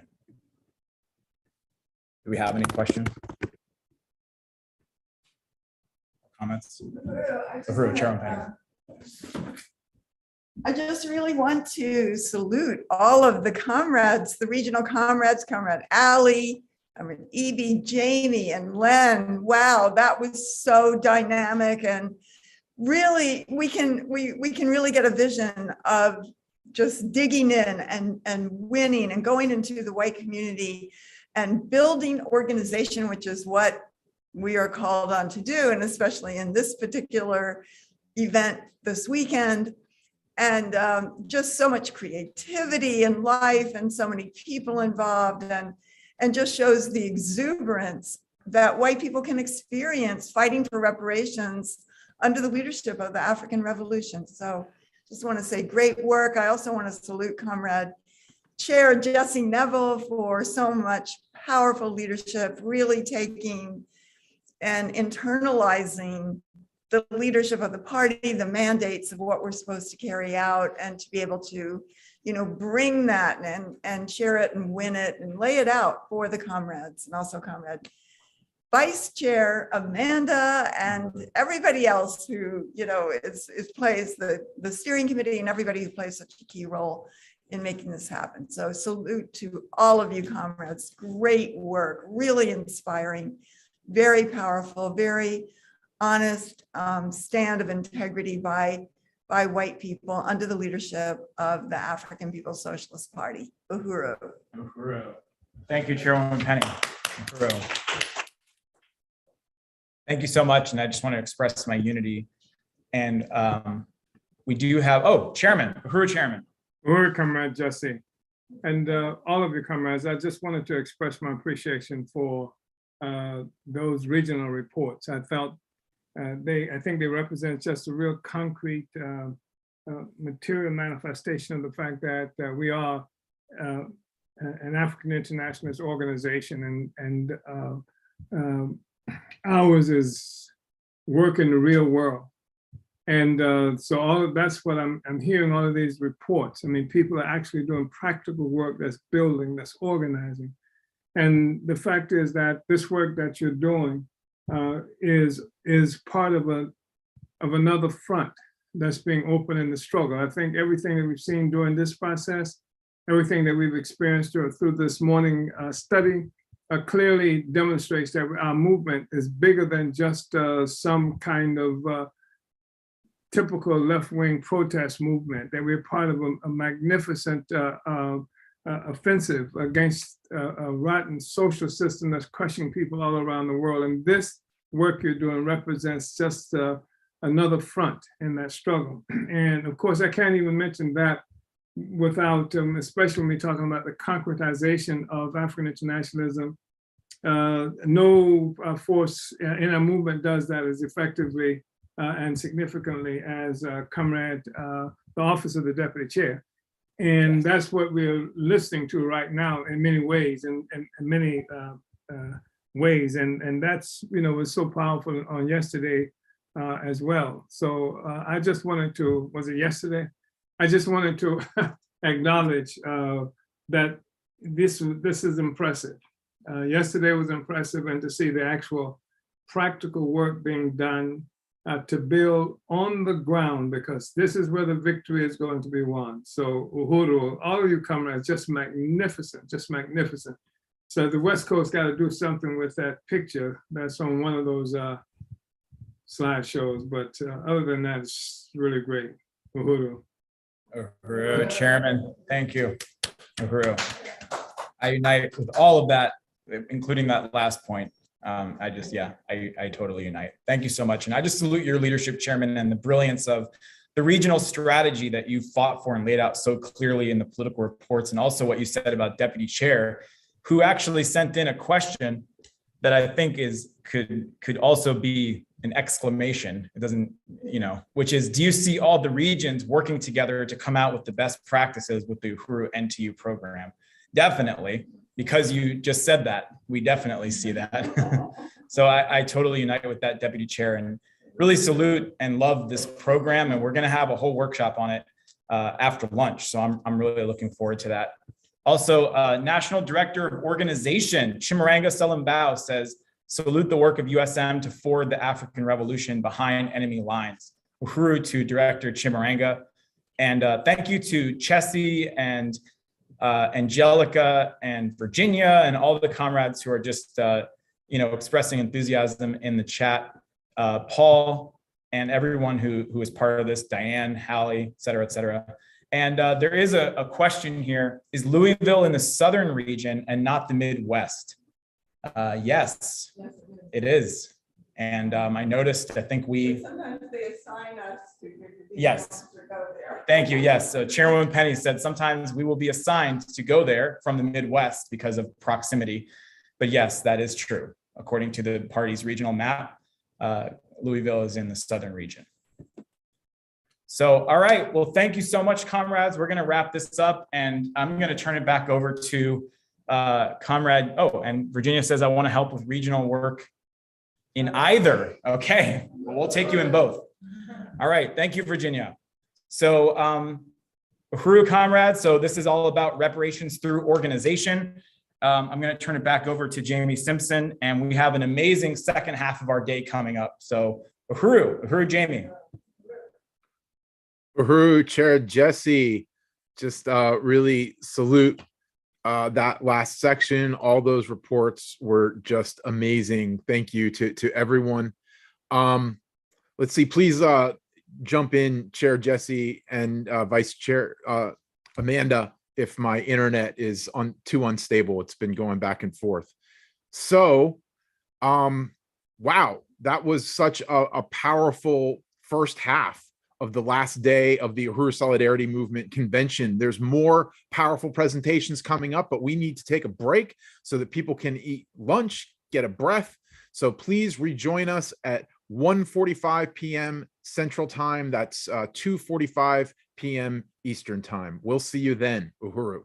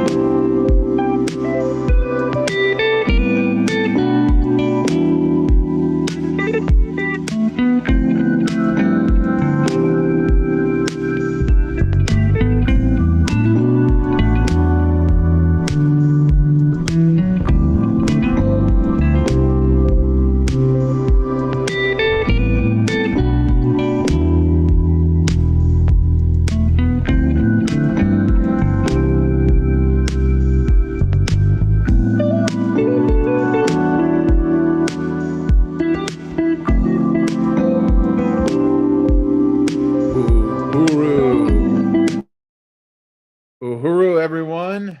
I hope you had a good lunch or a snack or a brief break, whatever it was for you. Welcome back to the final day of the National Convention of the Uhuru Solidarity Movement, Unity Through Reparations and Reparations Through Organization. Now, we're going to keep on going with this amazing convention with a workshop from our membership office under the indefatigable leadership of Ali Ayello. Uhuru, Ali. Uhuru, Davey. Uhuru. All right. Well, I am here to present on the Uhuru Solidarity Movement membership report. And I'm also going to be joined by some comrades in the Uhuru Solidarity Movement membership office. So I have some slides I'd like to bring up today.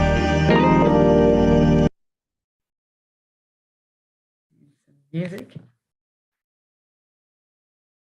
Awesome. Great. Thank you to the AV team. So yes, my name's Ali. I'm in Oakland, and I'm the chair of the Uhuru Solidarity Movement membership office. I'm really honored to be here today to present at the historic Uhuru Solidarity Movement convention. And as I said, I will be presenting this report with some of my comrades who work in the membership office, Erica, Janet, and Anya. Next slide. So I want to start off this presentation by saluting the leadership of the African People's Socialist Party and the African Revolution Chairman Omali Yeshitela, who has given us the science and theory of African internationalism, which allows us to see the world as it really is through the eyes of the African working class, and who has given us a place to be a part of changing the world, ending this colonial system under the leadership of the African working class. And I also want to salute Deputy Chair Ona Zane Yeshitela, the leader of the independent anti-colonial African economy. And as you saw in the presentation yesterday, revolution is not just something that the party talks about. There is actual work happening on the ground, and that can be seen through the over 50 institutions and organizations that Deputy Chair leads. Next slide. I want to salute Chairwoman Penny, who has given so much leadership to the membership work that we are doing, and who's the best embodiment of what it means to be a cadre working for reparations under the leadership of the party. And I want to salute my direct leadership chair, Jesse Neville, who I work with daily, who provides leadership on a daily basis on how to build the movement of white solidarity with Black power. Next slide. So below are some of the powerful forces in the Uhuru Solidarity Movement membership office, and they're very similar to the ones that I just showed you in the West region. So we said myself as the chair, we have Erica as the secretary, Anya over the newsletter, Janet over the thank you cards, Nathan over the membership packets, and Diane has recently stepped in as an assistant to help with our orientations. Next slide. We also have regional membership representatives, which has been huge in carrying out the membership work that needs to happen in each region. And I want to recognize Paul in Spokane, who's over the West region membership, Johan in the South, who's over the South region membership in St. Pete, Evie in Boston, who's over the North region membership. We're still looking for someone in the Midwest, so this could be you if you want to be part of this membership office and work with this powerful team. Next slide. So the chairman has given us the theory of African internationalism that allows us to see the conditions of African people today are not as a result of racism, but as a result of colonialism. And that the election of Joe Biden and an African woman for vice president of this imperialist system is not progress, but that in fact, the conditions of African people continue to deepen. And we see white people are 12% of the population, yet own 80% of the world's resources. There's more Africans imprisoned in the US today than were enslaved in 1850. And, you know, when people talk about reparations, they often just talk about reparations for slavery, but the party puts forward its reparations for everything. And, you know, that 1 out of 3 African men will be imprisoned in his lifetime. And, you know, also the wars that happen around the world, and that the US drops an average of 46 bombs a day. These conditions faced by African people are part of the colonial mode of production that have empowered the white world. The colonial mode of production is a unity of opposites. There is a dialectic. We can't have a colonized without a colonizer. As Chairman Omali Yeshitela has said, in an uneasy equilibrium, the legal system, culture, white sense of sameness, and political institutions are reflections of this parasitic economic base. Every white aspiration and dream, every expectation for happiness and a good life, from a successful marriage to a secure future for their children, requires drone strikes in Pakistan, police murders and mass imprisonment in the African colonies and barrios of the US, and starvation and forced displacement of oppressed peoples throughout the world. But with the creation of the Solidarity Front, the party is now attacking the colonial mode of production from both sides, winning a section of the colonizer to break off and join with the colonized. And that is exactly what being a member of the Uhuru Solidarity Movement is all about. Next slide. In recent years, millions of people have been mobilized around the world as a result of African resistance. And this resistance is tied to the work of the 50 years of relentless work of the party and the reparations demand. And it's not an accident that within the past 2 years, we have seen colonial statues being torn down. Next slide. And it's not a coincidence that we see candidates saying that they are for reparations. It was the party that forced the question of reparations and colonialism center stage. You know, even in places like St. Pete, the mayor has said that reparations was one of the 2 major issues that needed to be dealt with in that city. And this is due to the work of the African People's Socialist Party. When we joined the Uhuru, as members of the Uhuru Solidarity Movement, this is the legacy and the work that we are forwarding. And now I want to turn it over to Comrade Erica to continue. Uhuru.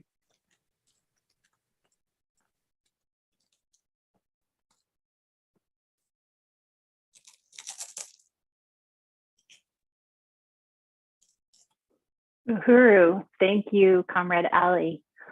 The Uhuru movement is putting power into the hands of the African working class.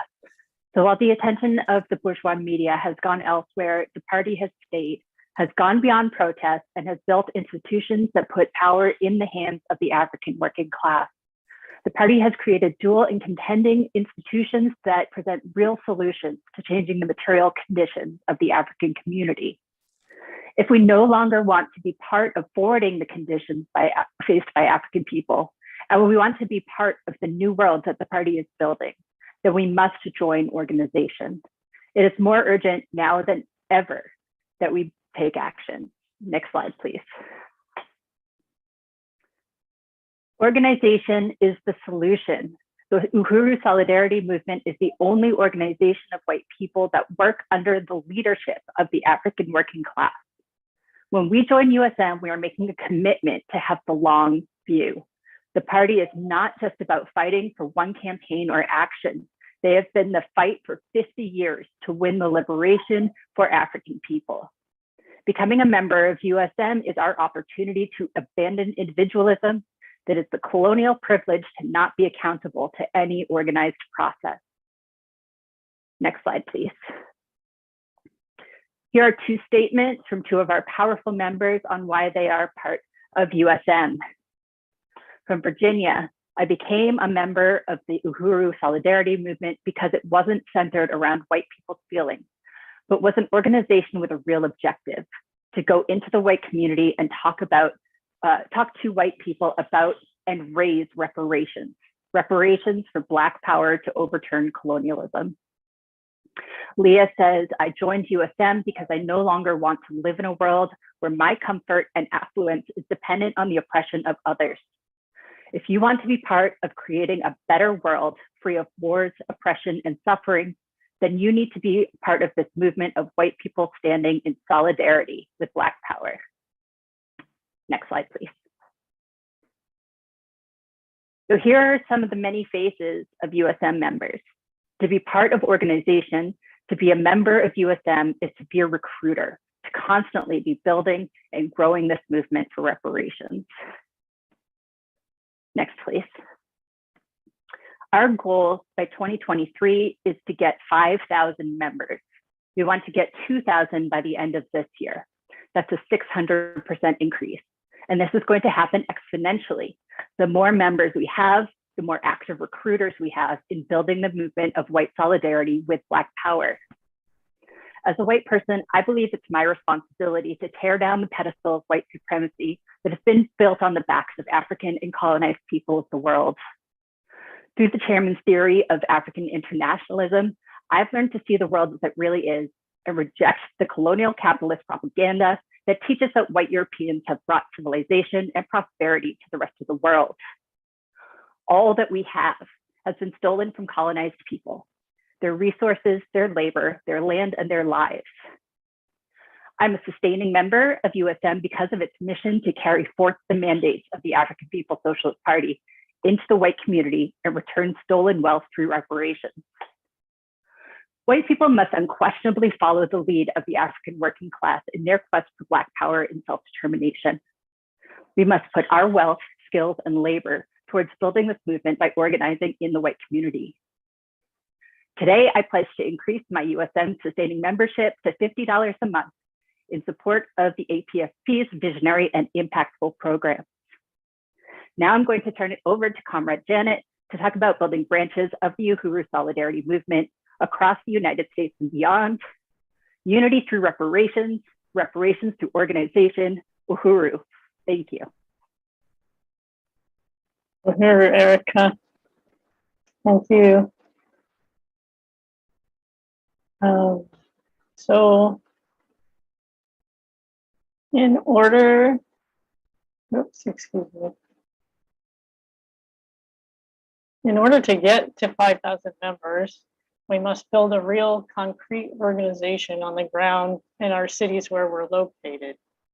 President Kalimbai talked yesterday about the importance of the ground game being among the people, and that is what branch building is all about.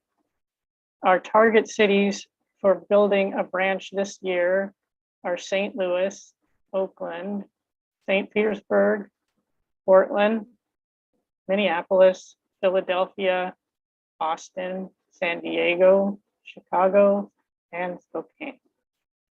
But we're not limited to these cities. Where are you? And can we add you and your city, town, or locale to the list? And have you signed up? We hope so.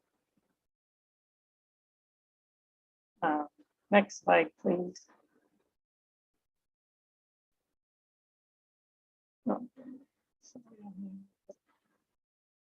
Lost. Okay. So we're going to go through 3 easy steps for building a branch in your city. Next slide, please. First step is to have an outreach table where you can meet people in the community. Next slide, please. The second step is to hold a local meeting in person or on Zoom. Start with people you know and make a target list for your first meeting. Start with your friends, your cousin you haven't talked to in a while, your classmate that might be interested. Also, make a flyer to start promoting and posting on social media. We would work with you on holding that first meeting. Have a video you could show of the party and the chairman. And from there, you can start to get other people involved. And after you've got those things established, you can go on to tabling. Next slide, please.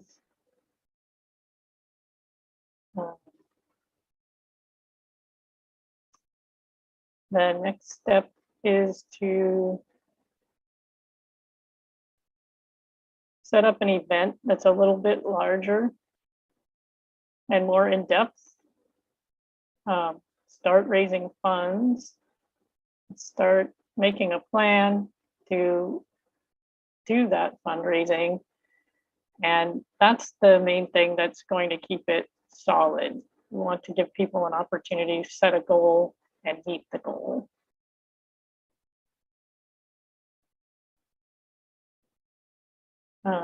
And then the 4 positions in a branch that need to be filled before it can be a branch are the chairperson, the secretary, the membership coordinator, and the treasurer. Now I'm going to turn it over to Anya to talk about other ways that we're going to build our membership this year. But first, I want to tell you why I'm an active member of USM, and that is because of the unavoidable facts that have been set out so clearly by the APSP and African internationalism about the case for white reparations to all African people and all indigenous people. I'm grateful for this awakening that's so clear in their message, and for the leadership on how to work in good,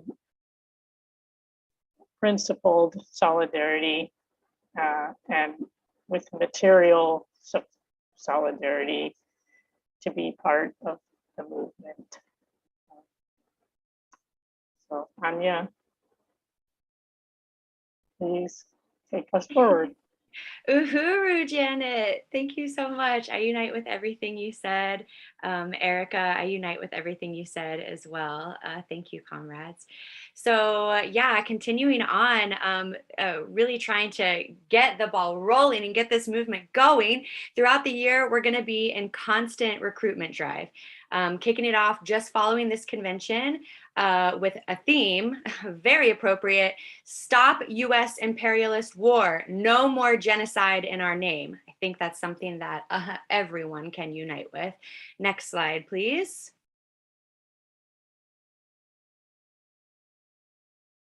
Awesome. All right. So part of how we're going to be able to build this is through building the N2U Volunteer Brigade, which was created by the Office of the Deputy Chair, and that's how we're going to win the masses of volunteers. So this is kind of the framework that we have for volunteers. The only way that we can take on the work that we set up for the year, all of these, events, all of these gatherings, all of these meetings, is by utilizing the time, skills, and creativity of our volunteers to build this mass organization. We'll be having a workshop on the N2U following this presentation, so stick around for that. Next slide, please. Awesome. So we're going to be producing new literature that arms our comrades on communicating African internationalism with the masses. This is super important, right? We do need to arm ourselves with the ability to meet people where they are and talk to people about not only why we're invested in this, if you're somebody who is invested in this, which you totally should be, but just to be able to, express through language the importance of reparations, the importance of the African People's Socialist Party. So some of that literature is going to include a reparations fact sheet, really important, right? Because a lot of people may have heard of the term reparations, but may not necessarily know what that means or what that entails. A pamphlet on reparations history, super important. Reparations tribunal statement, reparations and the chairman. And the chairman actually earlier in the convention said something that I thought was really important. Salute to the chairman, speaking about reparations. And, oftentimes if you talk about reparations, someone might be like, oh, okay, well, will you give me $5? Or, are you going to pay for this meal? And the chairman did an excellent job, as always, explaining that that's not really reparations. Like, that's fine. That's nice. You can do that for someone. But reparations is about overturning the system, right? Is about using that money to actually create an economy that is controlled by Black power. So that's the difference between just like giving someone $5 and actually investing in reparations. So can't wait for that pamphlet. Why reparations must go to the programs of the party, similar to what I was just saying. Reparations and why we must be organized. Very important to be organized, because you better bet the capitalist imperialist system is organized. So the only way we're going to defeat them is if we are organized as well. A pamphlet from African People's Socialist Committee, Colonialism as the Mode of Production, by Chairman Omali Yeshitela. History of reparations, climate crisis, blood diamonds, history of the APSC, written by Chairwoman Penny Hess. So arming you with tons and tons of literature to be able to speak about these things with people. Next slide, please. All right, we're also going to be taking some bold political actions. So we kicked off this convention with our first action of the year, the rally at the Arch. I wish I could have been there for it. I hear it was amazing. I hope it was. We want to use this to gain media attention, right? To draw attention to the colonial contradictions faced by African people and demanding reparations to the Black Power blueprint. Next slide, please. We want to hold recruitment, branch building, outreach trainings, political education classes that deepen our members' understanding of African internationalism. And something I can definitely say is that ever since I've joined as a member, the political education classes that are offered are phenomenal. I have learned so much, and I've been able to unlearn so much imperialist propaganda that it's blown my mind. And that's definitely a huge part of why I appreciate and I'm grateful to be a part of this movement. We're going to continue to send out a newsletter. Hey, that's me. That keeps comrades around the country tuned in to what is happening in USM and the advances that the Uhuru movement is making. I know there hasn't been one for a while, but don't worry, there's going to be one coming soon. Next slide, please. And we are going to be calling on all of you to be a part of the work we're doing to build the membership office by coming to our mass recruitment meeting, which is happening this Sunday, March 27th. So hope to see you there.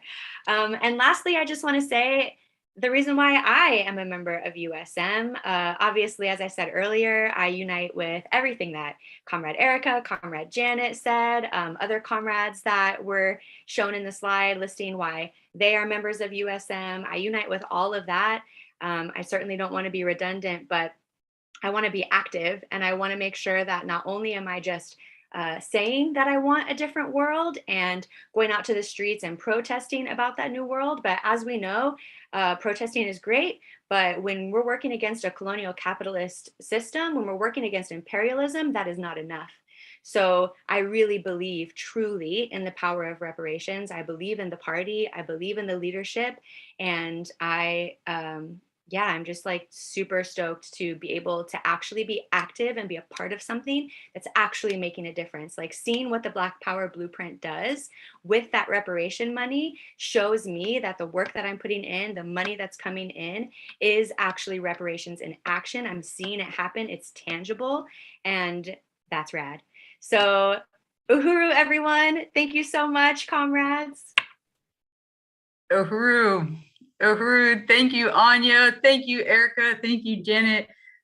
Really just appreciate all that you contributed to this presentation and the statements that you made on why you're an active member of the Uhuru Solidarity Movement. And, you know, I think also what these comrades bring, it shows the power of also the NTU Volunteer Brigade. When we bring in new volunteers, their creativity and skills, you know, each one of them have brought so much to, you know, our newsletter has drastically changed when Anya took it over, you know, bringing her creativity to that. And when Erica, you know, Erica's brought so many ideas to the membership office, and as the secretary, and the thoughtfulness that Janet puts into the thank you cards, it really goes to show what it's like when we have comrades participating in, and that's why, you know, it's so important to keep building this movement. And I just want to call on people who are watching, if you know, to become, if you are not a member of the Uhuru Solidarity Movement, to become a member of USM. And if you want to participate in producing new literature, you want to participate in our recruitment drives, then you should come to the mass recruitment meeting on Sunday, March 27th. We want you to be there. We'll be sending out an email about it, but mark it on your calendar. So just really appreciate the opportunity to be able to present here with other comrades in the membership office and Uhuru. Uhuru. Thank you, Comrade Ali, for that amazing workshop. Thank you, Erica, Janet, and Anya. That was fantastic. Yeah, we've got to build these branches. We've got to recruit, bring membership in. As I believe Chairman Amalia Shatella has said before, the people are everything. So, before I go on and open it up for questions, I just want to salute and thank Comrade Deidre, who donated $250. Actually, I believe that was during the lunch break. And just update people that we have now raised $32,435. So Uhuru to that. Let's keep winning these resources, keep bringing in the reparations. And I believe you go to uhurusolidarity.org/donate to contribute. And now I want to open up this panel of this incredible presentation and call on people to ask questions, make comments. You can write your questions in the chat on Zoom or in the comments about building a culture of reparations to African people and building the Uhuru Solidarity movement wherever white people are located. So yeah, let's bring the panelists back on and open it up, and our moderators will send us the questions. So let me now make sure I have my chat open so I can start reading these questions. All right. Uhuru, comrades. Well, as people are getting their questions in, I just want to say that was a fantastic presentation. Oh, and you know what Comrade Len had put in, it's actually uhurusolidarity.org/pay reparations if you want to continue to contribute to this incredible goal. I was just thinking about how each one of you brings something so invaluable to this movement, and how we know that we're going to see it grow exponentially this year. This is going to be the year where we're just going to surpass all of the expectations and break up all these limitations that have been holding anything back. And yeah, if you have a question, if you want to, let's see, we have Comrade Paul says, Uhuru Ali, your leadership is inspiring and motivating. It's an honor to work under your direction, Uhuru, Comrade Paul. And that I really unite with that. And the chat has been just blowing up. Let me go back a little bit and read some of the comments that people have had while people get their questions together. Just a lot of praise. Uhuru, Anya, sorry. Reparations are rad. Uhuru, that's you, Anya. Uhuru, Janet.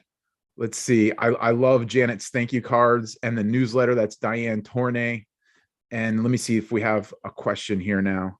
And Jamie, if I could just add one thing, I think something also that some people think when they first start is like, I don't know enough about the movement to go out and people and to go out and do outreach. And how am I supposed to do that? And one thing I've learned from being in the Uhuru movement is that the best form of political education is to get out there and stumble and try to figure out how to talk to people about reparations. And you know enough, and you have the theory of African internationalism, and you have the history of the party, and you might stumble, but you learn from that.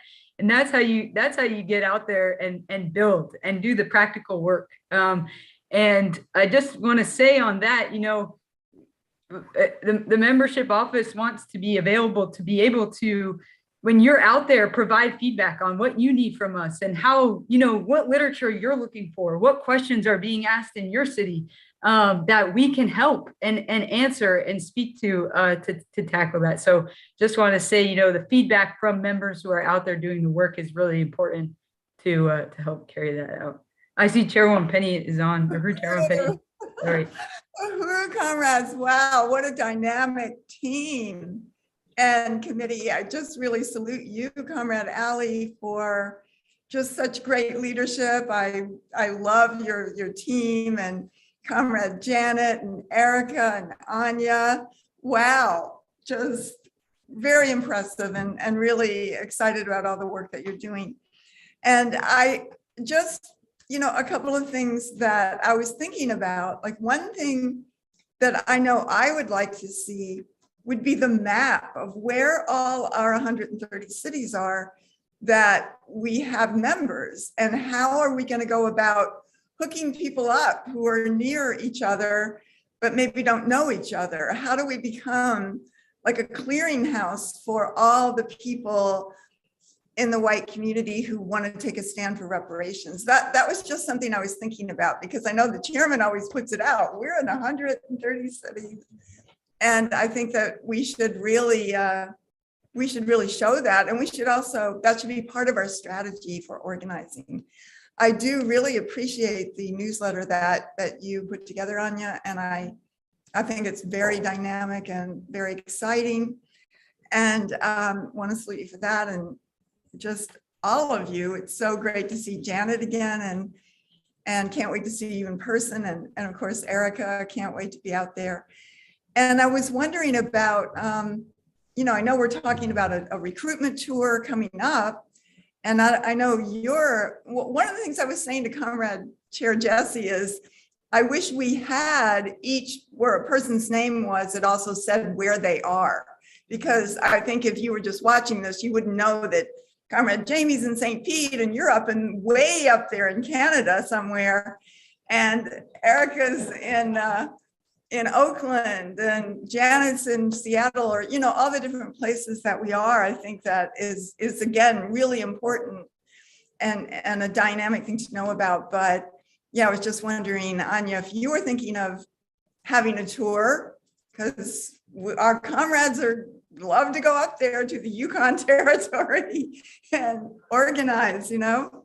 So that's something to be thinking about. And I know we will be going to the Northwest and to Oakland very soon, in next month, I think. So that's very exciting. So just one other thing that I wanted to say, Comrade Ali, I think that also, and I love all the literature that you're talking about putting out. It's very exciting, and we do have a lot.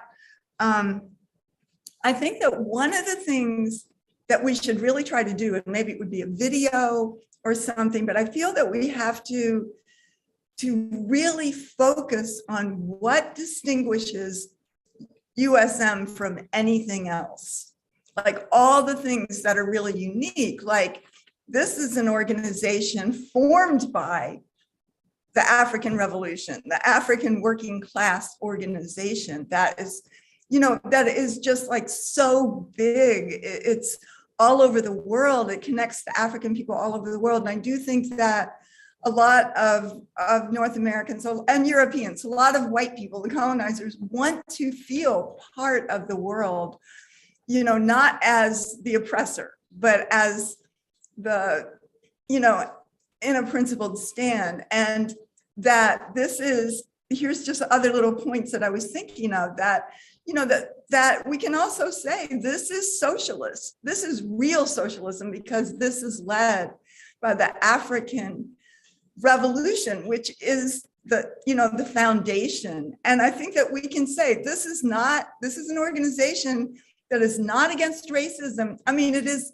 that's probably not the right way to say it, but it's against colonialism. You know, it's fighting colonialism. And I think that gives, you know, North Americans and white people a concrete sense that, okay, I can do this, you know, I can do this. And it puts reparations in that way. And I also think one other thing, and we have a few good men, but where are the rest of the white men? I do think that we should put out something that has like Comrade Jamie and Len, and like why I as a white man am in, because we have so many amazing women. And I know that, you know, the whole gender question is very blurred these days, but I do think that, you know, there are, I mean, the majority of white people, the 100,000 white people that OD'd on drugs this past year, a huge percentage of them were men.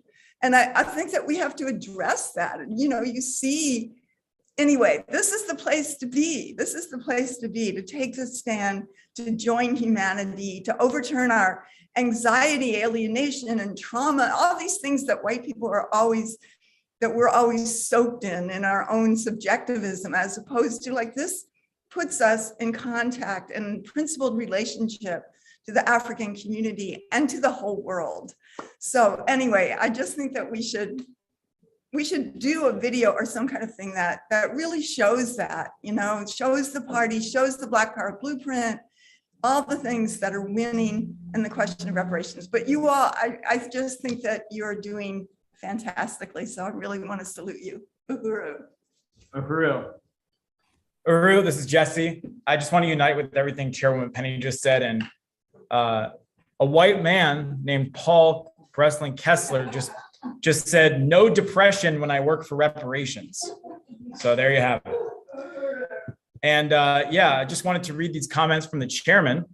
The chairman said, I agree with Chairwoman Penny. It is important to make yourselves available to all the North Americans who would be joining if they knew you were nearby, with a movement that allows them to break organizationally and ideologically with their colonial ruling class and state. That's great. Thank you, Chairman. And also, African organization with a 50-year track record of consistent struggle. You are engaged in working with the revolution that is preparing to govern. Uhuru. And Jamie Johan says USM membership is related to building the regions. Yes, they are one and the same. We have to build regional organization. We have more people talk. Oh, Raya Fogarty is in the house right now. I want to salute Comrade Raya. We can't have a membership report without saluting and paying tribute to this amazing comrade who's in Chicago right now, but she's been in the trenches for many decades under the party's leadership. And this is a very beloved and inspiring comrade who was at one point the membership chair of the Uhuru Solidarity Movement and just absolutely transformed our membership. And if I'm not mistaken, Ali Ayello and Raya share a birthday, which is an interesting coincidence. Ali is now our membership chair. Yeah, so really salute you, Raya. And Raya wrote, Uhuru, to all my amazing USM comrades and leaders in the trenches under the leadership of the African People's Socialist Party, honorably deployed African internationalists behind enemy lines. Reparations to African people. Salute Chairman Omali Yeshitela. Uhuru.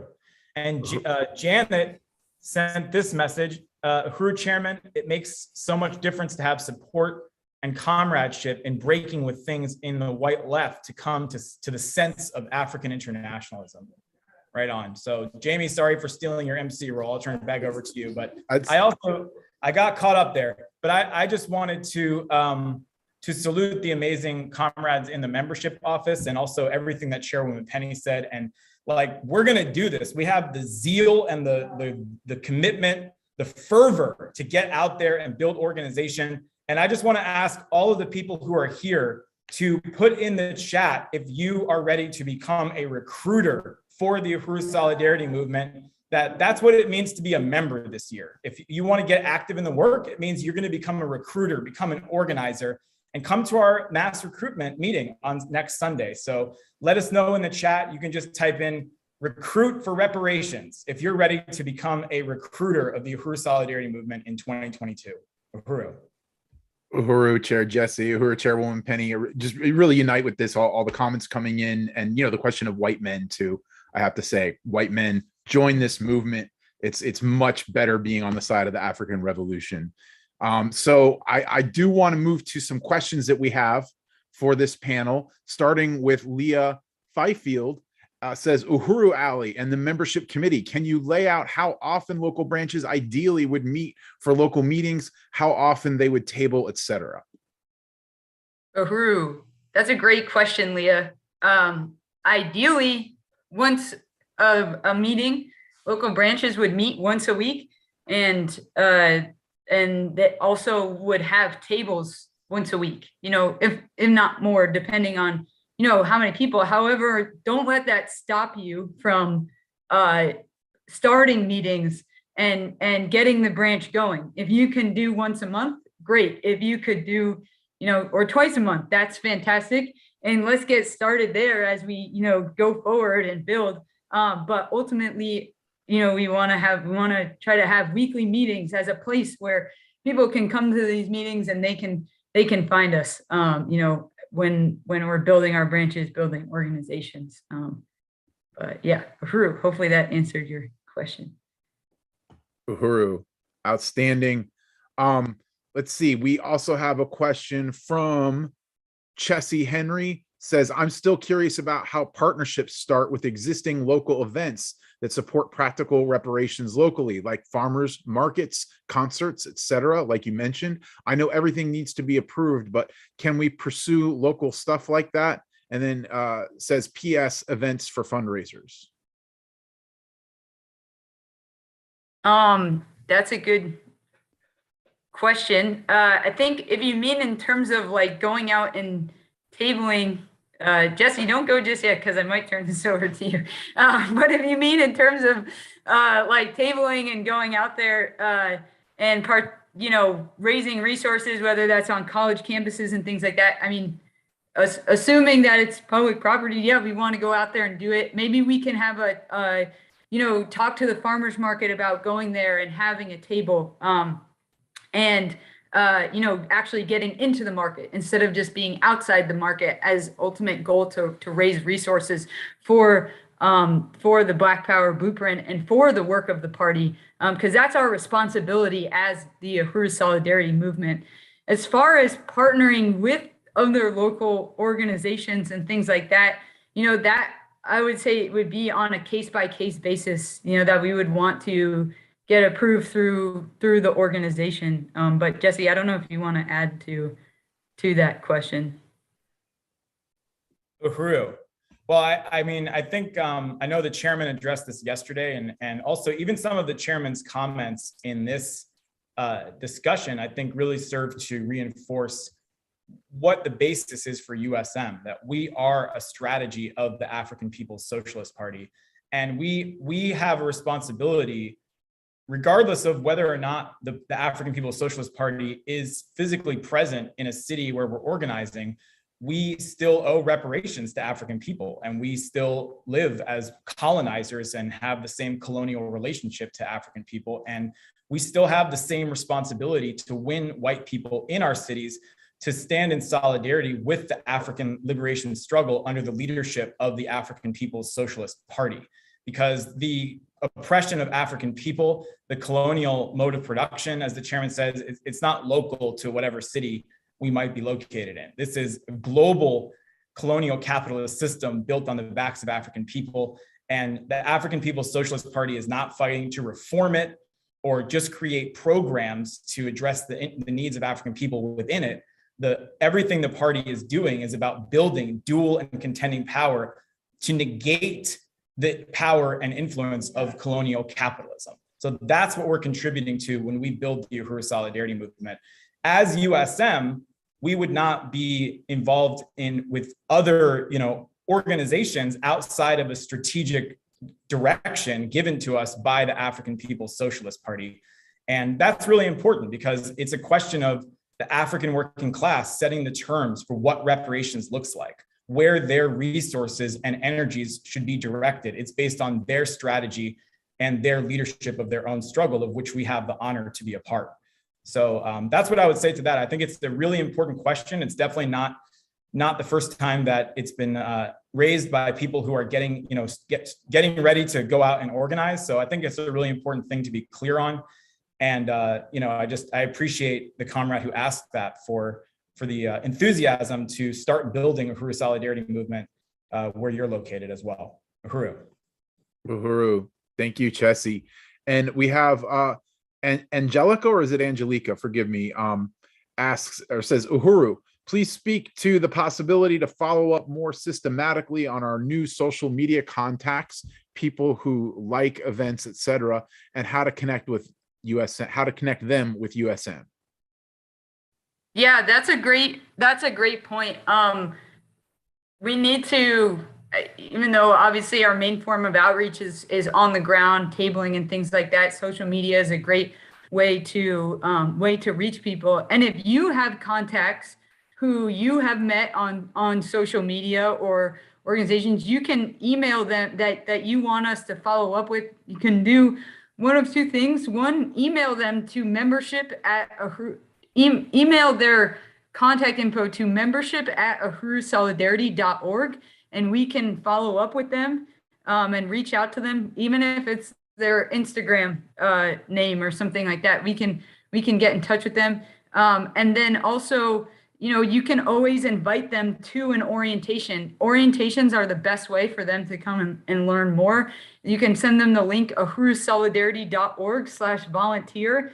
And even if they're not sure if they're ready to volunteer, coming to an orientation is the best way for them to find out more about the Uhuru Solidarity movement. So those, I would say, the two best ways if you have contacts on social media to reach out to us. Erica, were you going to add something to that? I am. I want to say that if there is anyone watching here today who has skills of creating presentations for outreach, please donate those skills and your labor towards African liberation. I couldn't agree more. Uhuru, thank you so much, comrades. And we have to leave it there. I'm sorry if I was not able to ask your question. We have to move on for time. I do just want to relay that Comrade Virginia has said in the chat that Chessie is in Portland. So for organizing purposes, I thought I'd communicate that. Thank you for such a powerful, powerful discussion, comrades. Really appreciated this segment. So Uhuru to you all. And thank you to Ali Aiello for your leadership, and all of you comrades for your hard work. So let's see, that was the membership office. Salute to their presentation. And I just want to give Comrade Ali a second, because we're going to ask you to stay on or come back. I think I'm back on, Jamie. You're back on. Okay, great. along with the African People Solidarity Committee Central Committee member and manager of the Uhuru Furniture store in Oakland, under the leadership of Deputy Chair Onezene Yeshitela, to lead us in a workshop on how the Uhuru Solidarity Movement will go about implementing the NTU Volunteer Brigade program as the key to recruitment this year. And though the script does not say it, I'm pretty sure that unnamed comrade from the Central Committee of the African People Solidarity Committee is Stephanie Midler. Uhuru. Uhuru. I'm so honored to be here. Uhuru. Thank you, Jamie. And thank you, Stephanie, for being here. So excited to be able to present on the NTU Volunteer Brigade with you. Uhuru comrades, we are back for a special workshop on, or presentation on, what the Uhuru NTU Volunteer Brigade is and how the Uhuru Solidarity Movement will be building the NTU Volunteer Brigade in 2022. And just want to say that this is one of the most dynamic components of the Uhuru movement, and this is a critical piece to building mass organization. We can't build mass organization without the masses of people, and we just saw in the membership report how important the creativity and the skills and the time of volunteers is. So that's why this convention is giving time just to the NTU Volunteer Brigade. Next slide. Oh, I wasn't even on the slides. Sorry, comrades. If you could pull up the slideshow, that would be great.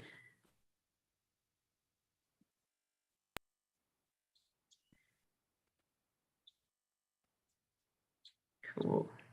So next slide. All right, and I want to start off this presentation by saluting the office of Deputy Chair Onezene Yeshitela, saluting Deputy Chair herself, as well as the Chair of the NTU Volunteer Brigade, Zanlile, Vice Chair Abdullah, Project Director Stephanie, Volunteer Recruitment Coordinator Raya, and Black Power Blueprint Projects Tourist Kitty. And they gave a powerful presentation at the party's plenary and has set the foundation for what the NTU Volunteer Brigade looks like.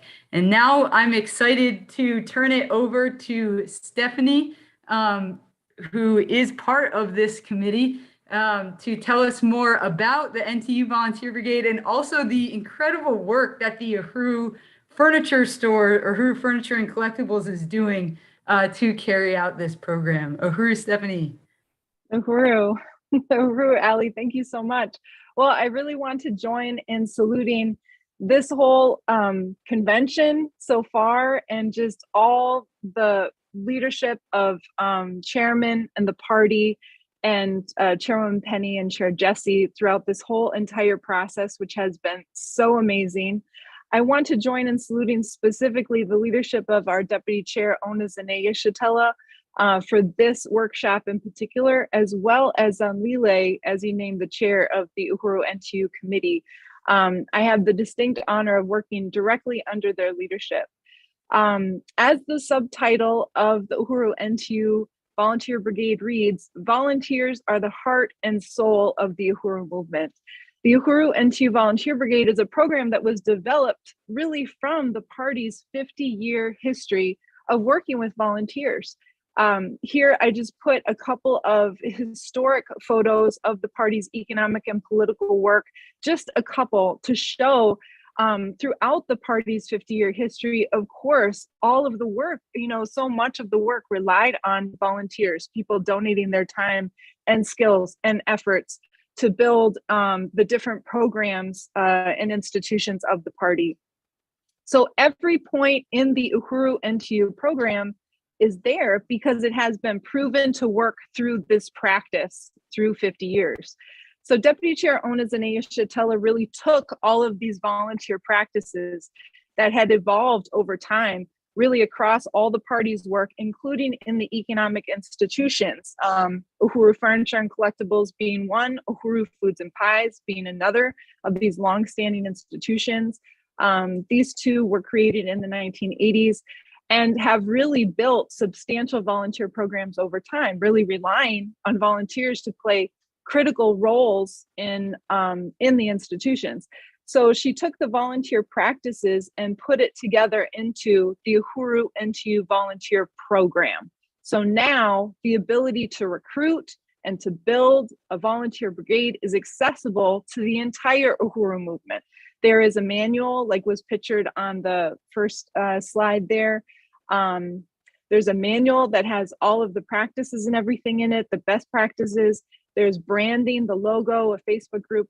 And she also led a 7-week training process to really open up this program, again, to all the organizations in the Uhuru movement. And the NTU program is important, not only because it arms anyone with the ability to recruit, train, appreciate, and develop our volunteers, but also because it gives all of our volunteers, no matter what area of the work they're participating in, it gives them the identity of an Uhuru NTU volunteer. So now our volunteers at Uhuru Furniture, or volunteers in Uhuru Solidarity Movement, or volunteers in MPDOM or APDEP or NWO or the Department of Agitprop or whatever, they all see themselves connected to the volunteers across the entire Uhuru movement, and they see themselves as part of the strategy for the liberation of African people. So that's, essentially what the Uhuru NTU program is. So I just wanted to say those things, and then if we can go to the next slide. So I wanted to show a little video. This was something that we showed during the Giving Tuesday event that was held, raising money for the Uhuru Community Basketball Court that was led by the Uhuru Solidarity Movement a couple months ago. This video shows some of the ways that we here at Uhuru Furniture, and not just in Oakland, but also in Philadelphia, that we've put this program into practice. So I think it's about 3 minutes. Why don't we go ahead and watch that video?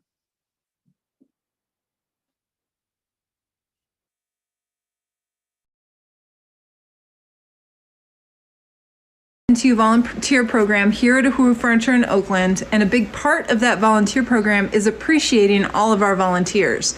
So I wanted to ask you, what are some of the ways that we appreciate our volunteers?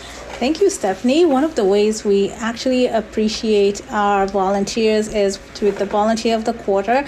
And we have a plaque that, we put right up the sales desk so that everybody can see it. We also give them a $25 gift card and also a gift certificate. And we also take their photograph, which goes right next to the plaque so that everybody is able to see it and appreciate them. We also have special thank you gifts that we give our volunteers and also recognition parties, that actually appreciate them, like after the volunteer. Oh yeah, the warehouse sale. After the warehouse sale, Yep, yes, that's thank right. you. We had those parties, then that, gives them a little bit of motivation to keep volunteering with us. Absolutely. We have milestone programs, and this is where we give our volunteers T-shirts and hoodies depending on the number of hours that they have accumulated with us, and they do not know, they cannot see it coming, and when they do see the hoodies and the T-shirts, oh my God, the look is priceless. And you know what? It really gives them a lot of motivation to keep coming here and to keep volunteering with us.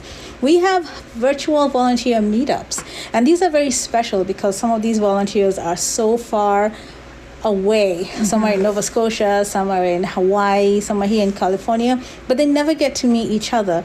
So this is one way they get to meet, talk to one another, find out what's going on with them in the movement, and how they can keep volunteering, not just with us, but with the movement as a whole, and so much more. So I was thinking maybe you'd like to introduce to us some of the volunteers from this month. Oh yeah, absolutely. There's Damon, who helps us with operations. We have Emily, Sue, and Rose, our knick-knack girls, who unpack and price collectibles. We have Kelly on photographs, Jace, who helps us in operations. We have Juan, who's also in operations. We have Jeremy on photography. We have Jay, also in operations. We have Alma, a virtual volunteer from Arizona, who does online posting, Brenda from Michigan, and Salma from Toronto, who also helps us with posting, and Eric on photographs, and there's so many more. What an amazing group. And just lastly, when people come to Uhuru Furniture, how can they learn more about the volunteers and the NTU program? Well, we have the NTU volunteer wall in our store, and this way all our customers and our staff can get to appreciate and see all our volunteers. But you can also sign up to be a volunteer and attend one of our weekly new volunteer orientations. And you can also sign up in our store on our website. That's right. Yeah, well, I really appreciate your time today. It's an amazing program, and Uhuru. Thank you.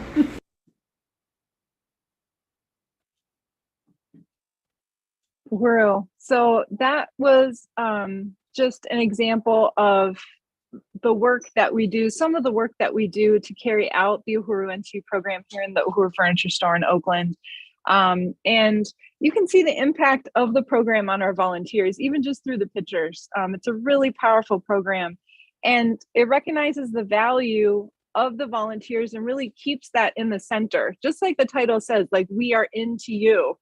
Every single person contributes so much. One way to approach a volunteer program is to, I'm often looking at other volunteer programs, like maybe at Goodwill or food pantries and stuff. And one way to do a volunteer program is to really focus on numbers and just bring droves of volunteers in for a special project or something. And we definitely want the droves, but our focus through the Uhuru NTU program is always on the people, every single person. Where are they at politically? What are they interested in contributing? What skills do they bring? How can they be developed? So the Uhuru NTU program might look different, for USM. It might not be exactly the same as how Uhuru Furniture carries it out. But by following the program, one thing will be the same, and that is the impact that we are making on thousands and hundreds of thousands of people who will gain that identity as an Uhuru NTU volunteer with this Uhuru movement. So I just wanted to say those things. Uhuru. Uhuru, Stephanie, thank you so much. That was really, really exciting. And I mean, it's so mobilizing to see people's reactions, to the store. And like you said, the care that it's more than just the droves of volunteers, but the care and political development and work that you put into each volunteer and the recognition. It's so significant. And it makes me really excited to be able to have that in the Uhuru Solidarity Movement and a program where we appreciate our volunteers who just like that, where their faces on the walls and they get to see, the larger part of what they're a part of. It's not just the work that they're doing in the store, their work that they're doing on the table, but it's part of an international movement, which is so significant. So thank you so much, Stephanie, for bringing that.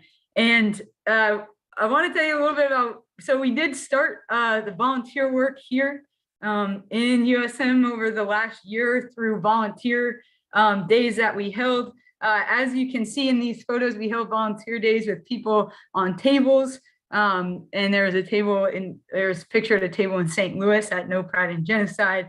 Comrades doing drops on the bottom left in New York for the Reparations Legacy Project Conference. You see comrades doing outreach, selling the burning spear. And then also you see comrades painting in the Solidarity Center. And all of these were ways to bring new volunteers into the work of USM. Next slide. And we also held volunteer orientations. These orientations are available. People can sign up on our website at uhurusolidarity.org/volunteer. And we led them nationally. And I really want to salute and appreciate Comrade Len, Laura, Mara, Henry, and Diane, who have all played a role in leading these orientations over the last year.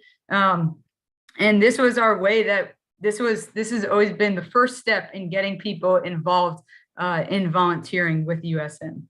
Next slide. So building NTU in 2022. So as has been stated, we held regional, or next slide. We held regional conferences, and in each regional conference, their resolution number 3 was to build the Uhuru NTU Volunteer Brigade in that region. So I'm going to go ahead and read the resolution that was put in for the Western region. It says, whereas the Office of Deputy Chair Onizane Shatella developed the NTU Volunteer Brigade as a program for mass recruitment and development of volunteers into all areas of work in the Uhuru movement. Whereas the Uhuru Solidarity Movement's mission is to build a mass movement enlisting the participation of thousands of volunteers from the white community in the practical work of winning reparations to African people. Whereas every committee of USM nationally, regionally, and locally needs volunteers. Whereas in the Western region, Uhuru Foods and Pies and Uhuru Furniture and Collectibles have a dynamic volunteer program that has recruited thousands into active engagement in building economic institutions of the party. And now, therefore, it be resolved by the National Convention of the Uhuru Solidarity Movement held in St. Louis on March 18th through 20th, 2022, which is this weekend, that Section 1, the Uhuru Solidarity Movement will implement the NTU Volunteer Brigade program throughout the Western region, including through scheduling weekly tabling, door-to-door, postering, and drops, and through joint orientations with institutions and recruitment into the membership office. In Section 2, that this resolution shall be in full force and effect immediately upon its adoption and approval in the manner provided by the Constitution of USM and the rules of procedures at the convention. So effective immediately, assuming in the next section that this gets, our resolutions get adopted by the regions, the NTU Volunteer Brigade showed me put out in full force. So how are we going to go about doing this? Next slide. So one, we want to continue to build our major USM NTU volunteer days of door-to-door and tabling. And this is, we have started with national volunteer days. We held one in February and then one again in March, but we want to make them even bigger and better. And this is at least once a month, we're calling on people in each city to go out and do on the ground outreach, be tabling, door-to-door flyering, drops, whatever it is, and not just do it as yourself, but win others to participate, make volunteer postings, make event postings, and put that out there. And our next National Volunteer Day will be in April, on April 16th. Next slide. And we want to use the Uhuru Solidarity Center as a base for the NTU volunteer program. We want to use, one, to do door-to-door in the surrounding neighborhood of the Solidarity Center, to continue on with the painting work days to renovate the Solidarity Center, hold volunteer appreciation events, and also have a volunteer wall, not just in St. Louis, but for comrades around the country. When you come to the USM National Convention, you might see your photo up on the wall in the National Uhuru Solidarity Center. So that's really significant. And, we want to use that center. Now we have, a space, and we want to use that center as a hub where people can come in and out, and, see the Solidarity Center as a place they can come in, pick up their literature, go out, do drops, and constantly have volunteers in and out of the center. And, and ultimately, we'd love to have centers in other cities around the country, but this is, our main hub right here in the heart of the African Revolution in St. Louis, Missouri. Next slide. We want to train committee members on NTU best practices. And we are currently working to implement NTU in our different committees. We had our first committee meeting 2 weeks ago, which consisted of myself over volunteer in the membership office, Len and Cully, who are working to bring in volunteers for the Reparations Legacy Project, Chair Jesse, who's over the War of Ideas team, Amanda, who is over convention volunteers and volunteers for givebacks, Jamie, who's in charge of winning volunteers for Reparations in Action, Johan, who's over volunteers for the South region, Jackson, who's over winning volunteers for social media, and Chairwoman Penny was there and provided a lot of leadership over this program. And, we put out, laying out the job descriptions, how to make online postings, how to follow up with volunteers, and importantly, getting them set up with their first assignment. And what's really incredible is that we didn't have to reinvent the wheel. All of the documents and things that are needed to implement NTU, the best practices, the manual has already been created, by the Office of Deputy Chair, that is right there with examples on how to make all of this happen. And so far, this has proven to be successful. People have started to make volunteer postings and put things, put out the work that's put the work that's needed out there. And last week we got 9 new signups for orientation from different places around the country. So it's proven. You put the NTU Volunteer Brigade into practice, and it works. Next slide. And lastly, another way that we're going to build the NTU Volunteer Brigade is through really relaunching the Reparations Challenge. We've seen hugely successful reparations challenges, such as the one that has been led by Leah. Declan and Carbon have led the ones, had led dance parties in New York City, and Hallie has led Art for Reparations. And also Comrade Comrade Eva in Pittsburgh led Art for Reparations art auction. And what the Reparations Challenge allows volunteers to come in and use their skills to raise resources for the work of the Uhuru movement. And what better way to meet someone at their political door by, taking what they like to do, what their hobbies are, and putting it towards reparations for the Black Power Blueprint. And another great example of that was a wine tasting that we just did this past February. A new volunteer came and offered, her skills as a sommelier, and we were able to raise resources over $2,000 for the Uhuru Jiko kitchen. So relaunching the reparations the reparations challenge is definitely going to be a significant part of how we plan to build NTU.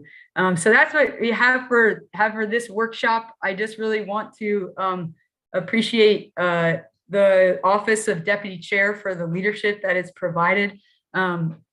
over the NTU Volunteer Brigade and the Stephanie's presentation and on the work that Uhuru Furniture is doing, and it gives us a vision of what the Volunteer Brigade and the Solidarity Movement can look like. So appreciate this time to be able to present. And Uhuru. Uhuru, fantastic. Thank you, Comrade Ali. Thank you, Comrade Stephanie, for an excellent presentation. Okay, so we want to turn now to, I believe we're moving on, right? I don't think that we have time for a question and answer period for that presentation. So strap in.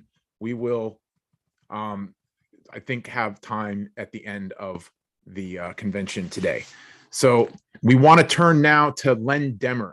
If Len Demmer, comrade, if you could come up on, we want to have you lead a presentation. Oh, Jamie. Uhuru. Sorry to jump in, but yeah, we have a few minutes. So we can take any questions or comments. Okay, my mistake. Yeah, I overlooked that. There is a section for discussion. I'm sorry, I'm rushing it.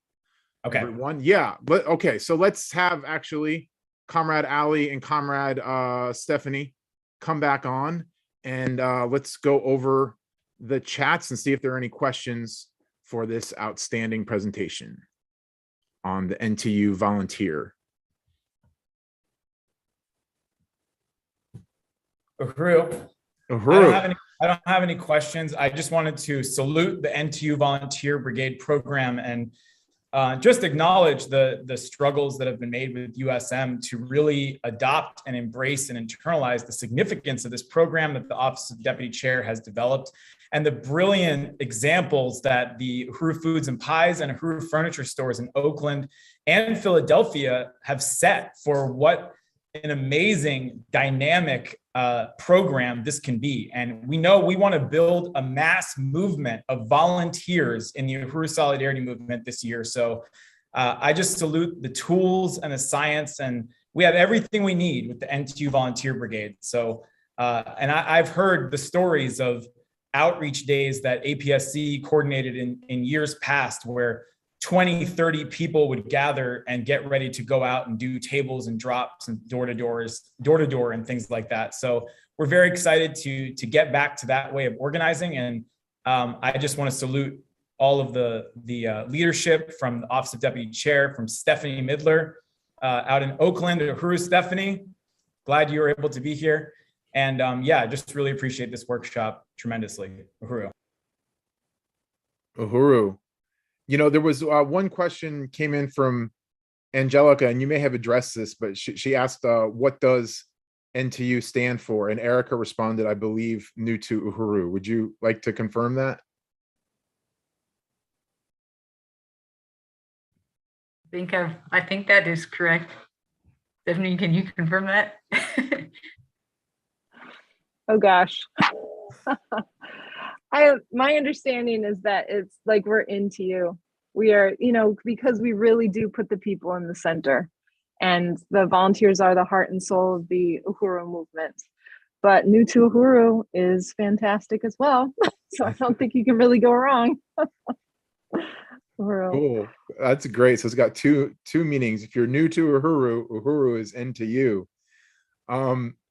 Awesome. Paul Breslin comments, the volunteer crew who worked in the Pie campaign were incredible. Some of them worked like cadre, staying long hours with unity and enthusiasm. It was incredible. Maureen Wagner says, Uhuru, that group came out with their school again last month, which is a good way to get a whole group to come out. They drove 90 miles to come to the kitchen. And Comrade Johan says, Uhuru is so powerful. Can't wait to really implement NTU in the region and have something to show outreach about NTU. It's so winning. And, we have a question from Len Demmer here, who asks, what is the best way to try and find volunteers? Uhuru, this is Stephanie. Well, just about the school groups piece, there's a lot of the school groups or different social groups or things that are looking for spring break projects every year. It's kind of a thing to do a service project during breaks for school, for college and whatnot, and people will travel to do those. So it's, I mean, you know, USM would be such an, you know, that would, I feel like that would just be so popular if we put out for a special program, people come to for a week, you know, to take part in a program and it's laid out. That would just be phenomenal. And the best way to recruit volunteers is just like all the ways. That's the thing about the NTU Volunteer Brigade program. It's just like anything the Uhuru movement does. You really take over all the territory. So you post online, you hang posters, you are volunteering or you're recruiting in person at all your events. You always have the sign up sheet. It's just, it is really all of the ways. So the best way is to just do, you know, to really be everywhere and make sure that you always have recruitment materials on you. Just wherever you meet people, you're asking people to volunteer and to sign up. And I was going to say something else, but I forget. Uhuru. Yeah, I unite with that, Stephanie. And what you just said about a spring break program, that, yeah, I mean, people do like service trips all the time. And that, yeah, that would be awesome.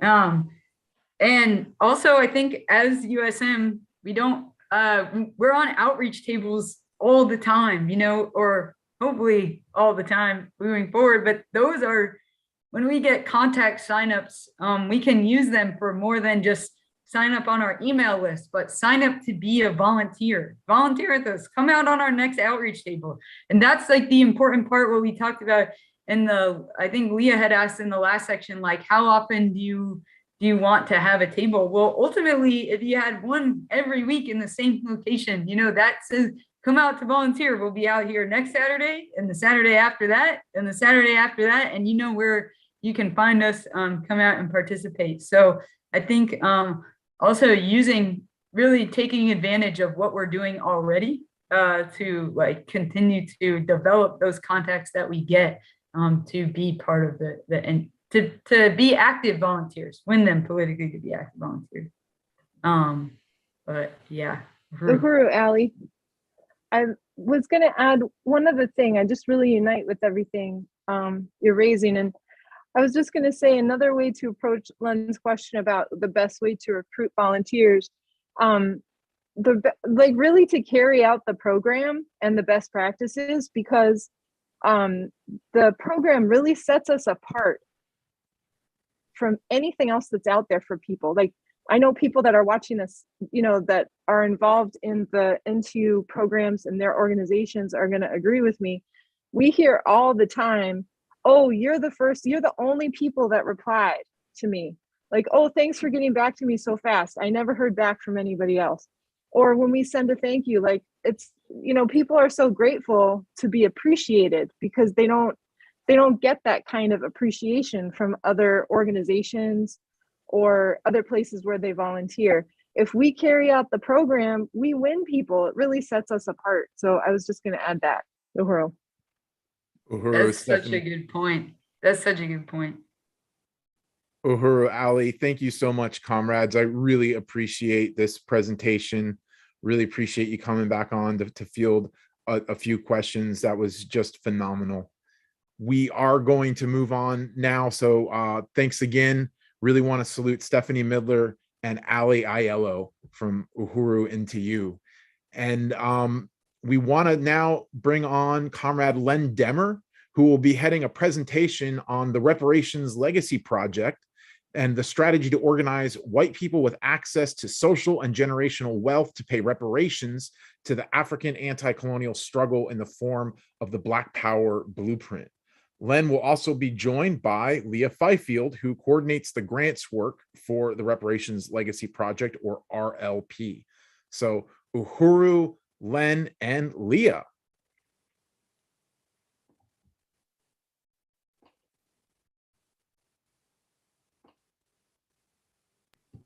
Uhuru.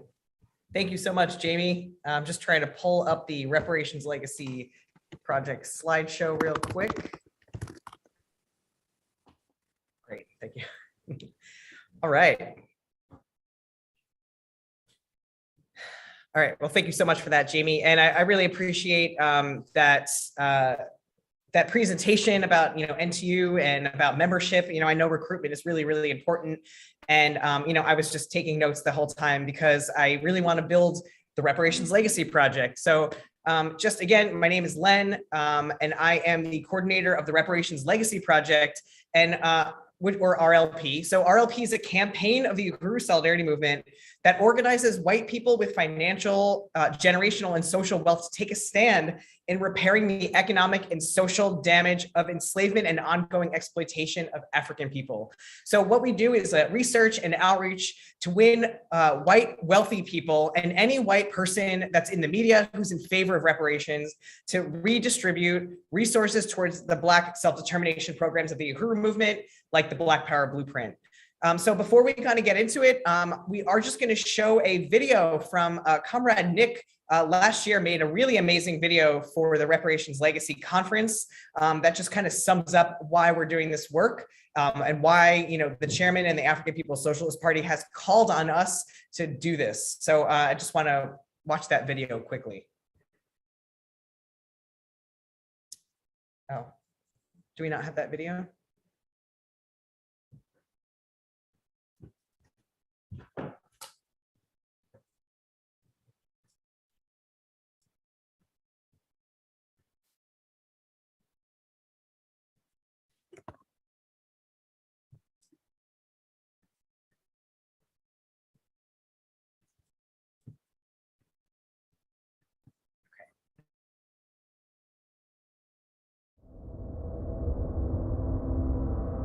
I stand in solidarity with the right of African people to determine their own future and to have all of their stolen resources back in their hands. The people must have power.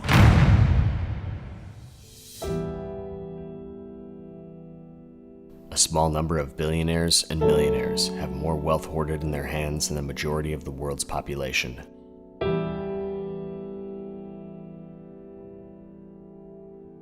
As white people, we constitute only 11% of the world's population, but we control and consume over 80% of the world's resources. There is something deeply wrong with this picture. Every single day, another Black man, woman, or child is murdered by police or white nationalists.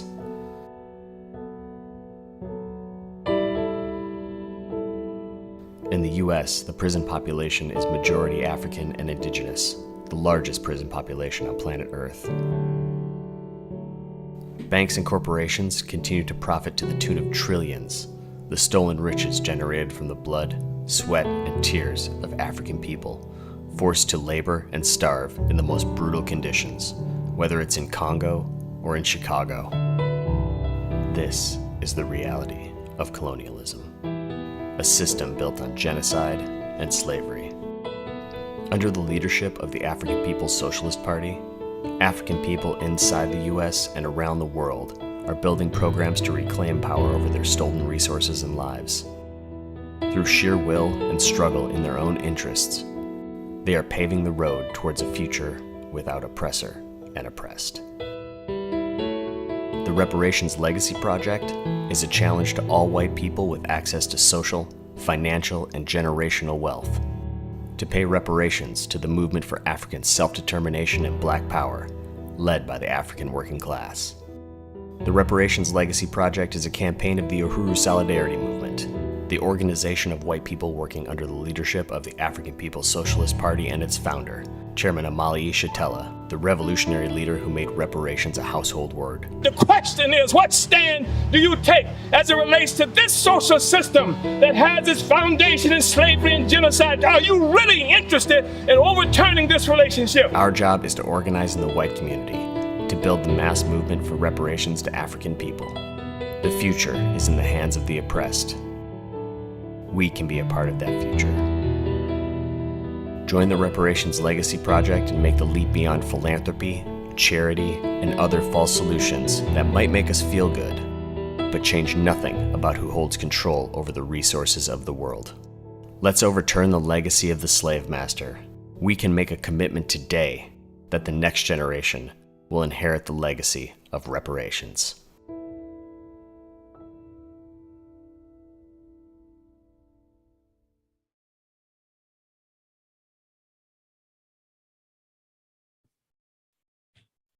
Uhuru.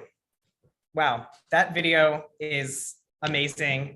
It gives me chills. I haven't seen it in a little bit because it's been, a little while. And we're getting ready to start promoting for our June 11th conference, which will be coming up soon. So stay tuned for that. So that's an amazing video. I just really want to salute Chairman Omali Yeshitela, who has been fighting uncompromisingly for 50 years to make reparations a demand of the people. And in 1982, Chairman Omali Yeshitela and the Uhuru movement held the first World Tribunal on Reparations in Brooklyn, New York, and using international law, they found that the US government was guilty of genocide against African people, and the tribunal calculated that $14 trillion in today's value are owed to African people. Next slide. So the chairman then waged a campaign to make reparations not just something that you heard in classrooms and courtrooms, but to make it a household word. And in the chairman's political report to the plenary in 2016, he mandated that the African People's Solidarity Committee and the Uhuru Solidarity Movement go into the moneyed sector to win back the billions of dollars being hoarded in the white community. And he laid out our role, stating, quote, reparations is key to the work of the African People's Solidarity Committee. This is critical. This is the work, the material solidarity that distinguishes APSC from white liberal colonizers. Next slide. So the party has defined reparations as an anti-colonial demand, not just to reform within the colonial capitalist system, but to overturn it and to replace the parasitic system that leeches off of African people with an independent, self-governing African economy. And so this is what makes the Reparations Legacy Project under the leadership of the party unique and distinguishes it from any other organization out there. The chairman and the African People's Socialist Party make it very clear that reparations is part of the struggle for political and economic power. Next slide. So this is solidarity. It is not charity. And this is about returning stolen wealth that was taken from the kidnapping and sale of African human beings, the so-called startup capital for banks, the labor and genius taken from African people, and the looting of African resources like coltan and cobalt that make our phones and our laptops today. So the Reparations Legacy Project is not a philanthropy board where white rich people, or us for that matter, make the decisions on where the money should go. The African working class makes that decision. So when you take the stand as a Reparations Legacy Project donor, there are no strings attached. You take a political stand with African people's rights to their own resources. And if you're genuine about wanting to change the conditions of African people and all colonized people that they face regularly, reparations must be paid to the Black Power Blueprint. Next slide. So Deputy Chair Onezine Yeshitela, the visionary, the genius behind the Black Power Blueprint, has fought for the Uhuru Solidarity Movement to embrace the Reparations Legacy Project campaign. And under her leadership, the mandates from the party, from the chairman and her political reports, they've come to life as institutions that are on the ground in North St. Louis. And the properties that have been acquired over the years by the African People's Socialist Party and its nonprofit, the African People's Education and Defense Fund, have become beautiful spaces within the African community that create economic development, employment, and collective self-confidence. Next slide. And Deputy Chair has really fought for us to embrace this campaign. And this past year, we really took that struggle on and we implemented it into the economic work of the Uhuru Solidarity Movement. And just as the chairman and deputy chair predicted, the results were super successful, and we increased our funding last year by 80%. And we did this within a really small base of donors, which just shows the huge potential of this campaign. And we're so thankful to all of our supporters who paid reparations towards the Black Power Blueprint. And we must really exponentially grow our donor base this year. And our goal this year is to raise at least $500,000 to the Uhuru movement. And the only way that we can get there is winning white people financially, of course, but also politically. Next slide. So leader of the African People's Solidarity Committee, Chairwoman Penny Hess, has also been really fighting to build a culture of reparations relentlessly for over 40 years under the chairman's leadership. And Chairwoman Penny has been helping to lead this strategy, holding this work accountable and deepening our understanding of colonialism. Chairwoman Penny uses the political analysis of African internationalism to illustrate the origins of white prosperity and security in the vicious assault on Africa, enslavement of African people, and ongoing colonial domination, genocide, and theft of land from indigenous people of the Americas. Next. So this is the definition of African internationalism as defined by Chairman Omali Yeshitela. So capitalism was born parasitic. African internationalism shows us that capitalism was born parasitic. Capitalism could not exist without the enslavement, genocide, and colonization of African and oppressed peoples. Without that, there would be no capitalism.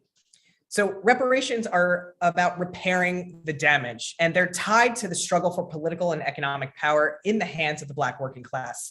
And the Reparations Legacy Project takes the social justice work beyond protest and philanthropy. Next.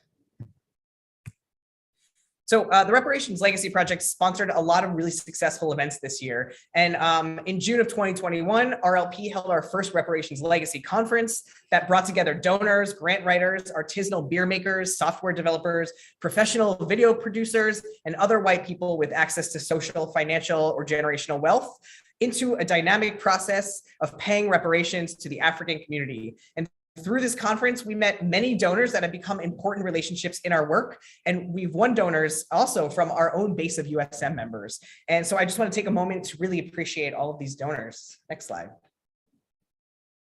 So from left to right, John, Reparation Legacy Project, largest donor to date, who was invited by Maureen and Bakary and met through the food-funded presentation that was conducted by Uhuru Foods and Pies. John was moved by Deputy Chair's workshop at the conference to give over $50,000 to the basketball court program, which was one of the major projects of which USM and RLP focused on raising reparations in 2021. And we want to also really appreciate Reparations Legacy Project Lottie, who also just donated again this year. That's amazing. Uhuru Lottie. Lottie runs a website called Reparations for Slavery. We also want to thank Hillary, who we met through a cold call and has become a Reparations Legacy Project donor. Gina and Kent, who donated right after the telethon this past November. And USM members and RLP donor Mark, Janice, Ali, Leah, and Nick. And we also want to really appreciate Matt, Laura, Zoe, John, Thomas, Marcus, Victoria, Charles, Katie, Jason, and Martha, and also Angelica for paying reparations, not only for paying reparations, but winning a grant from the Community Arts Movement Project. Next slide. So this is just a slide to just say thank you so much for paying reparations and your support for the Black Power Blueprint and African liberation. Next slide. So also just want to thank our donors, Izzy, Helen, and Connie, who we met through attending the Resource Generation Conference called Transforming Philanthropy last year, where we also met several important connections, including Benjamin in LA and a St. Louis-based Resource Generation member, Julia, who runs Solidarity Economy, and introduced us to many other supporters, including Square, who is now a significant relationship of APEDF. Next slide. And we also want to salute Carol and Hannah, who are donors that we met through the Solidarity Economy during a Reparations Legacy Weekend event that we had in St. Louis that included a Zoom webinar and a live in-person tour of the Black Power Blueprint. And we really appreciate all the contributions of reparations to the Black Power Blueprint. Next slide. Another really victorious event that we had was coordinated by Comrade Eva and Comrade Hallie. Eva is in Pittsburgh, and this was a raffle for reparations, which won artists from all different mediums to donate art pieces for reparations, and Eva raised over $2,000 on behalf of RLP. Next slide.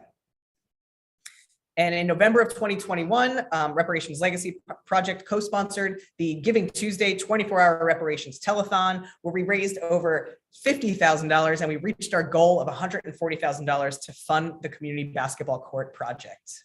Next slide. And another win for RLP was acquiring our new NCU volunteer coordinator, Cully, and planned giving coordinator, Carrie. Uhuru, it looks like our committee is growing, which is excellent. And another success of RLP was building our grants team. And so now I'm going to turn it over to Comrade Leah to talk a little bit about that. Uhuru, Leah. Uhuru, Len, thank you so much. So as Len has stated, the mission of the Reparations Legacy Project, or RLP, is to engage white people with access to financial wealth to take a stand in repairing the damage of slavery and economic injustice through the redistribution of resources towards the Black self-determination programs of the Uhuru movement, specifically the Black Power Blueprint. We understand that reparations is an act of repairing damage and restoring equitable systems, and that the terms and conditions for reparations are defined and led by the Black working class, not the white settler population. So, sorry, we're going to go back to the previous slide, please. The RLP grants team, which I am very happy to be the coordinator of, we work under the leadership of the Office of Deputy Chair Onizane Yeshitela. I work as the grant team coordinator, and then I receive weekly leadership directly from the grant exec team, which is comprised of comrades Maureen, Janice, and Wendy. I really salute the steadfast and profound leadership that I receive from both the Office of Deputy Chair and the grant exec team. We also have some really wonderful volunteers who work with the grants team as well. Taylor, Chad, Quiva, Mara, and Len, and many more have donated their time and their skills to apply for grants. So I really want to send out a big thank you to all of our volunteers. Next slide. So what do we do on the grants team? We apply for grants to fund the Black Power Blueprint. In 2022, we are focused on winning grants to fully fund the Uhuru Wa Kulia African Women's Health Center that will provide a wealth of holistic, culturally informed healthcare options to the African community on the north side of St. Louis.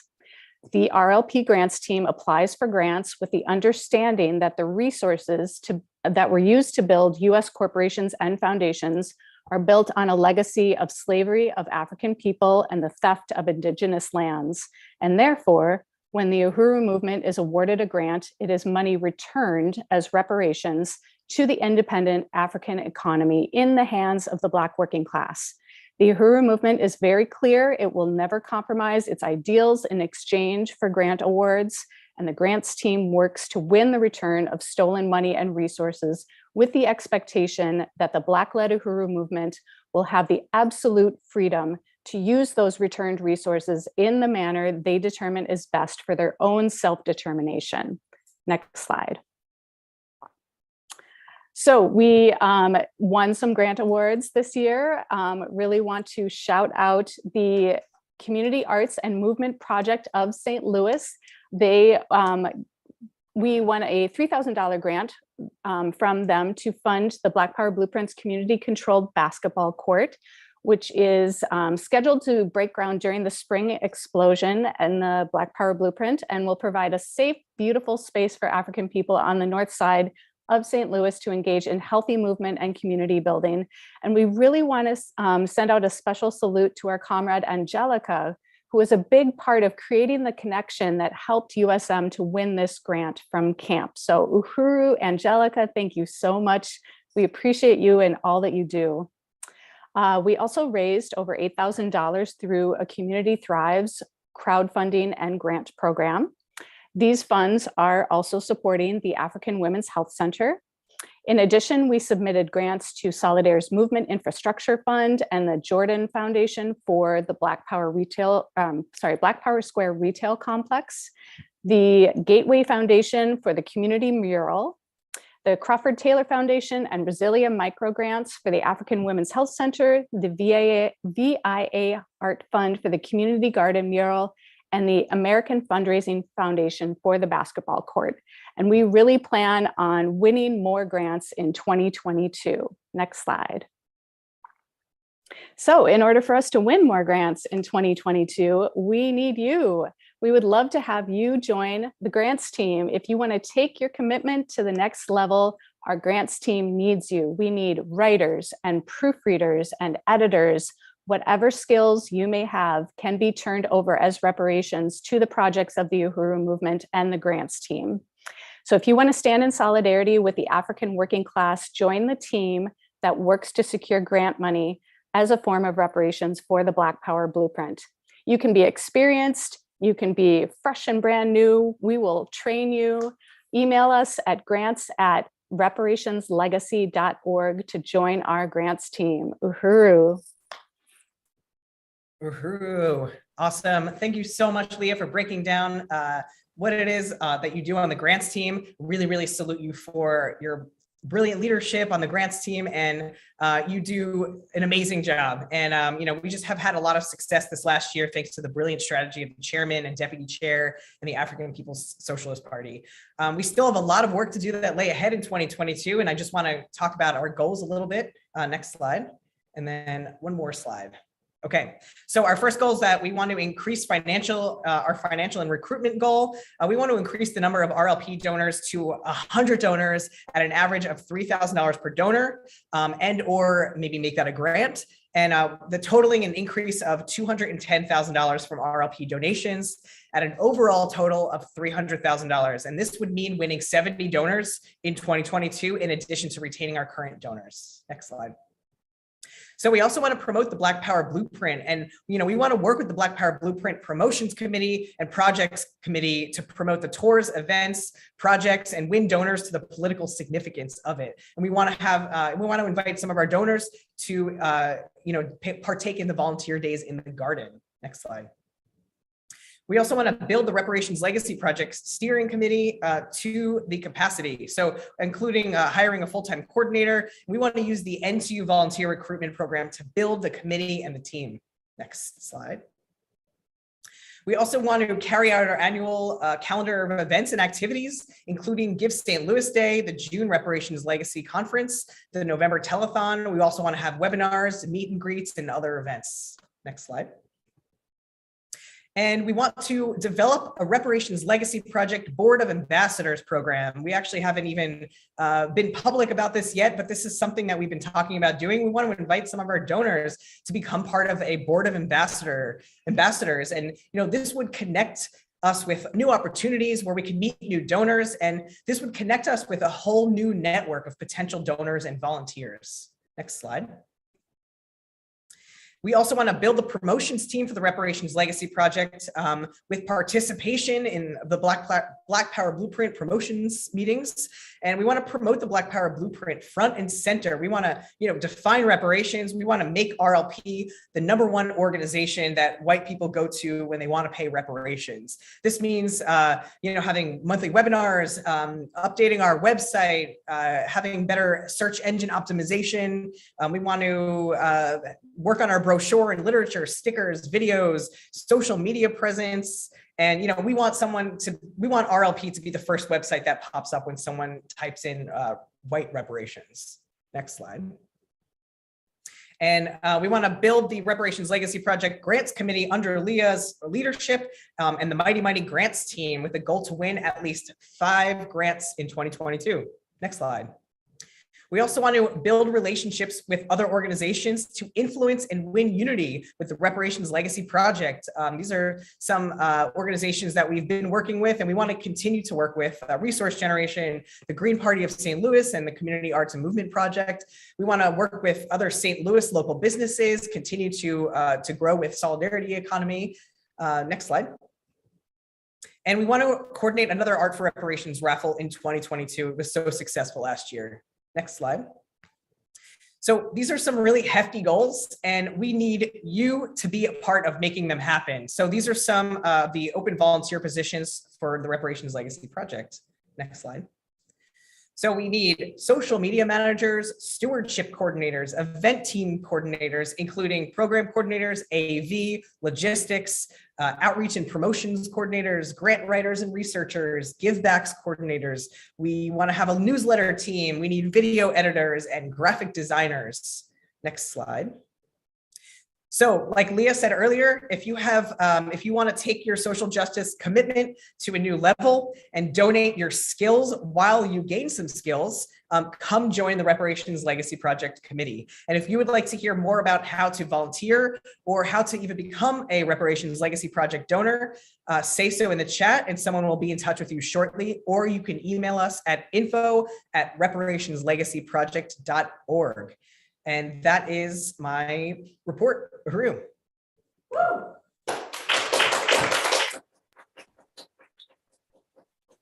Uhuru, Comrade Len and Leah, thank you so much for that outstanding presentation. Just want to salute the Reparations Legacy Project for your incredible work. And we want to have you both stay on now, and we'll open this up for discussion. Let's see, so please, if you have questions, comments, put them in the chat. Let me go through and start reading some of the comments that have already come in. I know it's been pretty active in the comments section. So I know Chessie here. Oh, you know what? Actually, just briefly, let me salute Comrade Erica before I forget. I did want to salute Erica Ruby for increasing her membership level to $50 a month, upgrading her sustainership. That's fantastic. Since we're talking about reparations legacy, really want to salute you, Comrade Erica, for your stance and encourage people to be like Erica. Go to uhurusolidarity.org/pay reparations. Do I have that right, Lynn? Uhuru Solidarity. Well, actually, uhurusolidarity.org/pay-reparations. Pay-reparations. Thank you, comrade. So yes. Let's see. There was a comment from Comrade Chessie. I'm trying to find it now. I had just read it. Who just said something. Oh, here it is. Had another thought about the importance of bringing in more white men, the more money. Yes, it is true. The resources are concentrated in the white community, the stolen resources, and concentrated among white men. And then we have Comrade Paul, who says, Uhuru, an idea to win resources reparations for the African Women's Health Center, approach nurses organizations in every region to fund the center. So I'll pause there and give you an opportunity to respond to Comrade Chessie and Paul. Uhuru. Yes, I mean, let's see. I mean, just with Paul, that is a really great idea. And, you know, we are going to be just really jumping into a lot of research and outreach. And that's something that I didn't think of. So I really appreciate that. That's definitely something that we can, you know, reach out to different like health organizations and local hospitals. I think that's a really, really great idea. So I appreciate that, Paul. And then, yes, the more, the more white men means the more money. Unfortunately, that's just the way that it is. But we will change that by getting more white men to join this movement for reparations and African liberation.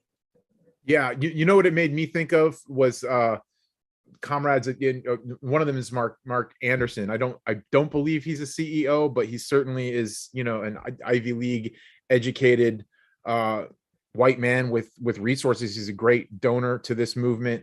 And isn't there a program of Reparations Legacy Project to specifically target like CEOs who are mostly white men? Yeah, I mean, well, that's part of like the Make Wall Street Pay Reparations campaign. You know, they're kind of they kind of are one and the same in that, like, yeah, the Reparations Legacy Project is like a refined in a way that we are trying to, like, you know, write grants and you know, do it in a non-combative way, maybe, I don't know, but the way that the Make Wall Street Pay Reparations campaign is like, yeah, we're gonna go. It's a little bit of both. I think it's like Reparations Legacy Project and meets Uhuru Solidarity Movement together, and we're gonna like call these people out who have a lot of money. Excellent. We see. Oh, Uhuru Chairwoman Penny.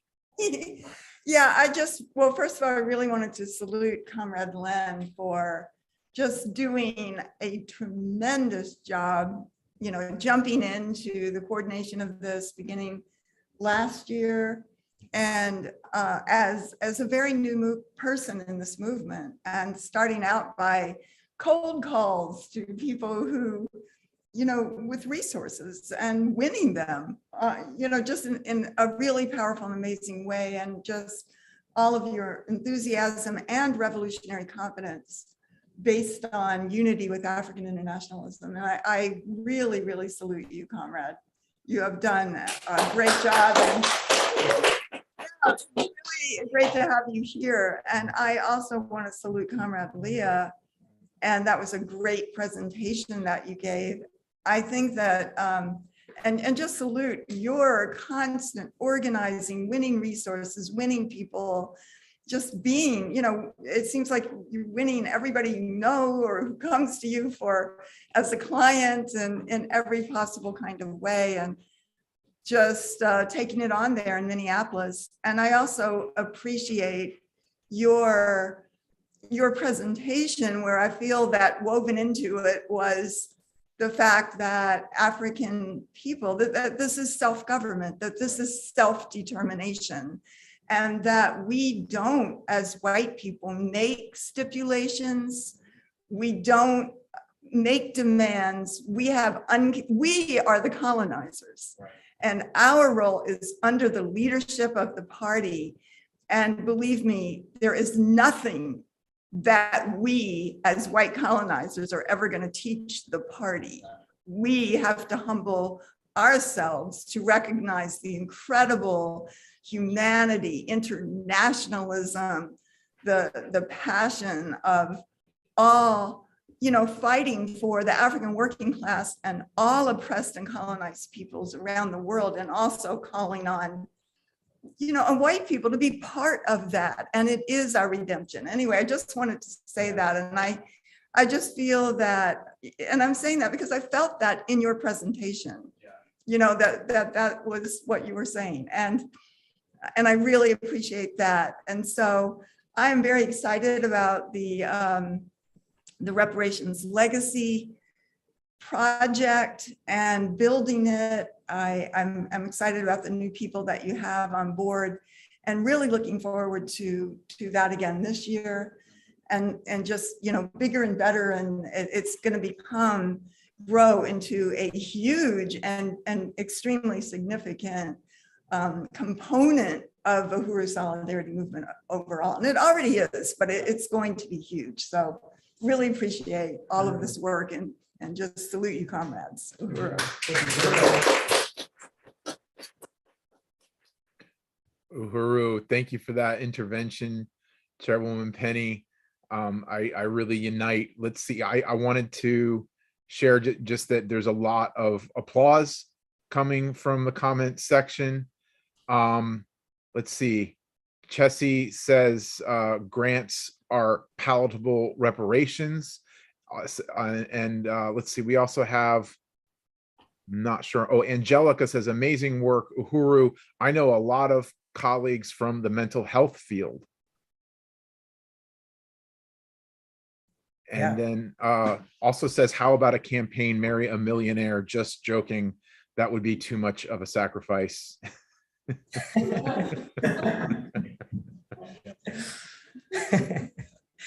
I really appreciate all these comments. and you know, Virginia Wilson says, is it info at Reparations Legacy, or is it info at Reparations Legacy Project? Thanks.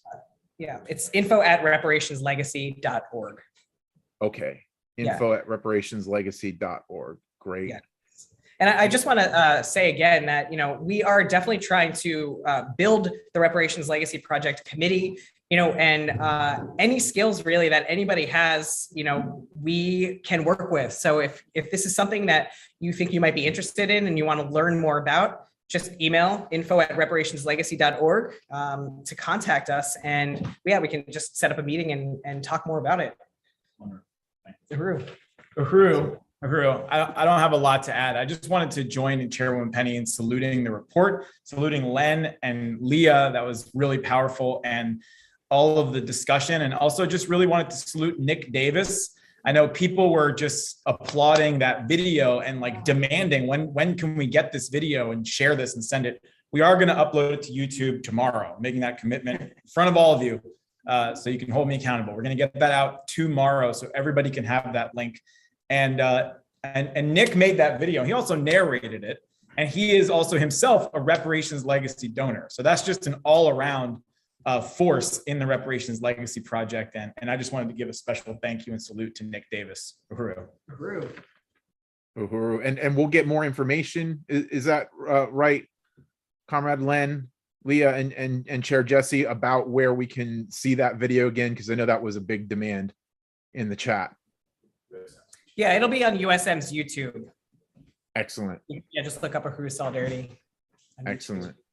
Well, I just want to join in Chair Jesse and Chairwoman Penny saluting both of you for your, cadre stand and just the incredible work that you've both done around the reparations legacy project. It's really impressive work, and you both carry it out with such genius and professionalism. And I'm really inspired, in particular, the way that you've been able to build relationships with people like Resource Generation, really get into that sector of the white community and establish ongoing relationships and really win people. Just a fabulous section. I'm being told that we are actually time's up for this section. So salute to you, Comrade Len and Comrade Leah. Thank you so much. Uhuru. Uhuru. All right. Well, at this point, I want to invite Chairwoman Penny Hess, who, as per the Constitution of the Uhuru Solidarity Movement, is tasked with appointing the chair of the Uhuru Solidarity Movement with approval from the African People's Socialist Party's National Central Committee and Chairman Omali Yeshitela. The appointment of the Uhuru Solidarity Movement National Chair will be followed by the election of the Uhuru Solidarity Movement National Steering Committee. So Uhuru, Chairwoman Penny Hess.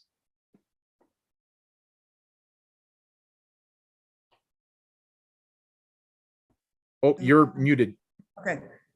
Can you hear me now? I can hear you. Yes, thank you. And I just want to say that it is my honor, very much of an honor, to be able to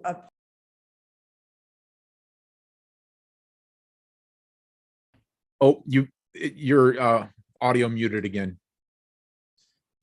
Uhuru. Uhuru. All right. Yes. So yeah, it is my honor. Is that something I did?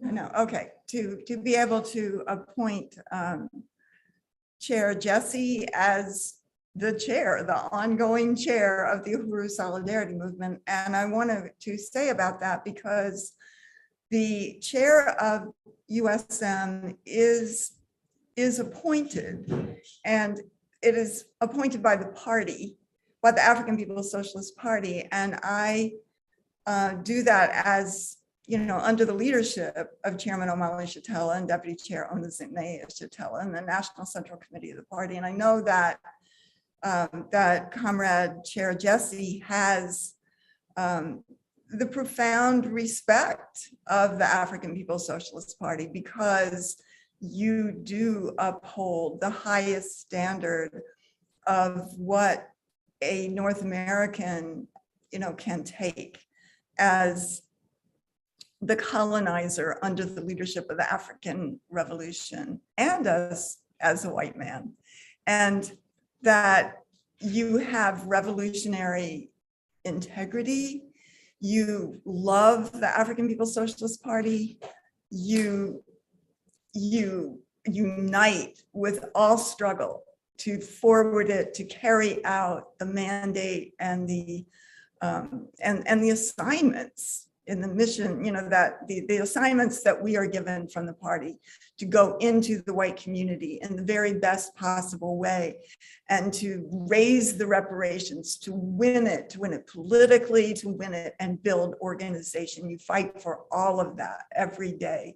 You solve problems with deep thought and patience and humor, and and train your forces, you work with them, you have the respect of the organization, you have enthusiasm, always just a pleasure and a joy to work with as a true comrade in the trenches under the leadership of Chairman Omali Shatella, Deputy Chair Onizane Shatella, and and just committed to be cadre, to stand up, to make this fight, to do what we are assigned to do, to overturn imperialism, colonial capitalism, the colonial mode of production once and for all, and our assignment behind enemy lines, Uhuru. And I have full confidence in going forward,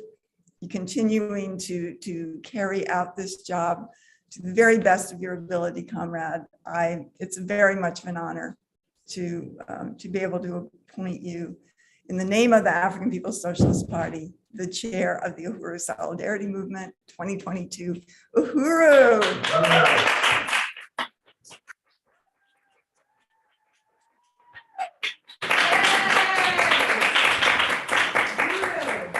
Uhuru, unity through? Reparations. Thank you, Chairwoman Penny Hess. And I'm just, as always, extremely humbled and honored to even be a member of this organization. And I just want to say that there's nothing I would rather be doing with my life than to live a life in the African Revolution under the leadership of the African People's Socialist Party.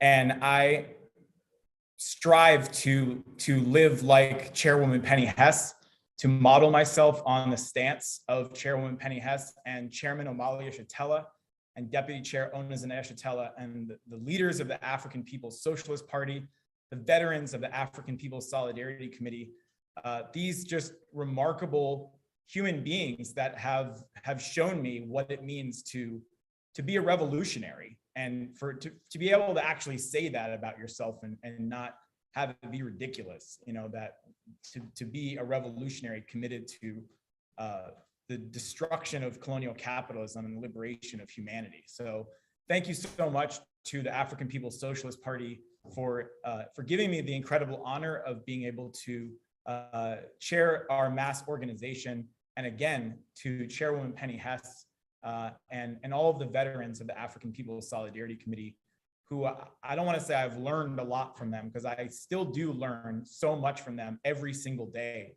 that I have the honor and pleasure and joy to work with Chairwoman Penny and with all of the members of the African People's Solidarity Committee. And also want to express my love and appreciation for all of our members of the Uhuru Solidarity Movement. What an amazing organization. What incredible people that have stepped forward. And I always think about Chairman Omali Shatella's statement that, when given the opportunity to rise to the highest level of our humanity, that, we will do that. Human beings will do that. And the only way white people can be given that opportunity is by the African People's Socialist Party and the ability to join in the anti-colonial struggle under the leadership of the African working class. So Uhuru, and again, salute to the African People's Socialist Party, and long live Chairman Omali Shatella. Uhuru.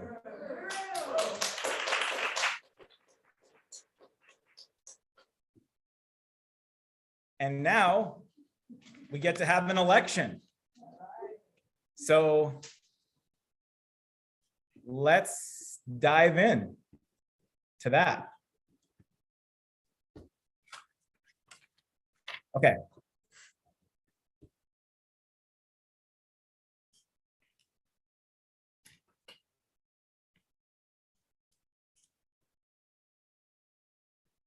All righty.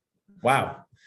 So this is the best part of the USM National Convention, because we get to vote on those who will be on the National Steering Committee. I have the honor to have just been appointed to lead the National Steering Committee once again. So I'm very excited to bring new people into this committee. And I'm just going to throw down the gauntlet right here and say that if we don't leave this convention with a bigger National Steering Committee than we came into it with, I'm not even going to finish that sentence, because we are going to leave this National Convention with more people on the steering committee than we came into it with. And we're going to show you what those open positions are and give you the opportunity to nominate yourself or another member of the Uhuru Solidarity Movement to join the ranks of the National Steering Committee.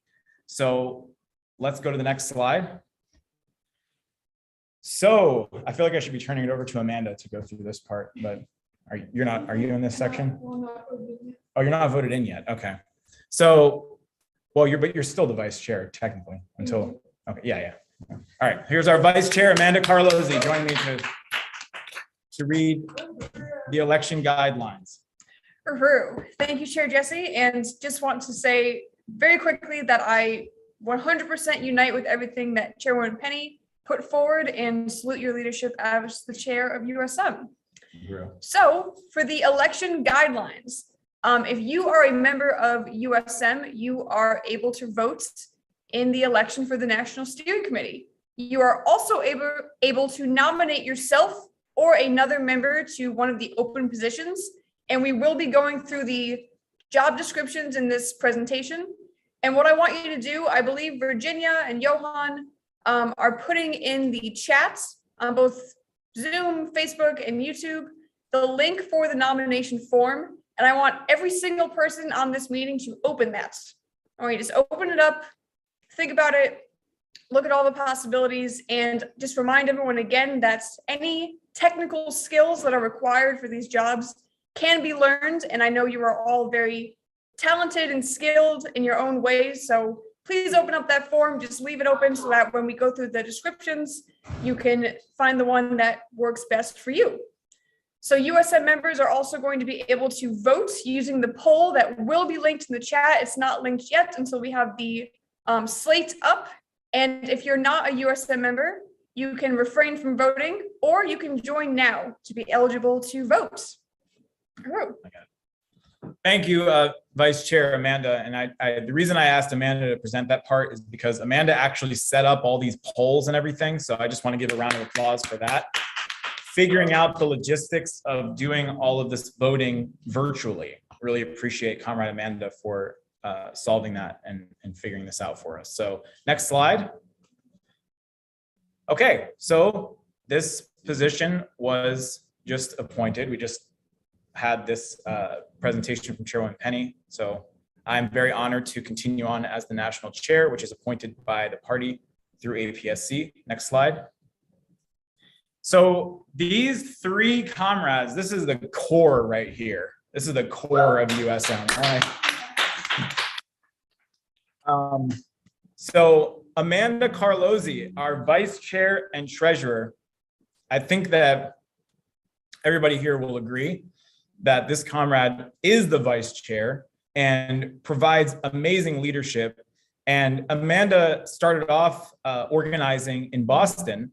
And then within the first year, I believe, or maybe a year into being a member, became the national treasurer of USM, which is not an easy job. Being the national treasurer of USM involves not only a lot of math and bookkeeping and figuring out different revenue streams, but it also requires the highest level of political unity with reparations, with holding accountable USM's work to actually bring in the resources that we commit to the party that we are going to bring in. This is not a joke. When we say $250,000, we are making a commitment that we take very seriously as our political responsibility. And Amanda is the greatest embodiment of that. She takes it very seriously and fights for all of us to do the same. And as the vice chair, provides incredible leadership to all areas of USM, including coordinating this convention that we have been experiencing for the last 2 or 3 days. So really salute Amanda. She has my full support for re-election by the general membership. I endorse Amanda Carlozzi for vice chair and national treasurer. Uhuru. Len Demmer. So Len Demmer just made his campaign pitch for re-election as the Reparations Legacy Project coordinator with that presentation that we just heard. And also yesterday, we read the Comrade of the Year nomination. This is a fearless comrade who, in whatever capacity, whether it's local organizing, outreach, regional work, building marches, building actions, and building the Reparations Legacy Project, takes very seriously what it means to to fight for reparations to African people, and brings amazing leadership to all of the work that he leads, as you could just see with that incredible reparations legacy presentation. Len was originally, it was the overall reparations legacy campaign, and Len was over the donor outreach and development committee. And Len has risen in the ranks to now be the overall coordinator and leader of the reparations legacy project, which is becoming a whole entity unto itself under Len's leadership. So I absolutely support Len for re-election for the reparations legacy role, and I hope all of you will do the same. So Uhuru Comrade Len. And last but not least, up for re-election is Ali Aiello, our amazing, mighty recruitment and membership chair in Oakland, California, and the Western Regional leader. This comrade has an infectious enthusiasm for African internationalism and reparations. She is so winning, so mobilizing, and truly a cadre who shoulders, immense responsibilities and takes on every assignment and task with so much exuberance and love for the people and for the movement, and really fights for it in every possible way, whether it's the March for Reparations in Oakland, whether it's the wine tasting for reparations, whether it's getting people to volunteer at this or that project going on in Oakland, or whether it's leading the membership office, which is her role on the National Steering Committee. This comrade just does an incredible job. There is nobody I can think of who is more suited to lead and build the recruitment and membership of USM in this period. So I definitely want to salute Ali, who had big shoes to fill when she took over for this role, having previously been filled by the incredible Raya Fogarty. And Ali has really made it her own and done an amazing job. So I have full support for re-electing Ali Aiello for the recruitment and membership chair. And if we go to the next slide, and up for nomination for the role of the national secretary, actually, Sarah was our national secretary. She was going through some very real, contradictions in her life with, health of her loved ones, and something that she really, needed to take time to deal with. But Sarah is back, and she's ready to get back in action, and we are very, very happy about that. This is an amazing comrade in Minneapolis who joined after having come to the March for Reparations a couple years ago, and she's ready to get back in action as our national secretary, and I could not be happier about that. So I know who I'll be voting for national secretary of USM, Uhuru Sarah Ritterspach. Next slide. And this is a brand new nomination for a brand new role that we are adding to the National Steering Committee, the National Media Coordinator. This is very exciting. This is something that we've needed for a very long time. Somebody who is willing to take on working to get media coverage for everything that we do, and also working to help design actions that are meant to get media coverage. And this includes everything. We're talking about USM. We're talking about the party, the Black Power Blueprint. Anything that we're involved in, we need to get media coverage for the movement. And Diane Tournay, who has a ton of experience doing this, she did an amazing job with this convention, getting press releases sent out, recording a PSA for the radio, organizing a whole media database, just writing press releases and press statements, and so much more. And this is a comrade who's been in the work for decades, currently in Gainesville, formerly in Philadelphia. Diane Tournay has my full support and nomination for the media coordinator on the National Steering Committee of the Uhuru Solidarity Movement for 2022. Uhuru. Next slide. So these are the open positions. So right now we have a national secretary, outreach coordinator, and I'm going to go over job descriptions in a second, is open. Media coordinator, Diane. Okay, so I guess those were open, but then we added that. Okay, cool. So information and education coordinator is open. Birthday fundraisers coordinator is open. Reparations challenge coordinator is open. Social media coordinator is open. And all 4 regional coordinators. We have membership coordinators, but an overall regional coordinator who sits on the National Steering Committee and leads the work to build USM in the region is something we need from every region. The membership coordinators certainly could nominate themselves to be in that role if they felt compelled to. But right now, those positions are open. So if we go to the next slide. So outreach coordinator is so important. We have to recruit into the role of the national outreach chair. This is someone who is responsible for developing a plan of action nationally for outreach for USM that projects and defines to the white community who USM is. Like Chairwoman Penny said earlier, how USM is distinguished from anything else that's out there, especially through monthly and weekly, where possible, tabling. This person will coordinate the best uses of various forms of outreach throughout USM, including phone banking, tabling, postering, email, texting, social media, drops, soapboxing, door-to-door, four corners, and more. And this person will work closely with the National InfoEd Chair to develop things like leaflets, burning spear articles, media, radio shows, our website, our blog, and more. So if you are ready to get the word out far and wide to the millions about USM, if you are feeling anxious for millions and millions of other white people to know what you know now that you've been in this convention the last 2 days, then you should nominate yourself to be the National Outreach Coordinator. And I actually was the National Outreach Coordinator of USM in 2012, I think. And it was an amazing experience. It's a thrilling thing to do, to lead up outreach, to get people out tabling all over the country. It's just an incredible and exciting thing to be a part of. So Uhuru, so that position is open. Info Ed, so important. This is all about the war of ideas, the ideological development and political education of USM leaders, members, and the general white community. This person would lead a committee that develops and implements programs to educate USM members and the general white population about the ideology and history of the Uhuru movement.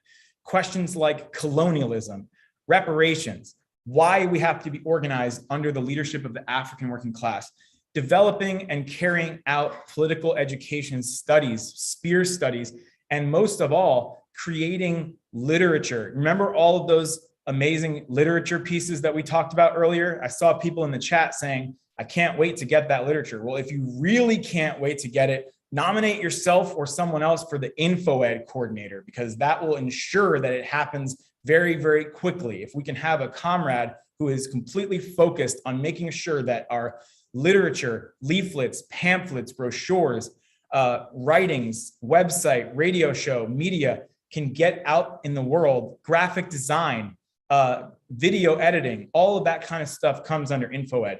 You personally do not have to already be skilled in graphic design or video editing to play this role. All you have to do is be enthusiastic and united with spreading the message of African internationalism to the white community and fighting for reparations to African people. If that describes you, you can learn everything you need to know to manage a team of people that will be working with you to actually create those flyers and videos and things like that. So nominate yourself or someone else to lead the InfoEd committee that we're going to be voting on in just a few minutes. Next slide. The birthday fundraiser coordinator. So I'm going to talk about Monica in a moment. Monica has been leading this up to now, but won't be able to carry out this role anymore for various reasons, although we really support and salute this comrade's great work throughout the last 2 years or so, building this campaign. Monica, Ron, and Janet are the powerhouse behind the birthday fundraisers campaign. And I have a little, what's the word? It's not a bribe, but an incentive for anyone who steps up to become the new coordinator.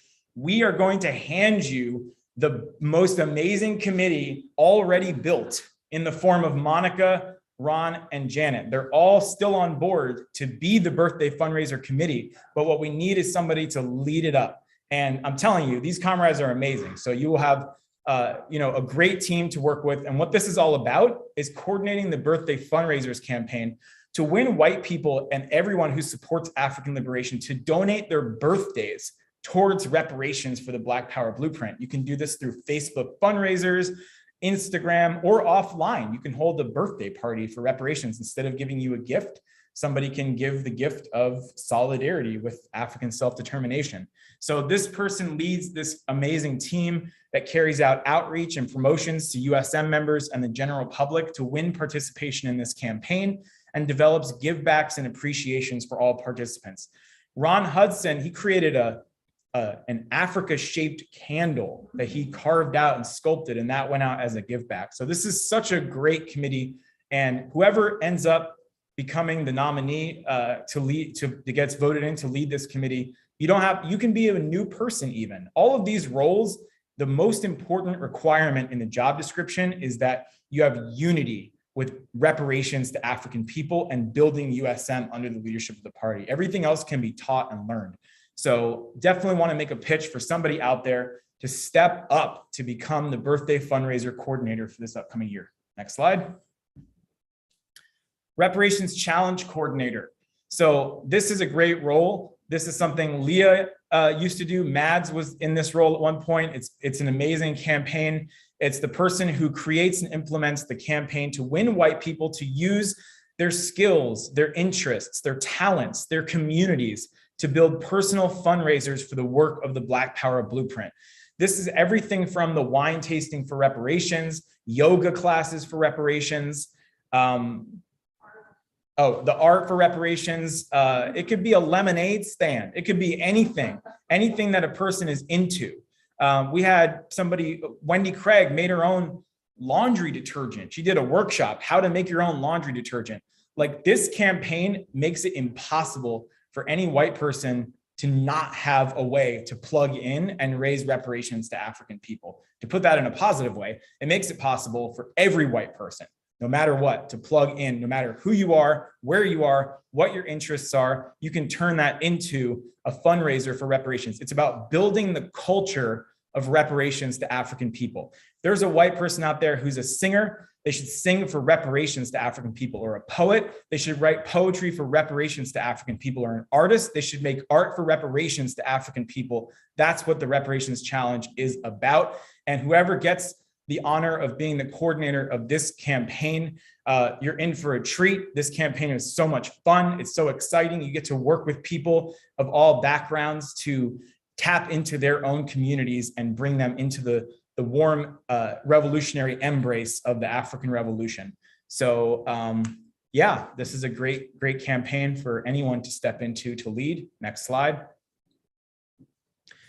And the regional coordinators. So these positions are open, and this is the person responsible for the plan to build USM branches throughout your designated region, leading weekly or bi-weekly regional meetings, bringing together, building a regional committee, the chair, secretary, treasurer, membership, info ed, working with all the members, doing what Chairwoman Penny said earlier. Let's sit down with a map, 130 cities divided up by region. Let's call every single person in the Western region and connect them together and start organizing, going on tour, building branches, doing tables, recruiting, fundraising, outreach, events, political actions. We want to implement the regional strategy everywhere we can. The best way we're going to be able to do that is if each region in USM has somebody responsible for building in that region. So that could be you. No matter where you're located, you can nominate yourself for a regional coordinator position. Next slide.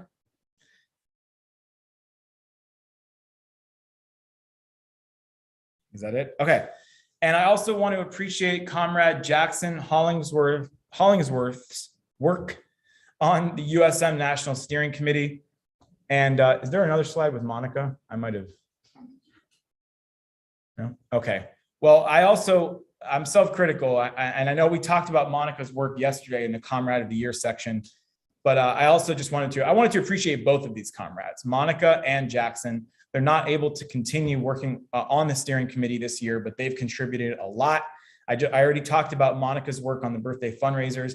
Jackson has led up the social media coordinator role up until now. And he won't be able to continue on that role, but we salute this comrade. We love this comrade. He brings so much to USM in so many different ways. And he's here in St. Louis with us. So Uhuru, and shout out to Comrade Jackson. Next slide.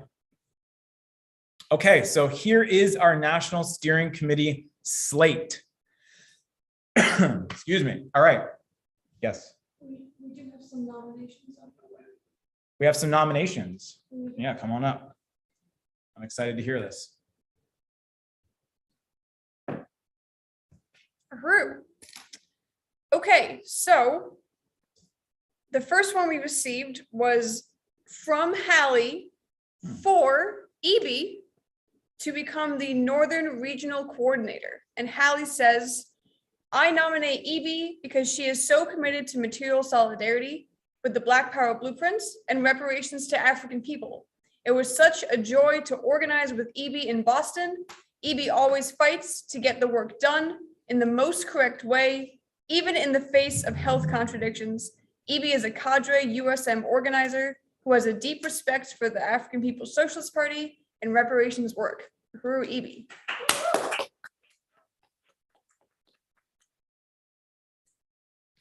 Next up, Uhuru. Uhuru. Do you want me to go through all of them? Second, go ahead. Okay. This is a nomination for Jamie Simpson. It's unclear if it's from Jamie Simpson. So if you can let us know, Jamie. And the reason I say that, it's for the Southern Regional Coordinator.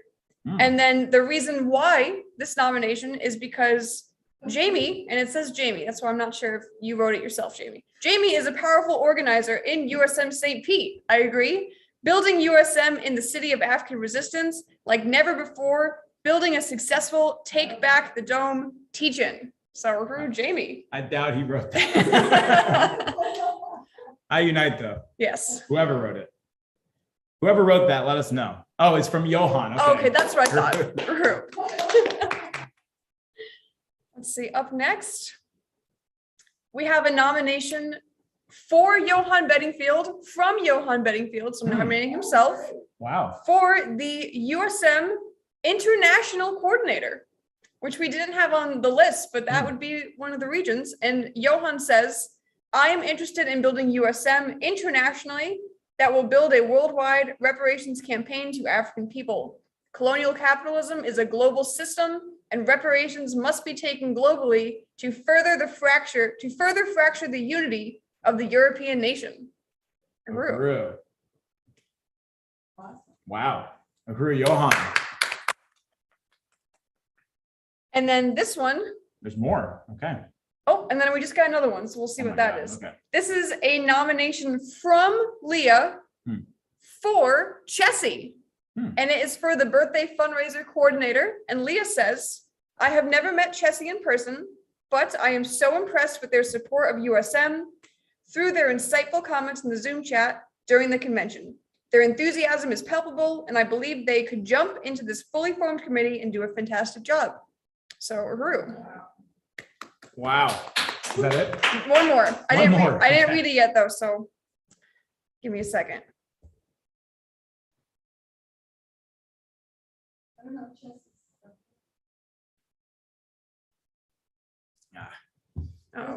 Okay, good. Okay. Go ahead. This one? Okay. This is a nomination for Bree for the InfoEd coordinator, and Bree says, I'm in a unique position of having a great deal of formal political science and community development experience. I'm also from a conservative evangelical background. This means I know how to talk to rural white folks as well as those who might consider themselves more liberal. I know how to switch up types of communication and frame messaging to be best understood without compromising the message of African internationalism. I think that as USM looks to grow in the Midwest, it's important to have people who can address some of the unique cultural concerns of the region. For example, for former evangelicals who are no longer agree with the beliefs they were raised with, may have some reservations about things like democratic centralism, as it might seem similar to the structures they grew up in. So it'd be important to be able to address such issues by talking about motivations and results of the party and why it's different from these white evangelical groups.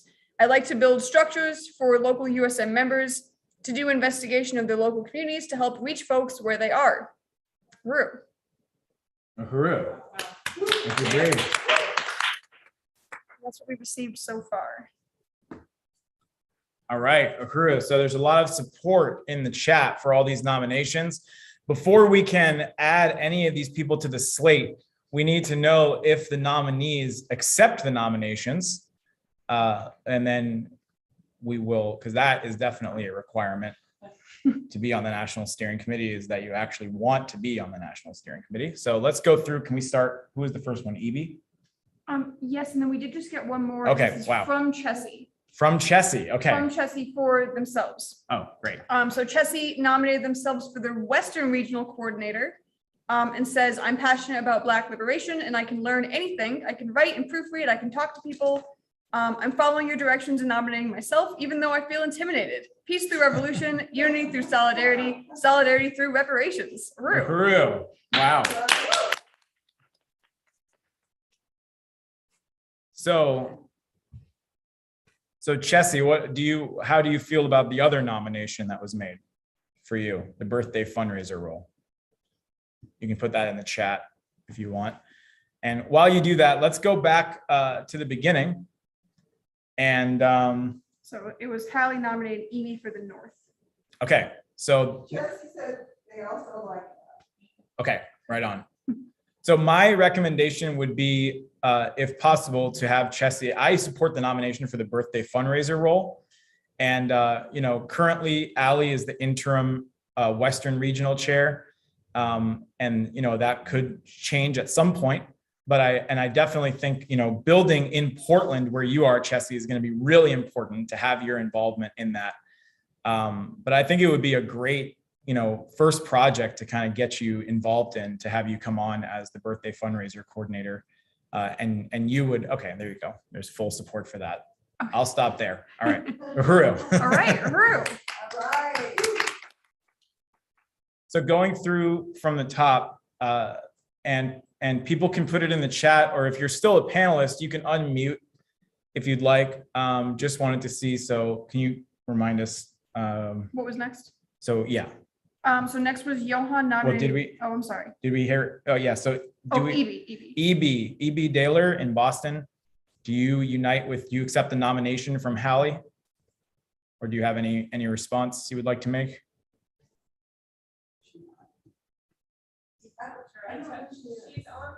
Yeah, she's on. Okay. All right. So we'll give that a minute. Jamie Simpson, are you there? Uhuru, Chair Jesse. Do you accept your nomination from Johan? I think so. I have to admit a little bit of just that, I had some concern at first about all the different responsibilities that I have, but I figure if I'm building USM in St. Pete, it just makes sense to do it in alignment with the party's regional strategy, and I'm sure we'll find a way to make it work. So yes, I accept the nomination. All right. Uhuru. It's an honor. Thank you, comrades. Uhuru. Johan, do you accept the nomination from Johan? For Johan to be the international. And you can put it in the chat. I'm assuming you do accept the nomination because you made the nomination. Yes. Yeah. What's the question? So that role wasn't on the slate, but I know it's been in the past and it definitely sounds like an important role. Is there a process for adding a new role, or is it that the chair agrees and yes, we agree. It is in the Constitution, so it was just an oversight to not have it on here. So also we didn't even get to talk about it. Right. We are called on to build in Europe and South Africa. Right. So, Absolutely. And do you want to say something about that, Chairwoman Penny? no, just Okay. Yeah, we are absolutely called on by the party to build USM in Europe and South Africa this year. And this is a very, very important responsibility that we have. The party is building both in Europe and throughout Africa. And there are, of course, white people in Europe and in Africa as settler colonizers. And we have a very deep responsibility to take that on and build organization and wage the war of ideas and recruit white people into USM in all of those places. So it will be great to have the comrade, able to focus on that and take that on. And that's definitely an important position for us to have in our international steering committee. Uhuru. Okay, then we resolved this one about Chessie for the birthday fundraisers, and then the last one was for Bree for InfoEd. And then and then the Western position would still be open because Chessie would only do the birthdays. Uhuru, and Bree was nominated herself, so Yes. that's okay. All right, well, I unite. I think, you know, it would be great to have you on, comrade, and to really work with you on building our capacity to develop the literature and promotions that we need to get the word, to get the line of African internationalism out to all white people from all backgrounds, including what you were talking about in your nomination. So, so I'm very excited to do that, and I think this is a great crew of comrades that are stepping up to become leaders in this period. So I just want to see, do we have any other nominations before we move on? Not as of yet. And I do just want to say, if anyone is having trouble with the form for whatever reason, and that is what is holding you back from nominating yourself, you can write it in the chat as well, and we will be able to see that too. But for now, that was all. All right. And we will have to come back to the question of the Northern region. We haven't heard back from EB, so we'll definitely be getting in touch with her, you know, after this convention to follow up on that.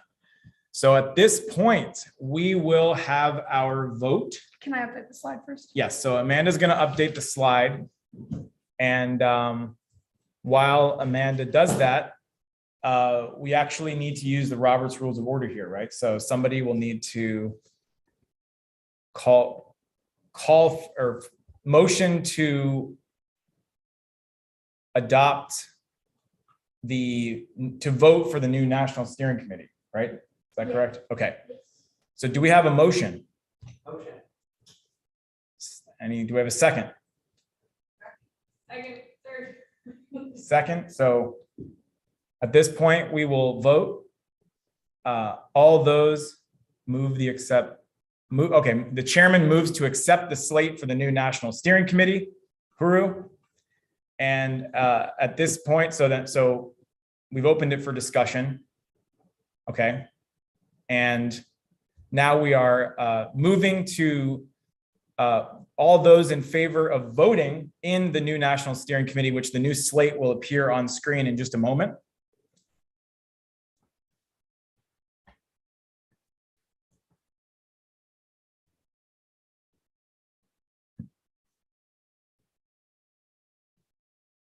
There it is.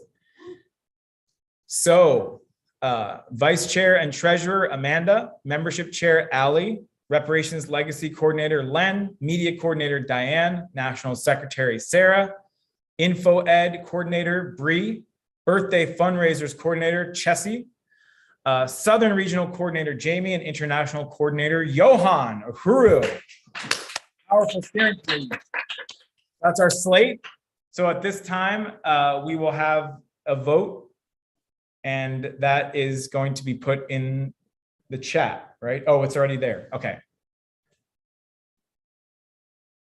Diane says, I'm in favor, but I accidentally already voted. Oh, okay. Oh, that's good. Okay. So, but you voted yes, so that's good.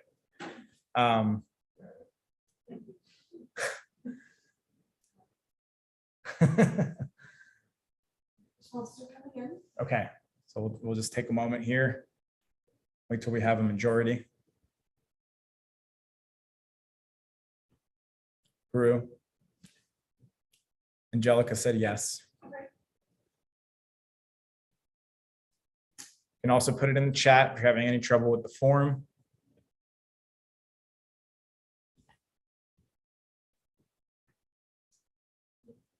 Unanimous. Unanimous. Uhuru. Uhuru to the newly elected USM National Steering Committee. I think our steering committee just doubled in size. So that's really powerful. Thank you, comrades. Congratulations to all of the new members of the National Steering Committee. Some are returning to the National Steering Committee, which I'm really excited about.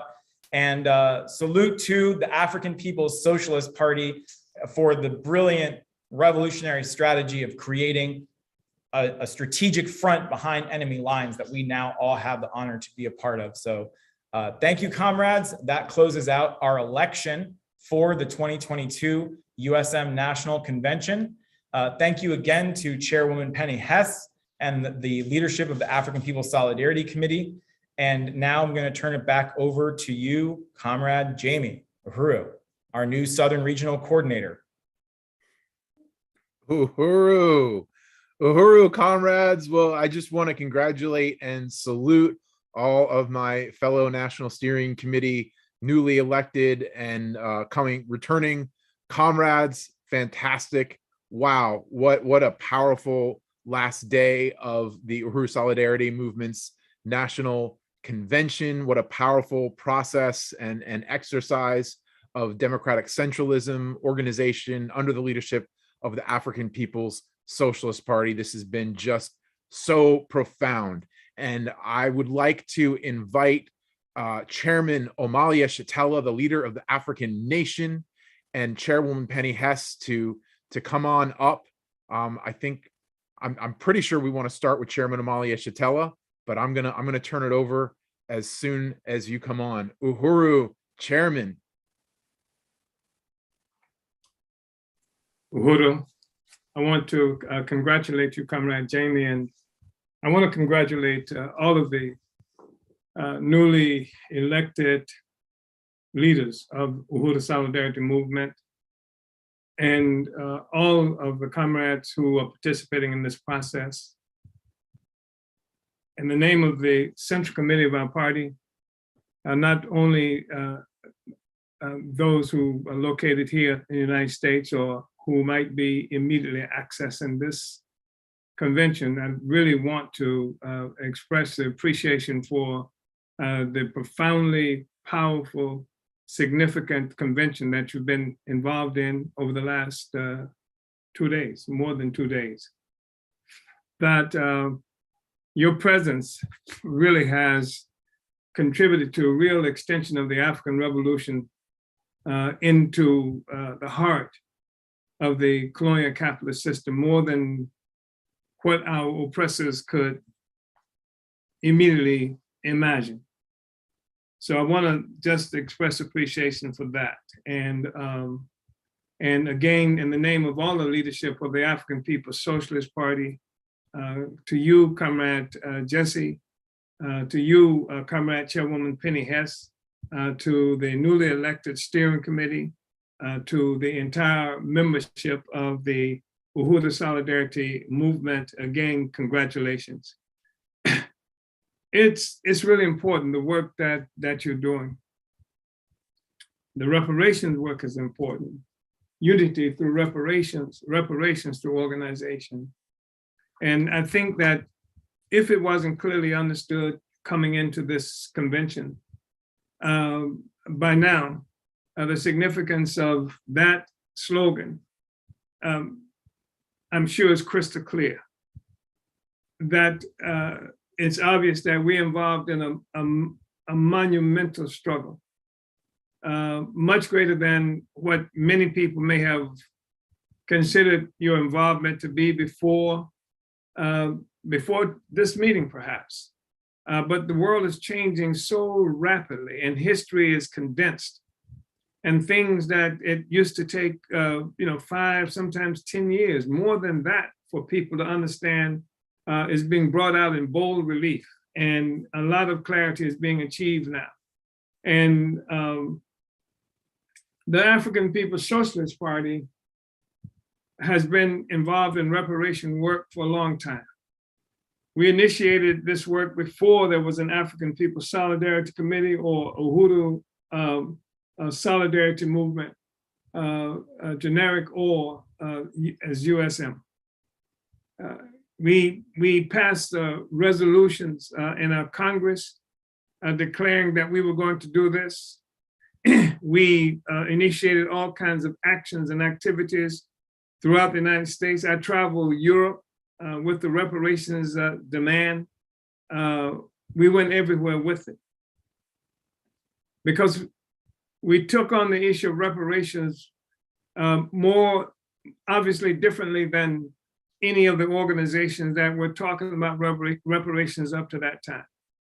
Most of them then, and perhaps even now, think of reparations as something that would be achieved through some legislation from the United States government, or some even executive move by the U.S. president, or the success of some kind of suit that could be filed to force the United States government to offer reparations.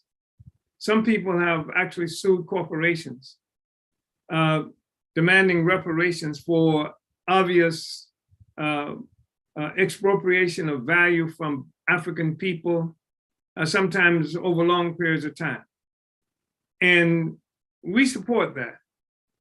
We pushed the reparations demand and put it in the public square. The African People's Socialist Party did that. We put it in the public square because we thought it was important to advance the African Revolution. Everybody who talks about reparations is not assuming that there's going to be any African revolution. Even Africans, they assume that there's going to be some gilded cage that we can live in, that we can live under colonial domination and just we'll get some money, or we get some resources, or something that that might come in the form of some kind of program to the advantage of African people. There's in Illinois something that calls itself reparations that's been offered up by the city. There's a fake reparations kind of program being discussed in St. Petersburg, Florida. But we think it's important that they're forced to have to deal with the reparations question. When we took it on, we said we were going to make reparations a household word. And so we took it on to advance the revolution, because our movement was under such an attack. And so much had been deprived of the people in terms of our organizational and ideological capacity, that the US government and its minions and its institutions of the state, even the informal institutions of the state, like the colonial capitalist media, had succeeded in convincing many African people. They did this also with war on the African Revolution, that jail, kill people who were trying to advance our struggle, and therefore there were few people who were in the trenches providing leadership for African people. So many people have been convinced in our own communities by a political line that had developed that presupposes that African people were simply beggars and that we were living off the welfare of white people. They even talked about things like donor exhaustion and white people just tired of having to give resources to African people. They had people like President Ronald Reagan talked about welfare queens, just all kinds of negative garbage tossed in the direction of African people around resources. And so we understood that to push this question of reparations in the African community would be something that would arm African people so that we can take the offensive in this struggle in the United States. Because when you start talking about reparations, you got to say why reparations.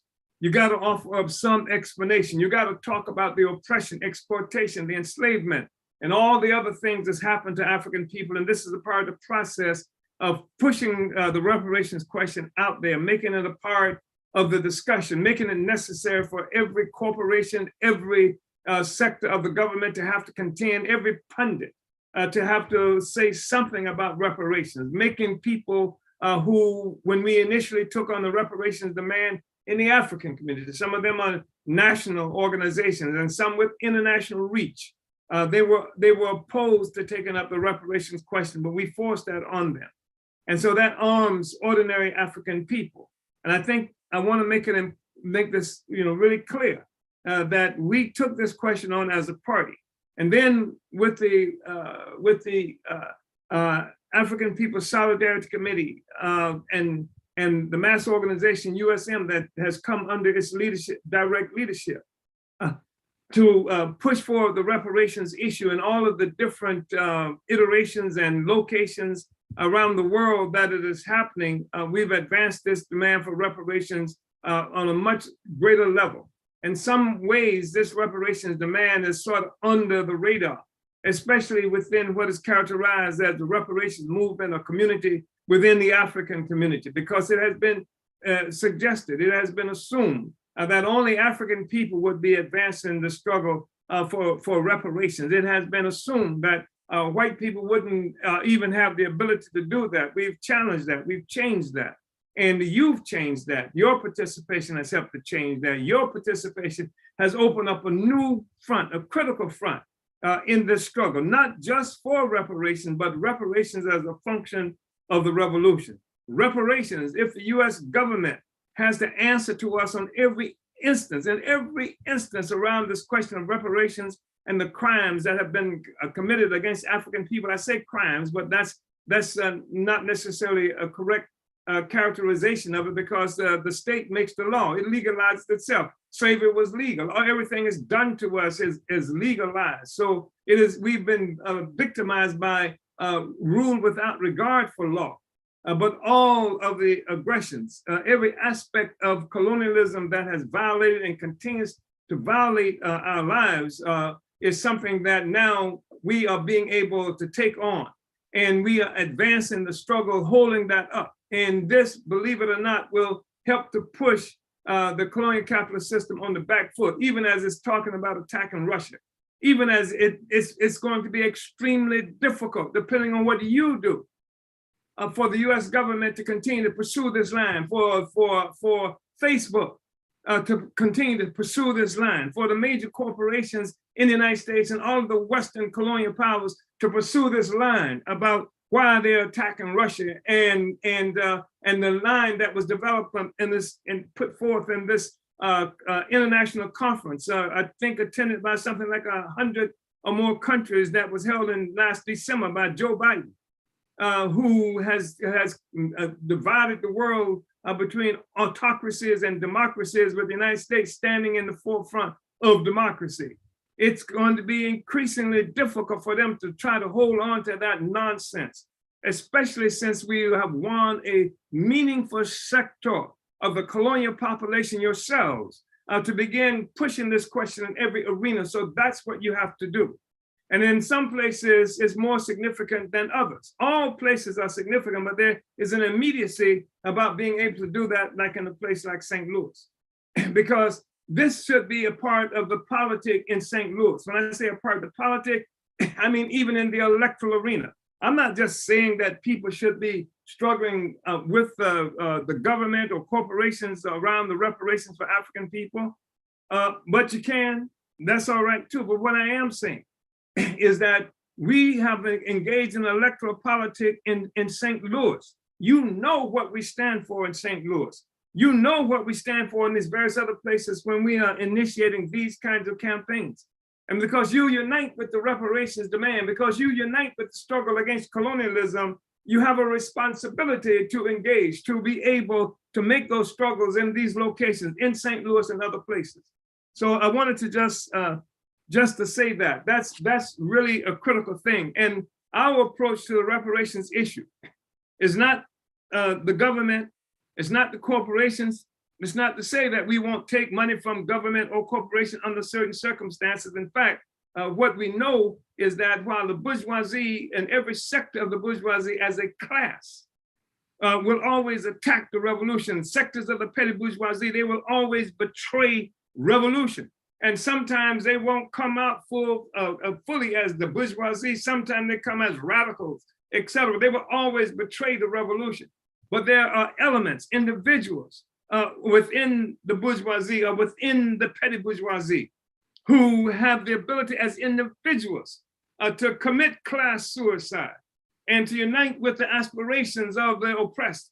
They're individuals who may, for whatever reasons, just based on some bourgeois morality, who recognize and understand, because we're going to keep it in their faces, the offensive that they're making against Africans and the peoples of the world, who themselves may say they may have an ability to unite with the reparations demand in some way or another. That's what the work that Lynn is involved in leading is all about, in part, to create an avenue for these individuals, even if they are paying penitence or something like that. I think that's the Catholic word for it. But the thing is that we open the door for them to take a role in a position.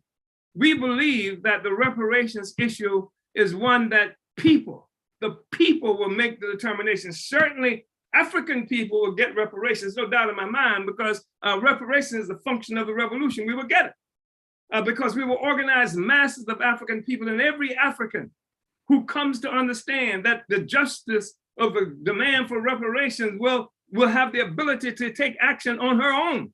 Won't have to wait for the government, won't have to wait even for the party to show up in their community. We will see self-activation by people who to take the reparations. People understand. People will come to understand, and I hope this doesn't frighten you, that the food in that refrigerator across the Delmar Divide is food that my babies should have. Those are resources that's come from Africa, come from African people and slave labor. This is going to be a self-activating, self-mobilizing process that will forward the revolution. And you will be doing your part also, pushing this struggle. You'll be eating away at the solidarity, the reactionary colonial solidarity that exists among the colonizers around this and other questions. But the reparations demand gives us an extraordinary ability to do that. This has been an incredibly significant convention. It has been a convention that reeks with integrity. It has been transparent. It has been something that has moved to carry out the strategy that I put forward in terms of recruitment and regional work, building the regional work. You concretized it very clearly so people could see it. It may be that everything that you put forth won't work, but much of what you put forward will work. And it comes examples of how to do it, not just for you. I'll learn some things too as a consequence of your going out there and taking this on. So I wanted to say that. And also the incredible crew of people, the passion, the love of the party, the love of the revolution, the love of USM and APSC that's been expressed in this convention is not something that can be overstated. It is impressive, and I think that everybody who perceived it will recognize it. And this convention in and of itself was a recruitment tool just because people have an opportunity to see the future. They look at you, they look at this convention, they look at this relationship that we have, and they have an ability to see the future. The demand for reparations is a political issue, and the colonial capitalist ruling class that's involved now in this desperate last-ditch effort to escape an undeniable conclusion is on the back foot. And even this grotesque war that is making against Russia, and it's only a matter of time before the contradictions inherent in their inability to characterize this as something just, inherent in the fact that we are living in an era where the ruling class is incapable of being able to see that its rule is permanent. It is frightened now. It sees a future without it. It sees a westlessness, as they have said themselves. Increasingly, they are incapable of seeing their rule as permanent. Increasingly, they're incapable of seeing their rule as just. And the more we do reparations work, the less they'll be able to say it's just. So I want to thank you for the incredible amount of work that you've done. And it has taken us a long time to get here to this point. We have decided in the African People's Socialist Party not to go backwards. We've seen a revolutionary movement crushed. We've seen people murdered like Malcolm X and Martin Luther King and members of the Black Panther Party. There's still people that have been in prison now for 50, 60 years since the revolution has pushed itself forward. People just want to be happy, just want to take back our freedom. That's what this has been about. And this attempt by this desperate attempt, where they pull out all the guns they've got, to try and advance this narrative and this attack on Russia, you will see they picked up a big rock that they're going to drop on their feet. And it's our responsibility to push the reparations demand, to go deep into the colonizer community and bring them on board of this African revolution that we are going to make, because Africa is going to be free. And you have an opportunity to participate in creating the capacity for Africa and African people to be self-governing. So I want to thank you. I want to acknowledge also everything, all of the important workshops and presentations that's been made by everybody here, including the Comrade Deputy Chair, including members of the African People's Socialist Party and the various organizations that we have. And I just want to say, comrades, unity through reparations, reparations through organization, vanguard up. 50 years of relentless struggle is what we all represent. The future belongs to us. Uhuru, we are winning. Uhuru, Chairman, thank you for that profound, absolutely profound summation. We are almost to the end of the convention. I did want to see, we had on the agenda Chairwoman Penny Hess. Would you like to come up? Uhuru. Well, first of all, Chairman Omali Shatella, I want to thank you so much for your life, for your leadership, and for opening the door for white people to join humanity, to take the step that we have to take in order to be part of the world, be part of the future under the leadership of the African working class, and to jump off this pedestal and join humanity, pay reparations, return the stolen resources. And I just really want to salute you. I want to salute Deputy Chair Onezane Shatella, Secretary General Luwezi Kinshasa, President Yejide,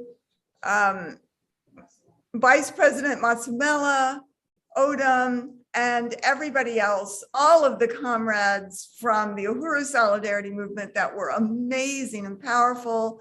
I want to salute Comrade Chair Jesse Neville and Comrade Vice Chair Amanda Carlozzi, and all of the members of the steering committee and all of the new members who came on board, who really took up the call today to jump in, not just as thoughts in our head or supporters, but to truly become part of organization that consolidates us as members of the colonizer nation who are taking this stand, that forwarding our role, our assignment behind enemy lines as African internationalists fighting for the African revolution, Black power and white face, taking it on, because this system has to go. We have seen it today. How could anybody be here for the last 2 days and want to be complacent or have any kind of unity with the system that exists right now on the face of the earth, that was born on rape and pillage and genocide and slaughter and enslavement and kidnapping of African people? So I stand with you, and we stand with the future of the power in the hands of the African working class, the liberation of all oppressed and colonized peoples around the world, that a future without war, without oppression, without colonialism, the colonial mode of production forever overturned. Yeah. So Uhuru, Chairman. Uhuru, comrades, just the final thing I would say is that we are going to take some stand, some actions around the question of Russia. So I really want you to be advised of that and to keep your eyes open. We're still talking about what that should look like. At one point, we were thinking it might just be in a single location, but we may want to do something in several different locations. And because I do believe that there's a turning point, there's a certain turning point that has been achieved now. And I think that the U.S. is wrong in its assumption, just like it was wrong when it assumed that it was the end of history. Remember when the collapse of the Soviet Union, the audacity of people like Fukuyama to declare that we had achieved the end of history, that what the U.S. has was the final declaration of what human civilization is going to look like. Well, they're wrong. Anyway, so thank you, comrades. Thank you very much, Comrade Chairwoman Penny, Comrade Chairman Jesse, Uhuru. Uhuru, Uhuru. unity through Reparations. Vanguard up. Vanguard up. Vanguard up. Relentless. Relentless. Woo. Uhuru, comrades. Wow. Wow. I am just speechless. What an absolutely amazing final day of the Uhuru Solidarity Movement's National Convention, Unity Through Reparations, Reparations Through Organization. As we close out, I just want to make a final call to anyone who hasn't already to go to uhurusolidarity.org/join. Join the Uhuru Solidarity Movement if you haven't already taken that step. I want to call on people to tune in to O'Malley Taught Me Sunday Studies, 8 a.m. Eastern. You can find that on the Burning Spear TV YouTube or Chairman O'Malley Eshatela's Facebook page. Absolutely critical to hear this deep political education from Chairman O'Malley Eshatela every Sunday at 8 a.m. and that's Eastern time. And also tune in to the Uhuru Solidarity Movement and African People Solidarity Committee's way. It's a radio show that I host, but you can hear from Chairwoman Penny Hess and Chair Jesse Neville. You can hear the history of colonialism. It's called Reparations in Action. You can check that out anywhere you get your podcasts or on Black Power 96. So with that, I just want to see if there are any final comments before we close it out. All right, comrades, this has been fantastic. Thank you, Chairman O'Malley Eshatela. Big salute to the African People's Socialist Party. Salute to you, Chairwoman Penny and Chair Jesse, and the new steering committee, National Steering Committee of the Uhuru Solidarity Movement. Let's get out there and make reparations a reality. Uhuru. Uhuru.